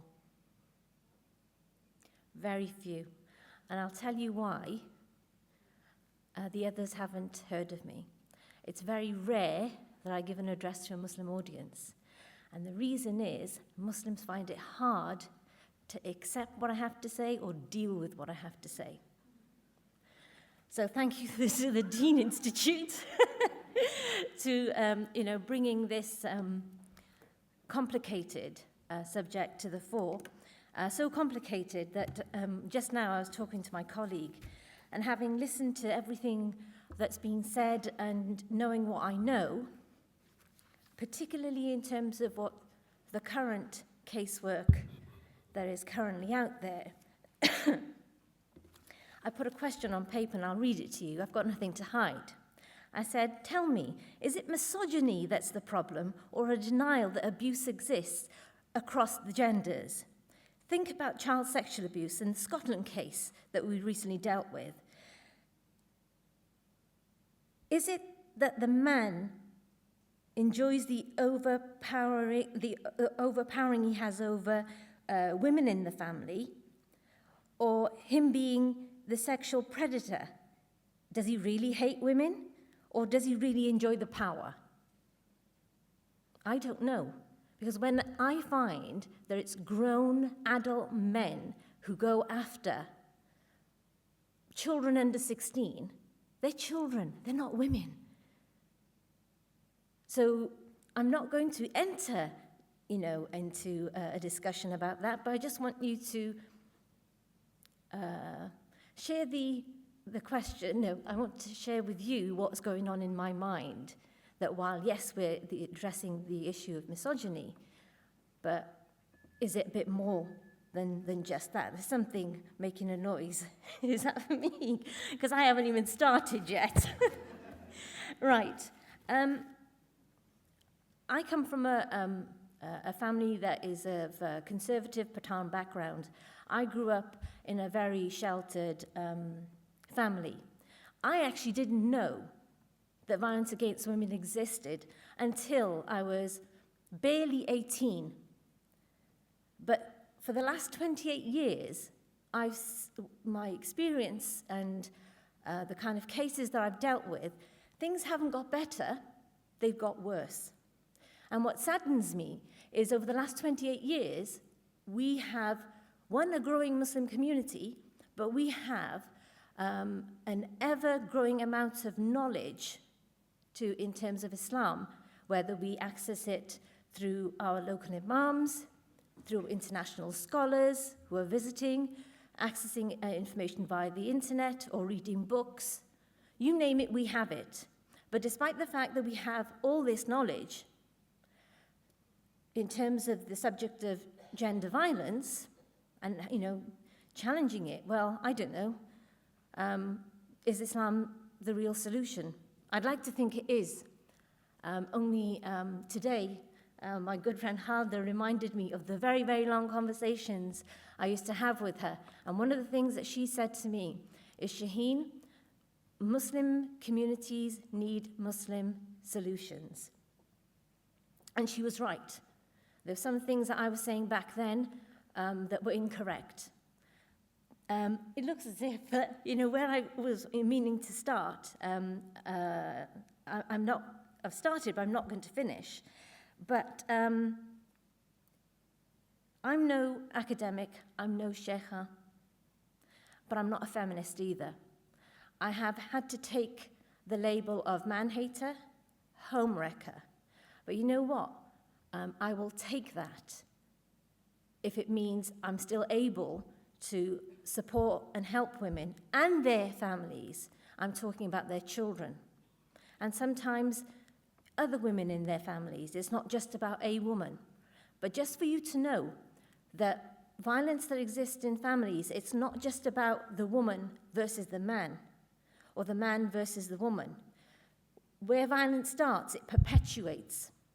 And only yesterday, the day before, a young man contacted us. And he shared his story. And he said to me, he said, Shaheen, I hope I've come to the right person, because up till now, I haven't found anybody that can help me.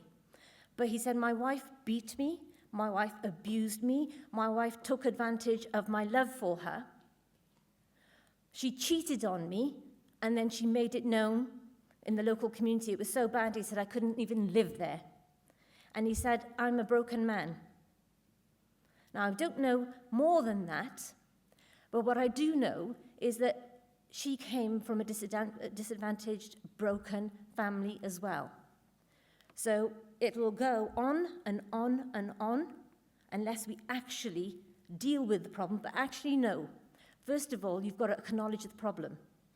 Once you've acknowledged the problem, hopefully we'll get somewhere in terms of going down the road where maybe in about 5 years' time I won't have to have these discussions. And you're very lucky that I've not had to share a case study with you. And I've actually made sure that I wasn't going to share that with you today, because Laura reminded me the last time I did have a conversation, if you like this amongst Muslims, I think about 80% ended up crying. And I haven't come here to do that. What I'm here to do is wake up people's conscience, and particularly those who have the knowledge in terms of Islam, and help Muslim communities move on into a more positive direction.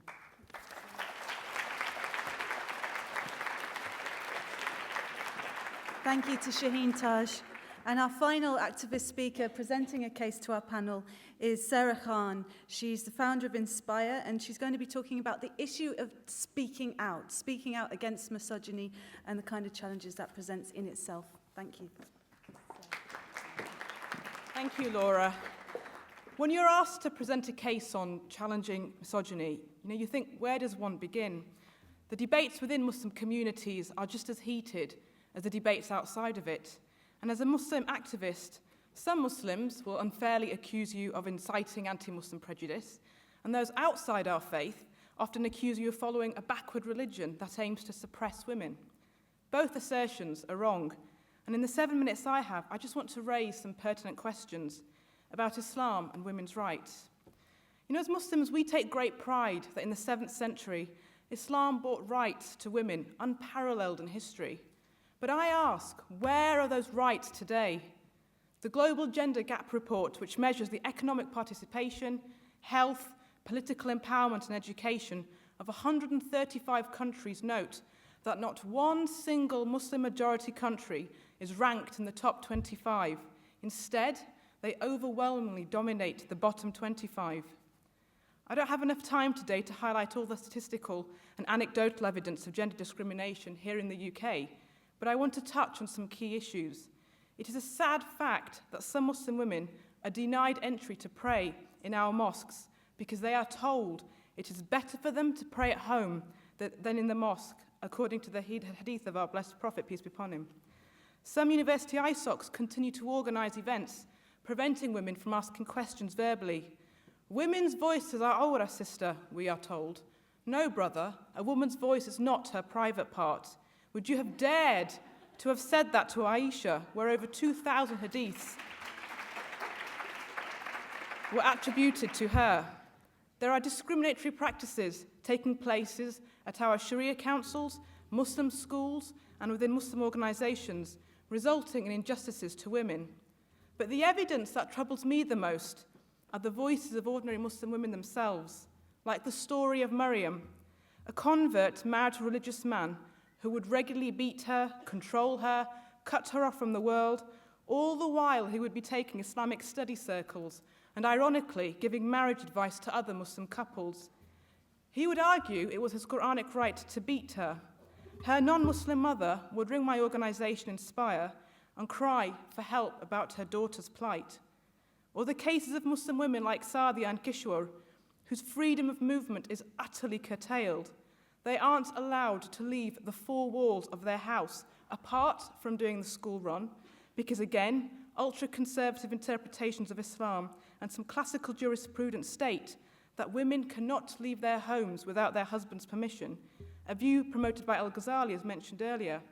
Or how, despite living in East London their whole lives, Layla and Latifa had told me that they had never sat on the tube by themselves, because as their husbands would tell them, the Prophet, peace be upon him, had said, women aren't allowed to travel without a mahram. Part of the problem lies in the lack of scholarly endeavour to bridge the gap that exists in Islamic jurisprudence or fiqh, in both modern and pre-modern notions of justice. As Muslim scholar Ibn Husseini points out, contemporary notions of justice, informed by modern ideals of human rights, equality, and personal freedom, depart substantially from many of the classical fiqh rulings. Many of those rulings would have been deemed appropriate to pre-modern notions of justice, but differ now to modern notions of justice today. So as an example, when respected jurist Ibn al-Qayyum al-Jawziyah talks about Sharia, he beautifully articulates, and I quote, "The Sharia is all about wisdom and achieving people's welfare in this life and the afterlife. It is all about justice, mercy, wisdom, and good. Thus, any ruling that replaces justice with injustice, mercy with its opposite, common good with mischief, or wisdom with nonsense, is a ruling that does not belong to the Islamic law, even if it is claimed to be so, according to some interpretation." This is a statement which speaks to all contemporary Muslims. But then how do we reconcile that statement with this statement by Ibn al-Qayyum?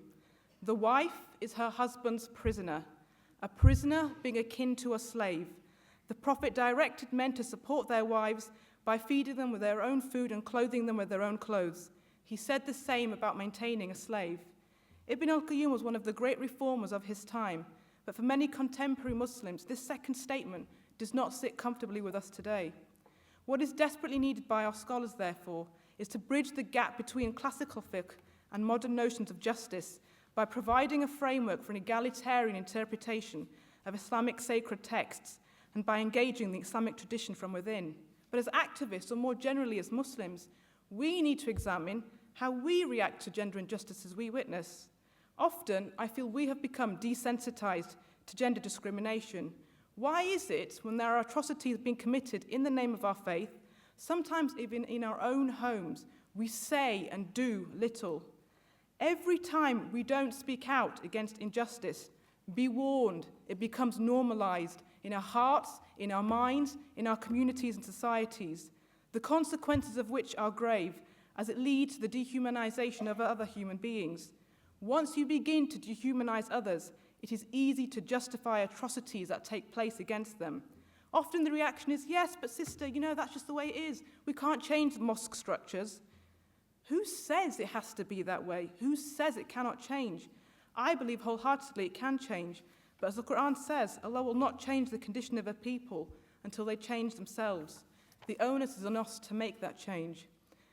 Coming to a close, misogyny exists everywhere. It's not something exclusive to Muslims. There are huge challenges facing all women, including challenging sexual objectification of women, domestic violence and everyday sexism. Many women who do challenge misogyny, whether non-Muslim or Muslim, often experience abuse, threats of death and violence, and it is no different for Muslim women. But talking from my own experience only, I can say that some of the worst abuse that I have received has come from those who claim to be the most religious, and we should ask ourselves why. I just want to end by saying that this is not just about tackling misogyny. This is a far wider problem. It is about recognizing how patriarchal structures, the dominance of men's thinking and men's perspective, and the exclusion or absence of women's voices, women's authority, women's perspective and leadership frame humanity's lived experience of the world from a male perspective only, and I believe this is damaging to our world.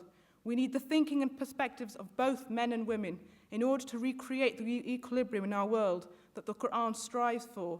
It is patriarchy which allows misogyny to flourish, and it is patriarchy, whether social, religious, ideological or capitalist in nature, which we must resist. The lack of women's leadership and authority in our mosque committees, our Sharia councils, our Muslim organizations will continue to perpetuate women's inferiority within our communities and even within our own homes. Thank you for giving me the opportunity to speak today, and I hope more than words, we, both men and women, actively work towards removing gender discrimination for all women. Thank you. Thank you to Sarah Khan. And now I'm going to hand over the discussion, before I open it out to you, to our panel. And we're going to start with Dr. Ingrid, because she has to, obviously she's in a different time zone, and she has to leave at our time, 6 o'clock. So if we start with Dr. Ingrid and her responses. Assalamu alaikum, Dr. Ingrid. Wa alaikum salam.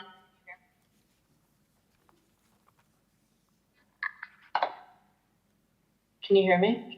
Yes, now we can. Well, first of all, I want to say assalamu alaikum to my panelists.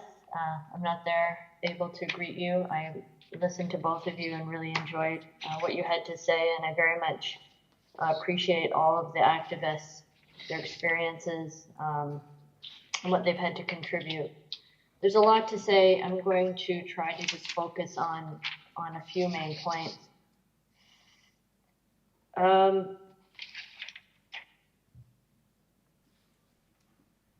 You know, we live in a world that is filled with injustice. And our view of history as Muslims has a theological element in that we don't believe that we're going to arrive at a state in society of utopia or perfection. It would not matter if that state were called the Islamic State, if every institution had the name Islam on it, if everyone who ran every institution was sheikh or sheikha. We don't believe that is the state of life, of this dunya, because each human being struggles with good and evil. And so it's really critical that activists don't have a teleological understanding And what I mean by that is have goals, work on those goals, work to create change. But Islam never promised that just because people are Muslims or because Islam has been revealed, that this world will be the world of perfection. As much as the Prophet Muhammad said that his community was the best generation, it does not mean that his society was a utopia. The Quran acknowledges the presence of munafiqun and munafiqat, hypocritical men and women. There were men and women who were punished for the gravest of sins and crimes during his time. I mentioned in my talk the hadith about Al-Zubair, may Allah be pleased with him, his jealousy of his wife, his inordinate jealousy. In fact, in his biography, in the Tabaqat literature, it talks more about that, how he even sometimes was violent with Asma bint Abi Bakr, to the point where his son, Abdullah ibn al-Zubair, had to step in and tell his father to step away from his mother. This is a great companion. We still love him, but we also need to not sanitize the companions and the people of that period.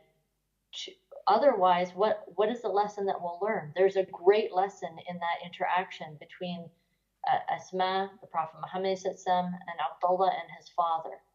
There's so many important lessons for us there, and if we think that somehow this is not good to teach because somehow it'll make Muslims think that Islam is less perfect, that's unrealistic. Because what makes people disillusioned with Islam is when they're told that Islam is some magic name that if you apply it to something, it makes everything perfect. And then they see the reality of individuals, some people who are, have great scholars, great titles, a lot of acclaim, and yet they do things that are wrong. Or people in the community who ignore injustices that are going on. So it's really important what it means for us to be Muslims. It means that we're in a life of constant struggle. We should care about when we see anyone hurt. Man, woman, child, bird, cat. I mean, there's a lot of suffering going on in the world, and we can become overwhelmed by it. We have to understand that this is the nature of this life, but we have a responsibility both individually and collectively. When we're talking about misogyny, we're talking about many structures and things that need to be addressed. There needs to be a collective movement. Imam Saleem said, "Why isn't it a priority?" And it's quite interesting. I noticed one of the things in the United States is that when I look at injustice in the United States, having lived there for so long. One of the things that many of our brothers, especially our very active brothers, the ones who are very charismatic speakers, they talk a lot about racial injustice. And that is a serious issue in the United States. But somehow I feel that they feel more confident and they're more eager to talk about racial injustice because they see it as a Western problem or an American problem. It doesn't threaten their idea of Islam. And there's also, I hope this doesn't sound wrong, but there's also something kind of culturally to affiliate yourself with the African American underclass, to embrace hip hop and rap and the whole culture gives this kind of element of being like cool with the culture. And I'm not suggesting that in any way this is insincere, but what I'm saying is that advocating for women's rights is seen as somehow a Western, affiliating yourself with Western culture, whereas affiliating yourself with racial injustice is seen as somehow affiliating yourself with a countercultural movement. And I think there's broad, deep structural issues that we have to look at. I'm told I'm supposed to cut myself off, so I'll leave my other comments for later. Dr. Zainab, thank you. I'm thinking due to time, it would be good to open up some of the questions while you're still here. for the audience. So if we take, say, 3 questions at a time, and then the panel can respond to both the questions that we have within the audience. To specific people, please say if there are specific speakers you'd like to address. And then just keep our answers as concise as possible so we can really open out as many issues as possible. So are there people in the audience who would like to start? There's a roaming mic here. Just to begin, I've got a few written down, so I will. I think a recurring theme today is reflected in this particular question, and Dr. Ingrid mentioned it. In fact, a lot of our panelists did, and actually, it's been specifically addressed to Myriam. But I think all of our panelists will have something to say, and that is when we have a scholar such as the great Imam Ghazali, who much of our source and inspiration comes through them, but we find particular elements of their analyses and texts essentially misogynistic. The questioner first wants to know where these particular references are from, but how do we deal with that? How do we not throw the baby out with the bathwater, if you like? How do we navigate that issue when we take so much from a particular scholar, yet on the other hand we see these issues particularly pertaining to women? You can look up The Council of Kings, which is a translation of one of his books. It's translated by Frank Bagley, Oxford University Press. Specifically page 164 to 165 has some of the issues that I referred to in terms of Imam al-Ghazali referring to some of the punishments that women are supposed to have been burdened with, menstruation, unequal access to divorce and inheritance. I went through a few of them, so if you want to look that up, you can. In terms of how to engage with that, I mean, I think it's not just about dealing with al-Ghazali critically, it's about being a bit more grown up with how we deal with text generally. I think we're always seeking in religion people who can give us answers that we can absorb uncritically. And that's the key. There aren't any. You have to engage critically with everybody and everything. And so al-Ghazali is no different in that sense. There may be great wisdom in some of what he says. There may also be extremely problematic elements, I would wager, in others. But that stands for anybody. And just being aware of the sort of socio-political conditions under which any knowledge is produced is sort of central to understanding it properly, I would suggest. Dr. Ingrid, have you anything to address?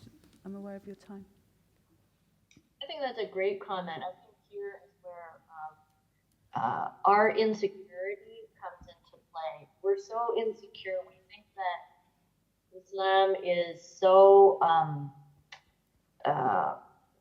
threatened, that our tradition is so broken, that if we don't, that if at any point we don't completely rely on and depend and accept these texts that have been passed on to us as they are through some kind of perfect memorization of the later texts. I'm not talking about the Quran. I'm talking about these later texts of Islamic classics. That everything's going to fall apart. And I just always remind my students, Allah al-Hayy al-Qayyum, Allah is alive, the eternal. Anyone who returns to the Quran is consistently always amazed at how constantly it will speak to the issues of the day. We are not without resources. We are not going to fall apart if we don't fully embrace every aspect of traditional Islam and some particular school or another. So I think that sometimes neo-traditionalism has weakened us in some ways, while in other ways it's strengthened us. Thank you. Thank you, Dr. Ingrid. The sister in the green scarf in the middle, have you a specific question? Well, my question was, how do we tackle with apolitical Islamic societies that don't tackle important issues that face Muslim students today? So, for example, like gender segregation and sexism on campus, which is particularly prevalent within the prayer rooms. So the issue is sort of ongoing with Islam. It politics in Islam just isn't being faced with student societies. Every time I do sort of ask, if we want a political event or whatever, the excuse of we don't want to be held accountable on the Day of Judgment is always used, and the issue is never really dealt with. So would you guys have any advice on how I can deal with this? Thank you. Thank you. Look, the key is to just get involved at the highest levels. I mean, there should typically be elections within an Islamic society.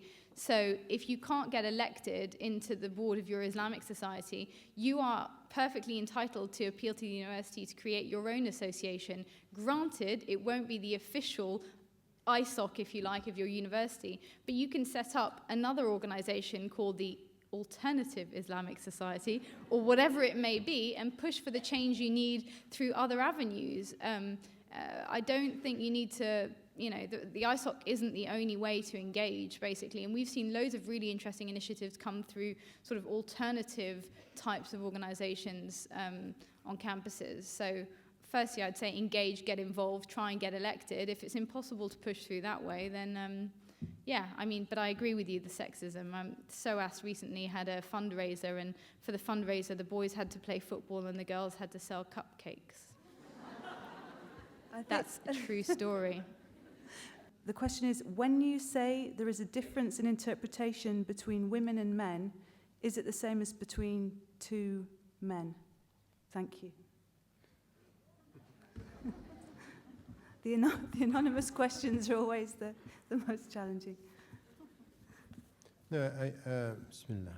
What I was referring to, of course, there are differences between men, but I think really that when it comes to getting the whole message, the comprehensive approach, the holistic approach of Al-Quran Al-Karim in the way you read it, I think that there is a women's reading. It's the way you look at things, and even by the only fact that you don't start with the roles, but you start with the spiritual dimension, the way you look at life even. Ar-Rahman, Silat ar-Rahim. Ar-Rahim is something which has to do with a very deep understanding of this relationship that you have with your child, your baby. It's not the same as a man. And the way we look at this dimension, the way you look at love, the way you look at relationship, it's going to be different. And the Quran is not first a book of law. The Quran is a book of teaching and moral guidance and the deep understanding of what being a human being means. So I really think that on this it's quite different. And one thing that I wanted to respond to about the critical thinking. In all what you are saying, now you are astonished or surprised because we are talking about Imam al-Ghazali because of what he said. Just go to a Tabari, if you read a Tabari comments on the Quran and some specific verses dealing with women, you stop reading. Because you need, and we all need to understand something which was in the questions that we have. We have a problem with our leadership, but it's not about the leaders and the scholars, it's about the followers. It's the way we are engaging with our scholars that from the very beginning, even the companions of the Prophet ﷺ was questioning, is this coming from Al-Quran, from Allah? Is this from Allah or is this from you? If it's from you, it might be an opinion. And if it's your opinion, I'm challenging your opinion, meaning you are my leader.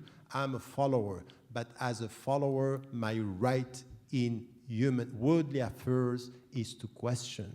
And the problem that we have now with our leadership is that very often you know something from the Quran, you know Arabic, and we have some charisma, we are very happy. Charismatic leaders are the people we follow. Say whatever you want, I'm going to follow. Even with Imam al-Ghazali, al-Tabari, and any scholar in history is just a human being.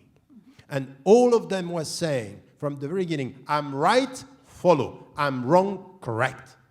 That's what you have to do. So use your mind. So the point here is that the way we deal with this is very often that we are idealizing the scholars. Yeah, yes, Imam al-Ghazali was just living in the 12th century, and he was dealing with a world which was, where we were saying things like this. We were thinking like that. This was a cultural dimension. So be critical with this. But one thing that I want to say, we have to be critical with everything, with everybody, not with everything. There's something in the Quran saying, سَمِعْنَا وَأَطَعْنَا. التوحيد, the 5 prayers, the principles of Islam. Here, you have to understand that your intellectual humility is, I'm going to question anybody, but I'm not going to question all the principles. There are some principles, when they come to me, I need to get this trust that it's coming from Allah.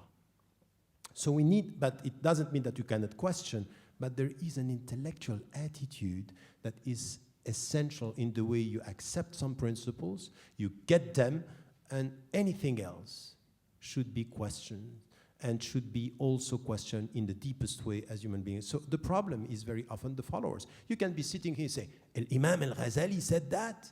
I have a question to you. How come you don't know that? What's the problem with you not knowing that your scholars were just human beings? He said that? Yes. And even things that are even in our tradition worse than that, coming from the best scholars. Yes, they said that. And so what? What are you saying today? That's the question. In which way you are questioning. So I'm surprised by the fact that you are surprised. Thank you. Sorry, before, yes, the next question. Where's the microphone? Assalamu alaikum to all the panels. Is it permissible for me to ask 2 questions or not, specifically? If they're teeny tiny. Okay, sure. First one is specifically to Dr. Ingrid. I love the way towards the end of your lecture you were doing the analogy about recategorizing hadith or religious text. I was just wondering, how would you reclassify the famous hadith where each one of us is a flock, shepherd for a flock? And specifically in the text it says that the man is in charge of the family, whereas the woman is in charge of the house of the husband. I mean, can that be anything other than an endorsement for patriarchy in the family unit? That's my first question to Dr. Ingrid. And second one to Dr. Tariq Ramadan, regards to the second point you mentioned in your lecture, that we need to accept cultural diversity. It's something that we need to accept. I was just wondering, because culture differs throughout the globe, what aspect of culture do we keep and what do we reject in regards to our change, this movement that we're trying to do, and what are we going to use as a global standard? Or is there no such thing as a global standard? Does it have to have a certain amount of variety or diversity even within that mode of change? Those are my 2 questions. Jazakumullah khair. Another question somewhere here?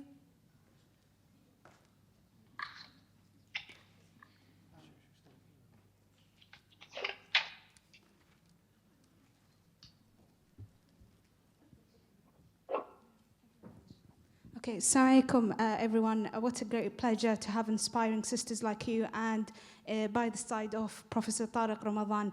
I've got one question to Tariq Ramadan. The question is, in your book, Radical Reform, you mentioned that culture, al-urf, is one of the tools to achieve the higher objectives of the Sharia. Now, the issue is that being an activist within my Muslim community, the issue is some people or leaders in their communities, they try to apply a different context in a different country here in Britain, saying that this culture should be part of achieving the higher objectives. Now, there's some sort of conflict when you try to apply a different context to, for example, Saudi here in Britain. So just asked for a few clarification on that. And another question to the sisters is that all of you, to some extent, that you agree there is some sort of masculine reading or understanding to the text. Yet, we know, like in the 8th and the 9th century, there are about 8,000 female scholars, much more than today. Yet they haven't provided that balanced views in understanding the text. Thanks. Thank you for that. Let's hand it over to our panelists and also to speak from Dr. Zainab and Dr. Shuruq and Ustadha Safia as well. I think that the question that he left? No, you're here. The question that you are asking, it's an important one. I think that if we come back to, and this is why it's important, the way we deal with Al-Quran Al-Kareem and the prophetic tradition, the scriptural sources, it means that in terms of principles and in terms of objectives that are historical and global, so to speak, principles that we have to take into account. And this is where I was saying this, even in the West, in the way we have to deal with, you know, this understanding of your relationship with Allah and the Quran is to get this, you know, at the end, Ya ayyatuha nafsul mutma'inna. It's this deeper peace that you are trying to get. And it's a struggle, you will never get it once for all. It's a struggle. This is jihad for peace. It's not jihad for power. It's jihad for peace and meaning. From a woman perspective and man perspective, we are heading towards how do we get this inner peace, social peace, family peace. We want peace. Based on this, the way we are going to assess the culture is based on the objectives or the higher objective and the principles, and this is why we have to be critical, even with the West.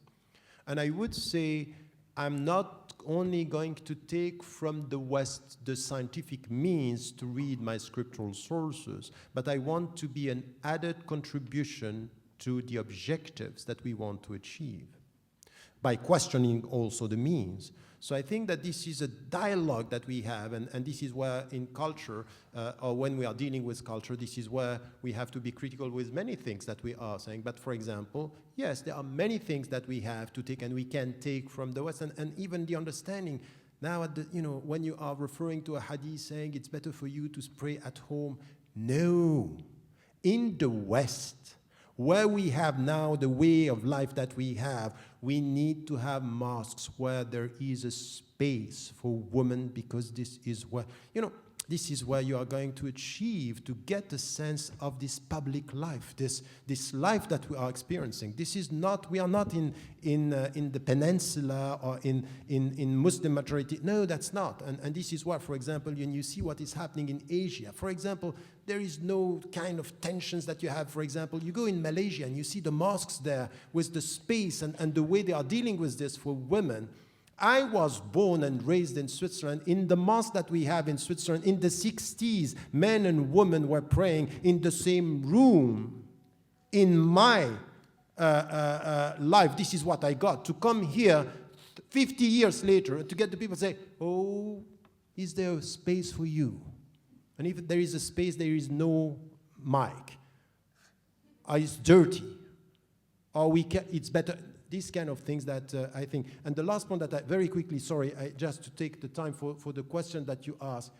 In the book, Radical Reform, you are mentioning, I'm saying two things. Sometimes the cultural dimension and this cultural diversity is helping you to move. In fact, by traveling, by going to other culture, it helps you to move. And this is the way scholars were dealing with the scriptural sources. But sometimes what helps you to move is now preventing you from moving, because the cultural projection was very, very high and heavy on the way we're dealing with scriptural sources. And this is why, for example, we need to understand that, yes, our relationship between the principles and the culture, we have to go very deep in our understanding. Let me tell you something that we just heard right now of the Sharia courts and everything.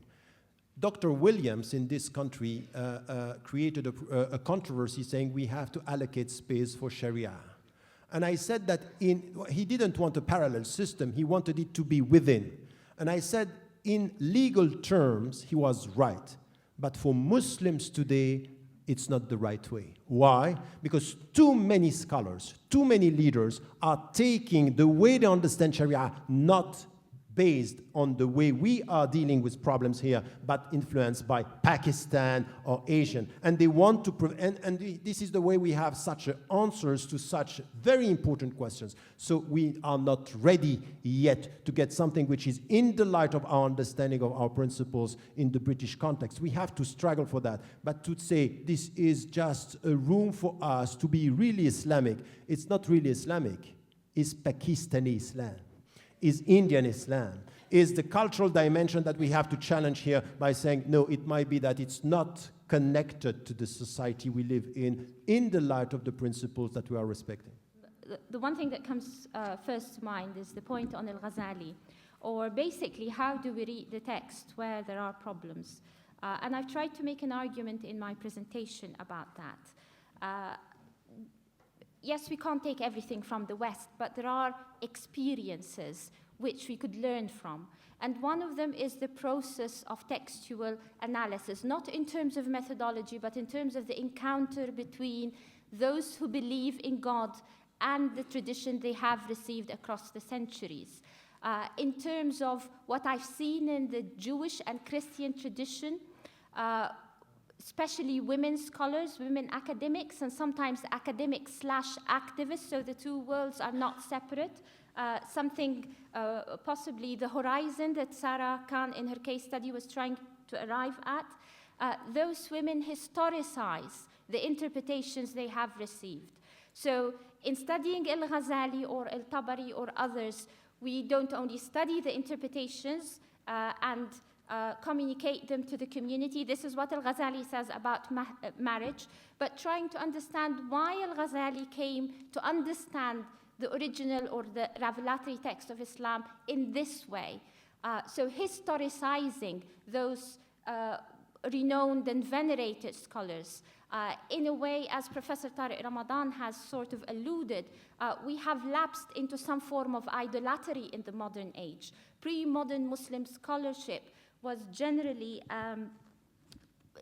based on disputation, asking questions, giving answers, refuting the answers, expecting further disputations. So the inner logic of criticality was already embedded in some of the methods of fiqh, but also of Muslim theology and Quran interpretation. I'm not saying that we should continue with these methodologies as they are without thinking about our own situation today and taking into account knowledge as it evolves in different contexts and cultures.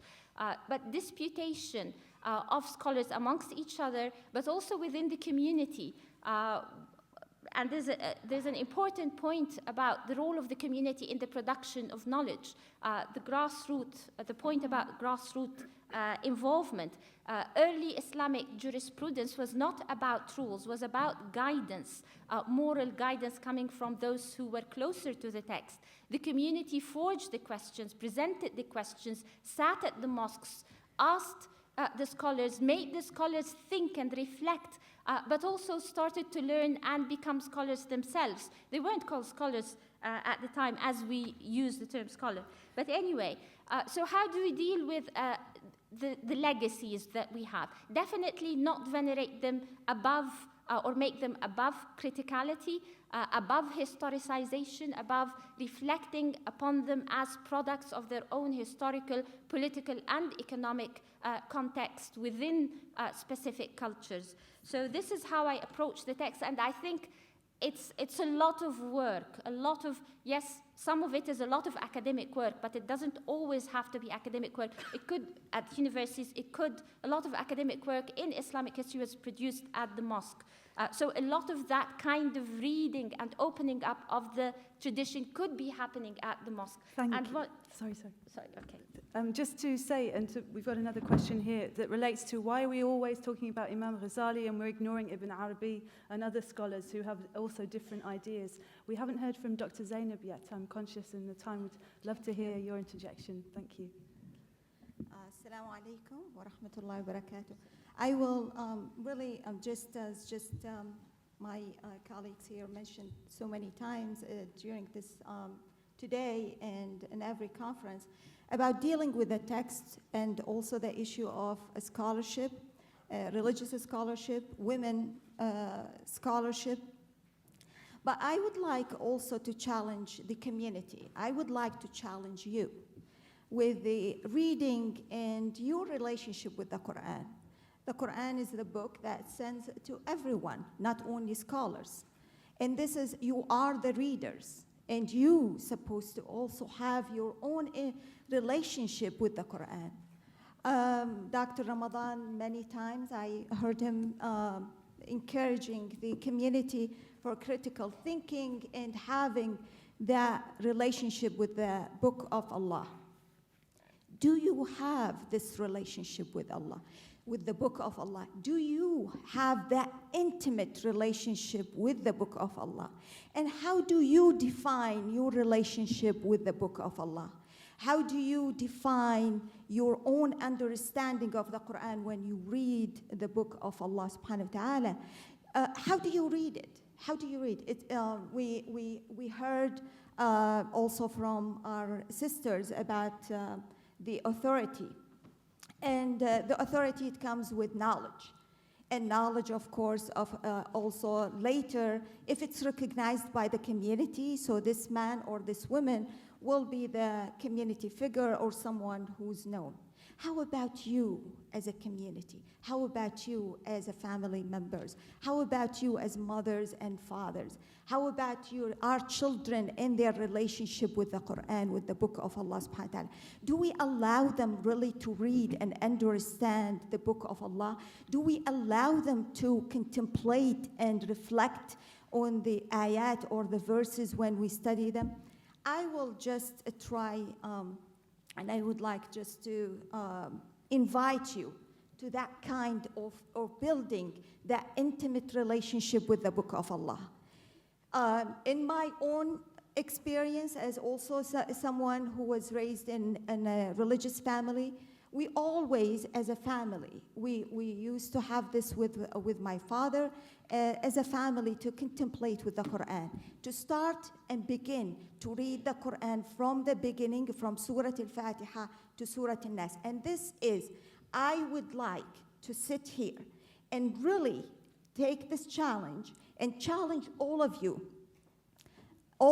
and including ourselves here, to take this challenge and go back to the Quran and start reading the Quran with your family and with yourself as an individual. Have always a notebook with you or your laptop, use it. And when you read the Quran, of course, in the beginning, you have to start with the heart. And you have to start that with that dua or a prayer to pray to God that guide me. Show me what you want me to see. Show me what you want me to understand.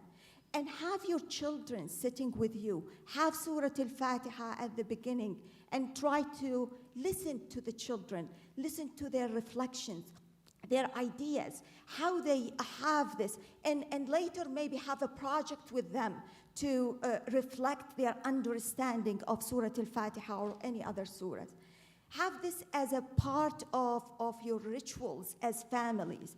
And in this case, we will not have the scholars in that level, but we will have the challenges that comes from our community to challenge the scholars with that understanding, because now you are familiar with the Book of Allah. We are not familiar with the Book of Allah enough, that always we read and we study some of the verses out of context, and then of course we build our own whatever culture or understanding.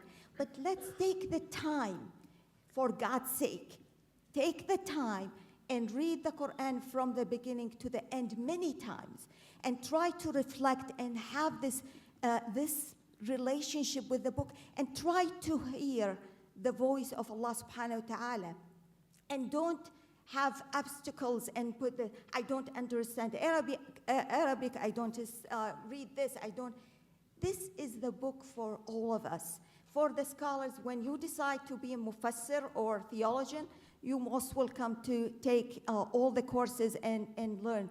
But at least for this stage, at this stage, we need all of us, all of you, to come back to the Quran and really start building this intimate relationship with the Book of Allah. Thank you, Jazakumullah khair.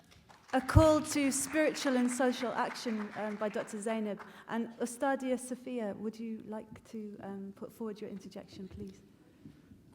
I just want to comment on some of the points made earlier about, lack of education or opportunities for Muslim women. and mosque doors being shut on them. I want to say that actually I've been teaching in a mosque for over 4 years with open doors for every female who actually walks through the door. Alhamdulillah, with many courses, fiqh, aqidah, tajweed, hadith, shama'il, the list goes on. And not only that, I think that the problem here is the void that we have of the lack of female scholarship, because I guarantee you if we had more female scholars, mosques would be out there to grab you. I have requests from mosques, so many mosques persistently for over the last year, come and teach, come and teach, come and teach. And I can't be in all places at the one time. But here the challenge is I really and would encourage every Muslim women in every area to take it upon themselves to learn the Deen and then impart it in their communities, inshallah ta'ala. I think changes can be made. I've seen great changes. I've seen mosques who are not only persistently asking me, but any chance of any female they want to grab them. But unfortunately, the problem is that the void that we have of the lack of female scholarship and teachers. I think that inshallah ta'ala there's huge potential, and the fact is that knowledge is not easy to acquire. People say there are some comments made about lack of opportunity, but knowledge is not attained without struggle. I had to spend 5 years in Syria in the pursuit of knowledge with a lot of struggle, with a lot of difficulty, and only then am I able to impart some of that little knowledge that I learned to whoever wants to benefit from it.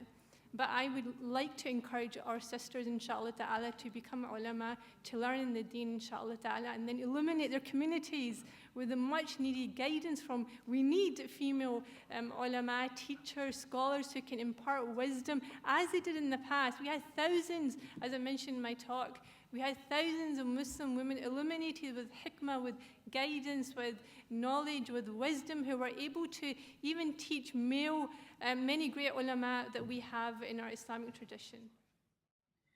Okay, well, what I really wanted to end with is this, that Allah subhanahu wa ta'ala says, الْمُؤْمِنُونَ وَالْمُؤْمِنَاتُ بَعْضُهُمْ أَوْلِيَاءُ بَعْضٍ يَأْمُرُونَ بِالْمَعْرُوفِ وَيَنْهَوْنَ عَنِ الْمُنكَرِ. The believing men and the believing women are partners of one another. This is what the Quran says. Together we enjoin the good and we forbid the evil. We establish prayer. We collect and distribute zakat. This is the primary structure for Muslim men and women in society together. I find that men and women, good men and women, are working together everywhere across the Muslim world, mashallah, to really change many injustices, these munkars that include misogyny and many other things. We have to, I think, part of, as women who care about these issues, we should also remember the teaching of the Prophet Muhammad. Whenever you see someone who has more, look to someone who has less. So part of the way of not becoming bitter or angry when we don't see fast enough change is to also look at the places where we are being unjust, where we are oppressing others. There are huge class and status distinctions in the world today. There are elite women, and just even normal, ordinary middle-class women contribute to extremely unjust social and economic structures. So to make sure that we don't box ourselves in just as women. We aren't only women who are victims of misogyny. We are also human beings who are producers and consumers who sometimes use our power unjustly. So I think this will help us. I just lost my video, so I don't know if I'm being cut off or I'm supposed to continue. Quickly with the shepherd hadith, let me just say that you would then take any hadith within the context of this Quranic structure. But also we have to understand that any hadith statements come out of the context of 7th century Arabia. It was a patriarchal structure. It was a structure in which there were certain forms of the family life. Not every statement of the Prophet Muhammad is normative or prescriptive. Sometimes it's descriptive. Sometimes it's giving and sometimes the meaning is other than what you would think. So for example, with this hadith, it is in Al-Bukhari, Imam Al-Bukhari rahimahullah gives it the title, "A Woman is a Shepherd." Now that's really interesting because the title is not a man is a shepherd of the family, but a woman is a shepherd. So what he noticed in that is that, in fact, in the statement, the Prophet Muhammad is elevating a woman to a position of guardianship. I don't see guardianship the same as authority. If my husband's not home and there's a loud noise at the door, yeah, I'll go down and I'll look and see what's going on. But if he's home, I'm probably going to send him down. So he'll be the shepherd in that case, and I'll rely on him. And I don't see that as him having some kind of patriarchal authority, but I'd rather have a large man rather than myself in that case. Come and see who's at the door in the middle of the night. Thank you, Dr. Ingrid. And Myriam, I'm so sorry. I think we need 3 days for this conference, if not more. But if Myriam, you could, your final thoughts on this. In 1 minute, I want to pay homage to the activists that came. So I'm just going to put a few points out there based on the testimonies they gave. Firstly, the notion of women in authority being problematic. And I think that's partly down to the fact that women continue to be viewed as purely sexual beings. And I know the narrative is that no, Muslims don't sexualize women. Actually, we do. We view them as beings for procreation singularly, and as a consequence of that, we view them as a sexual risk and as a fitna, and that discourse underpins why we try and marginalize women from the public sphere and positions of authority. Secondly, in reaction to what the An-Nisaa Society were mentioning, that women's feelings don't matter, I think we need to highlight women speaking up not as shamed victims. There's a lot of shame linked to the experiences that women go through, whether it be domestic or sexual abuse, and we need to help them come out as empowered survivors. There should be no shame in talking about the fact you were sexually abused. That isn't shame on you. That isn't your honor that's lost. The third point was about something that Saleem mentioned about imams. And he asked how we can improve the situation. I think that khutbahs need to focus on the abuses faced by women and on the Islamic concept of masculinity, which we discussed. I also want to know why we don't have alternative Sharia councils, which some of us on the ground can refer women to, that would be run by much more reasoned individuals who could recognize the right to divorce, etc., etc. So I think there is a need for those alternative spaces. The fourth point Shahina was making, that the situation on the ground is really bad, comes back to what I was saying, I think, about moving away from notions of shame related to those experiences and talking about how empowered those individuals are and how grateful we are for them sharing those stories. My final point was about how to bridge the gap between classical texts and modern interpretations of justice. We don't conceive of gender justice as part and parcel of everybody's responsibility vis-a-vis justice. Muslims love to talk about just justice. Islam is a religion of justice. We hear it all the time, but not so much when it comes to gender justice. We see people busy doing dawah, but they ignore the content of what they're spreading. And so I think we need to be much more challenging when we hear people doing dawah. Really, what is it that you're spreading? You want to talk about justice? What notion of justice? And be much more critical about the voices that are out there representing us. Thank you. Alhamdulillah, thanks for having me. Thank you so much for everyone and for your patience. I first just quickly to apologise to Shamima Malik. She was going to talk about Noor Domestic Violence Support and their work. She's down here at the front if people would like to hear more about her work face to face. I've been told we have to actually exit the building as soon as possible. And for those VIP guests who are coming to dinner, please meet at the front of the building outside. And just to say thank you, and I hope this has inspired you to both spiritual thought and activist action. Thank you very much. Assalamu alaikum.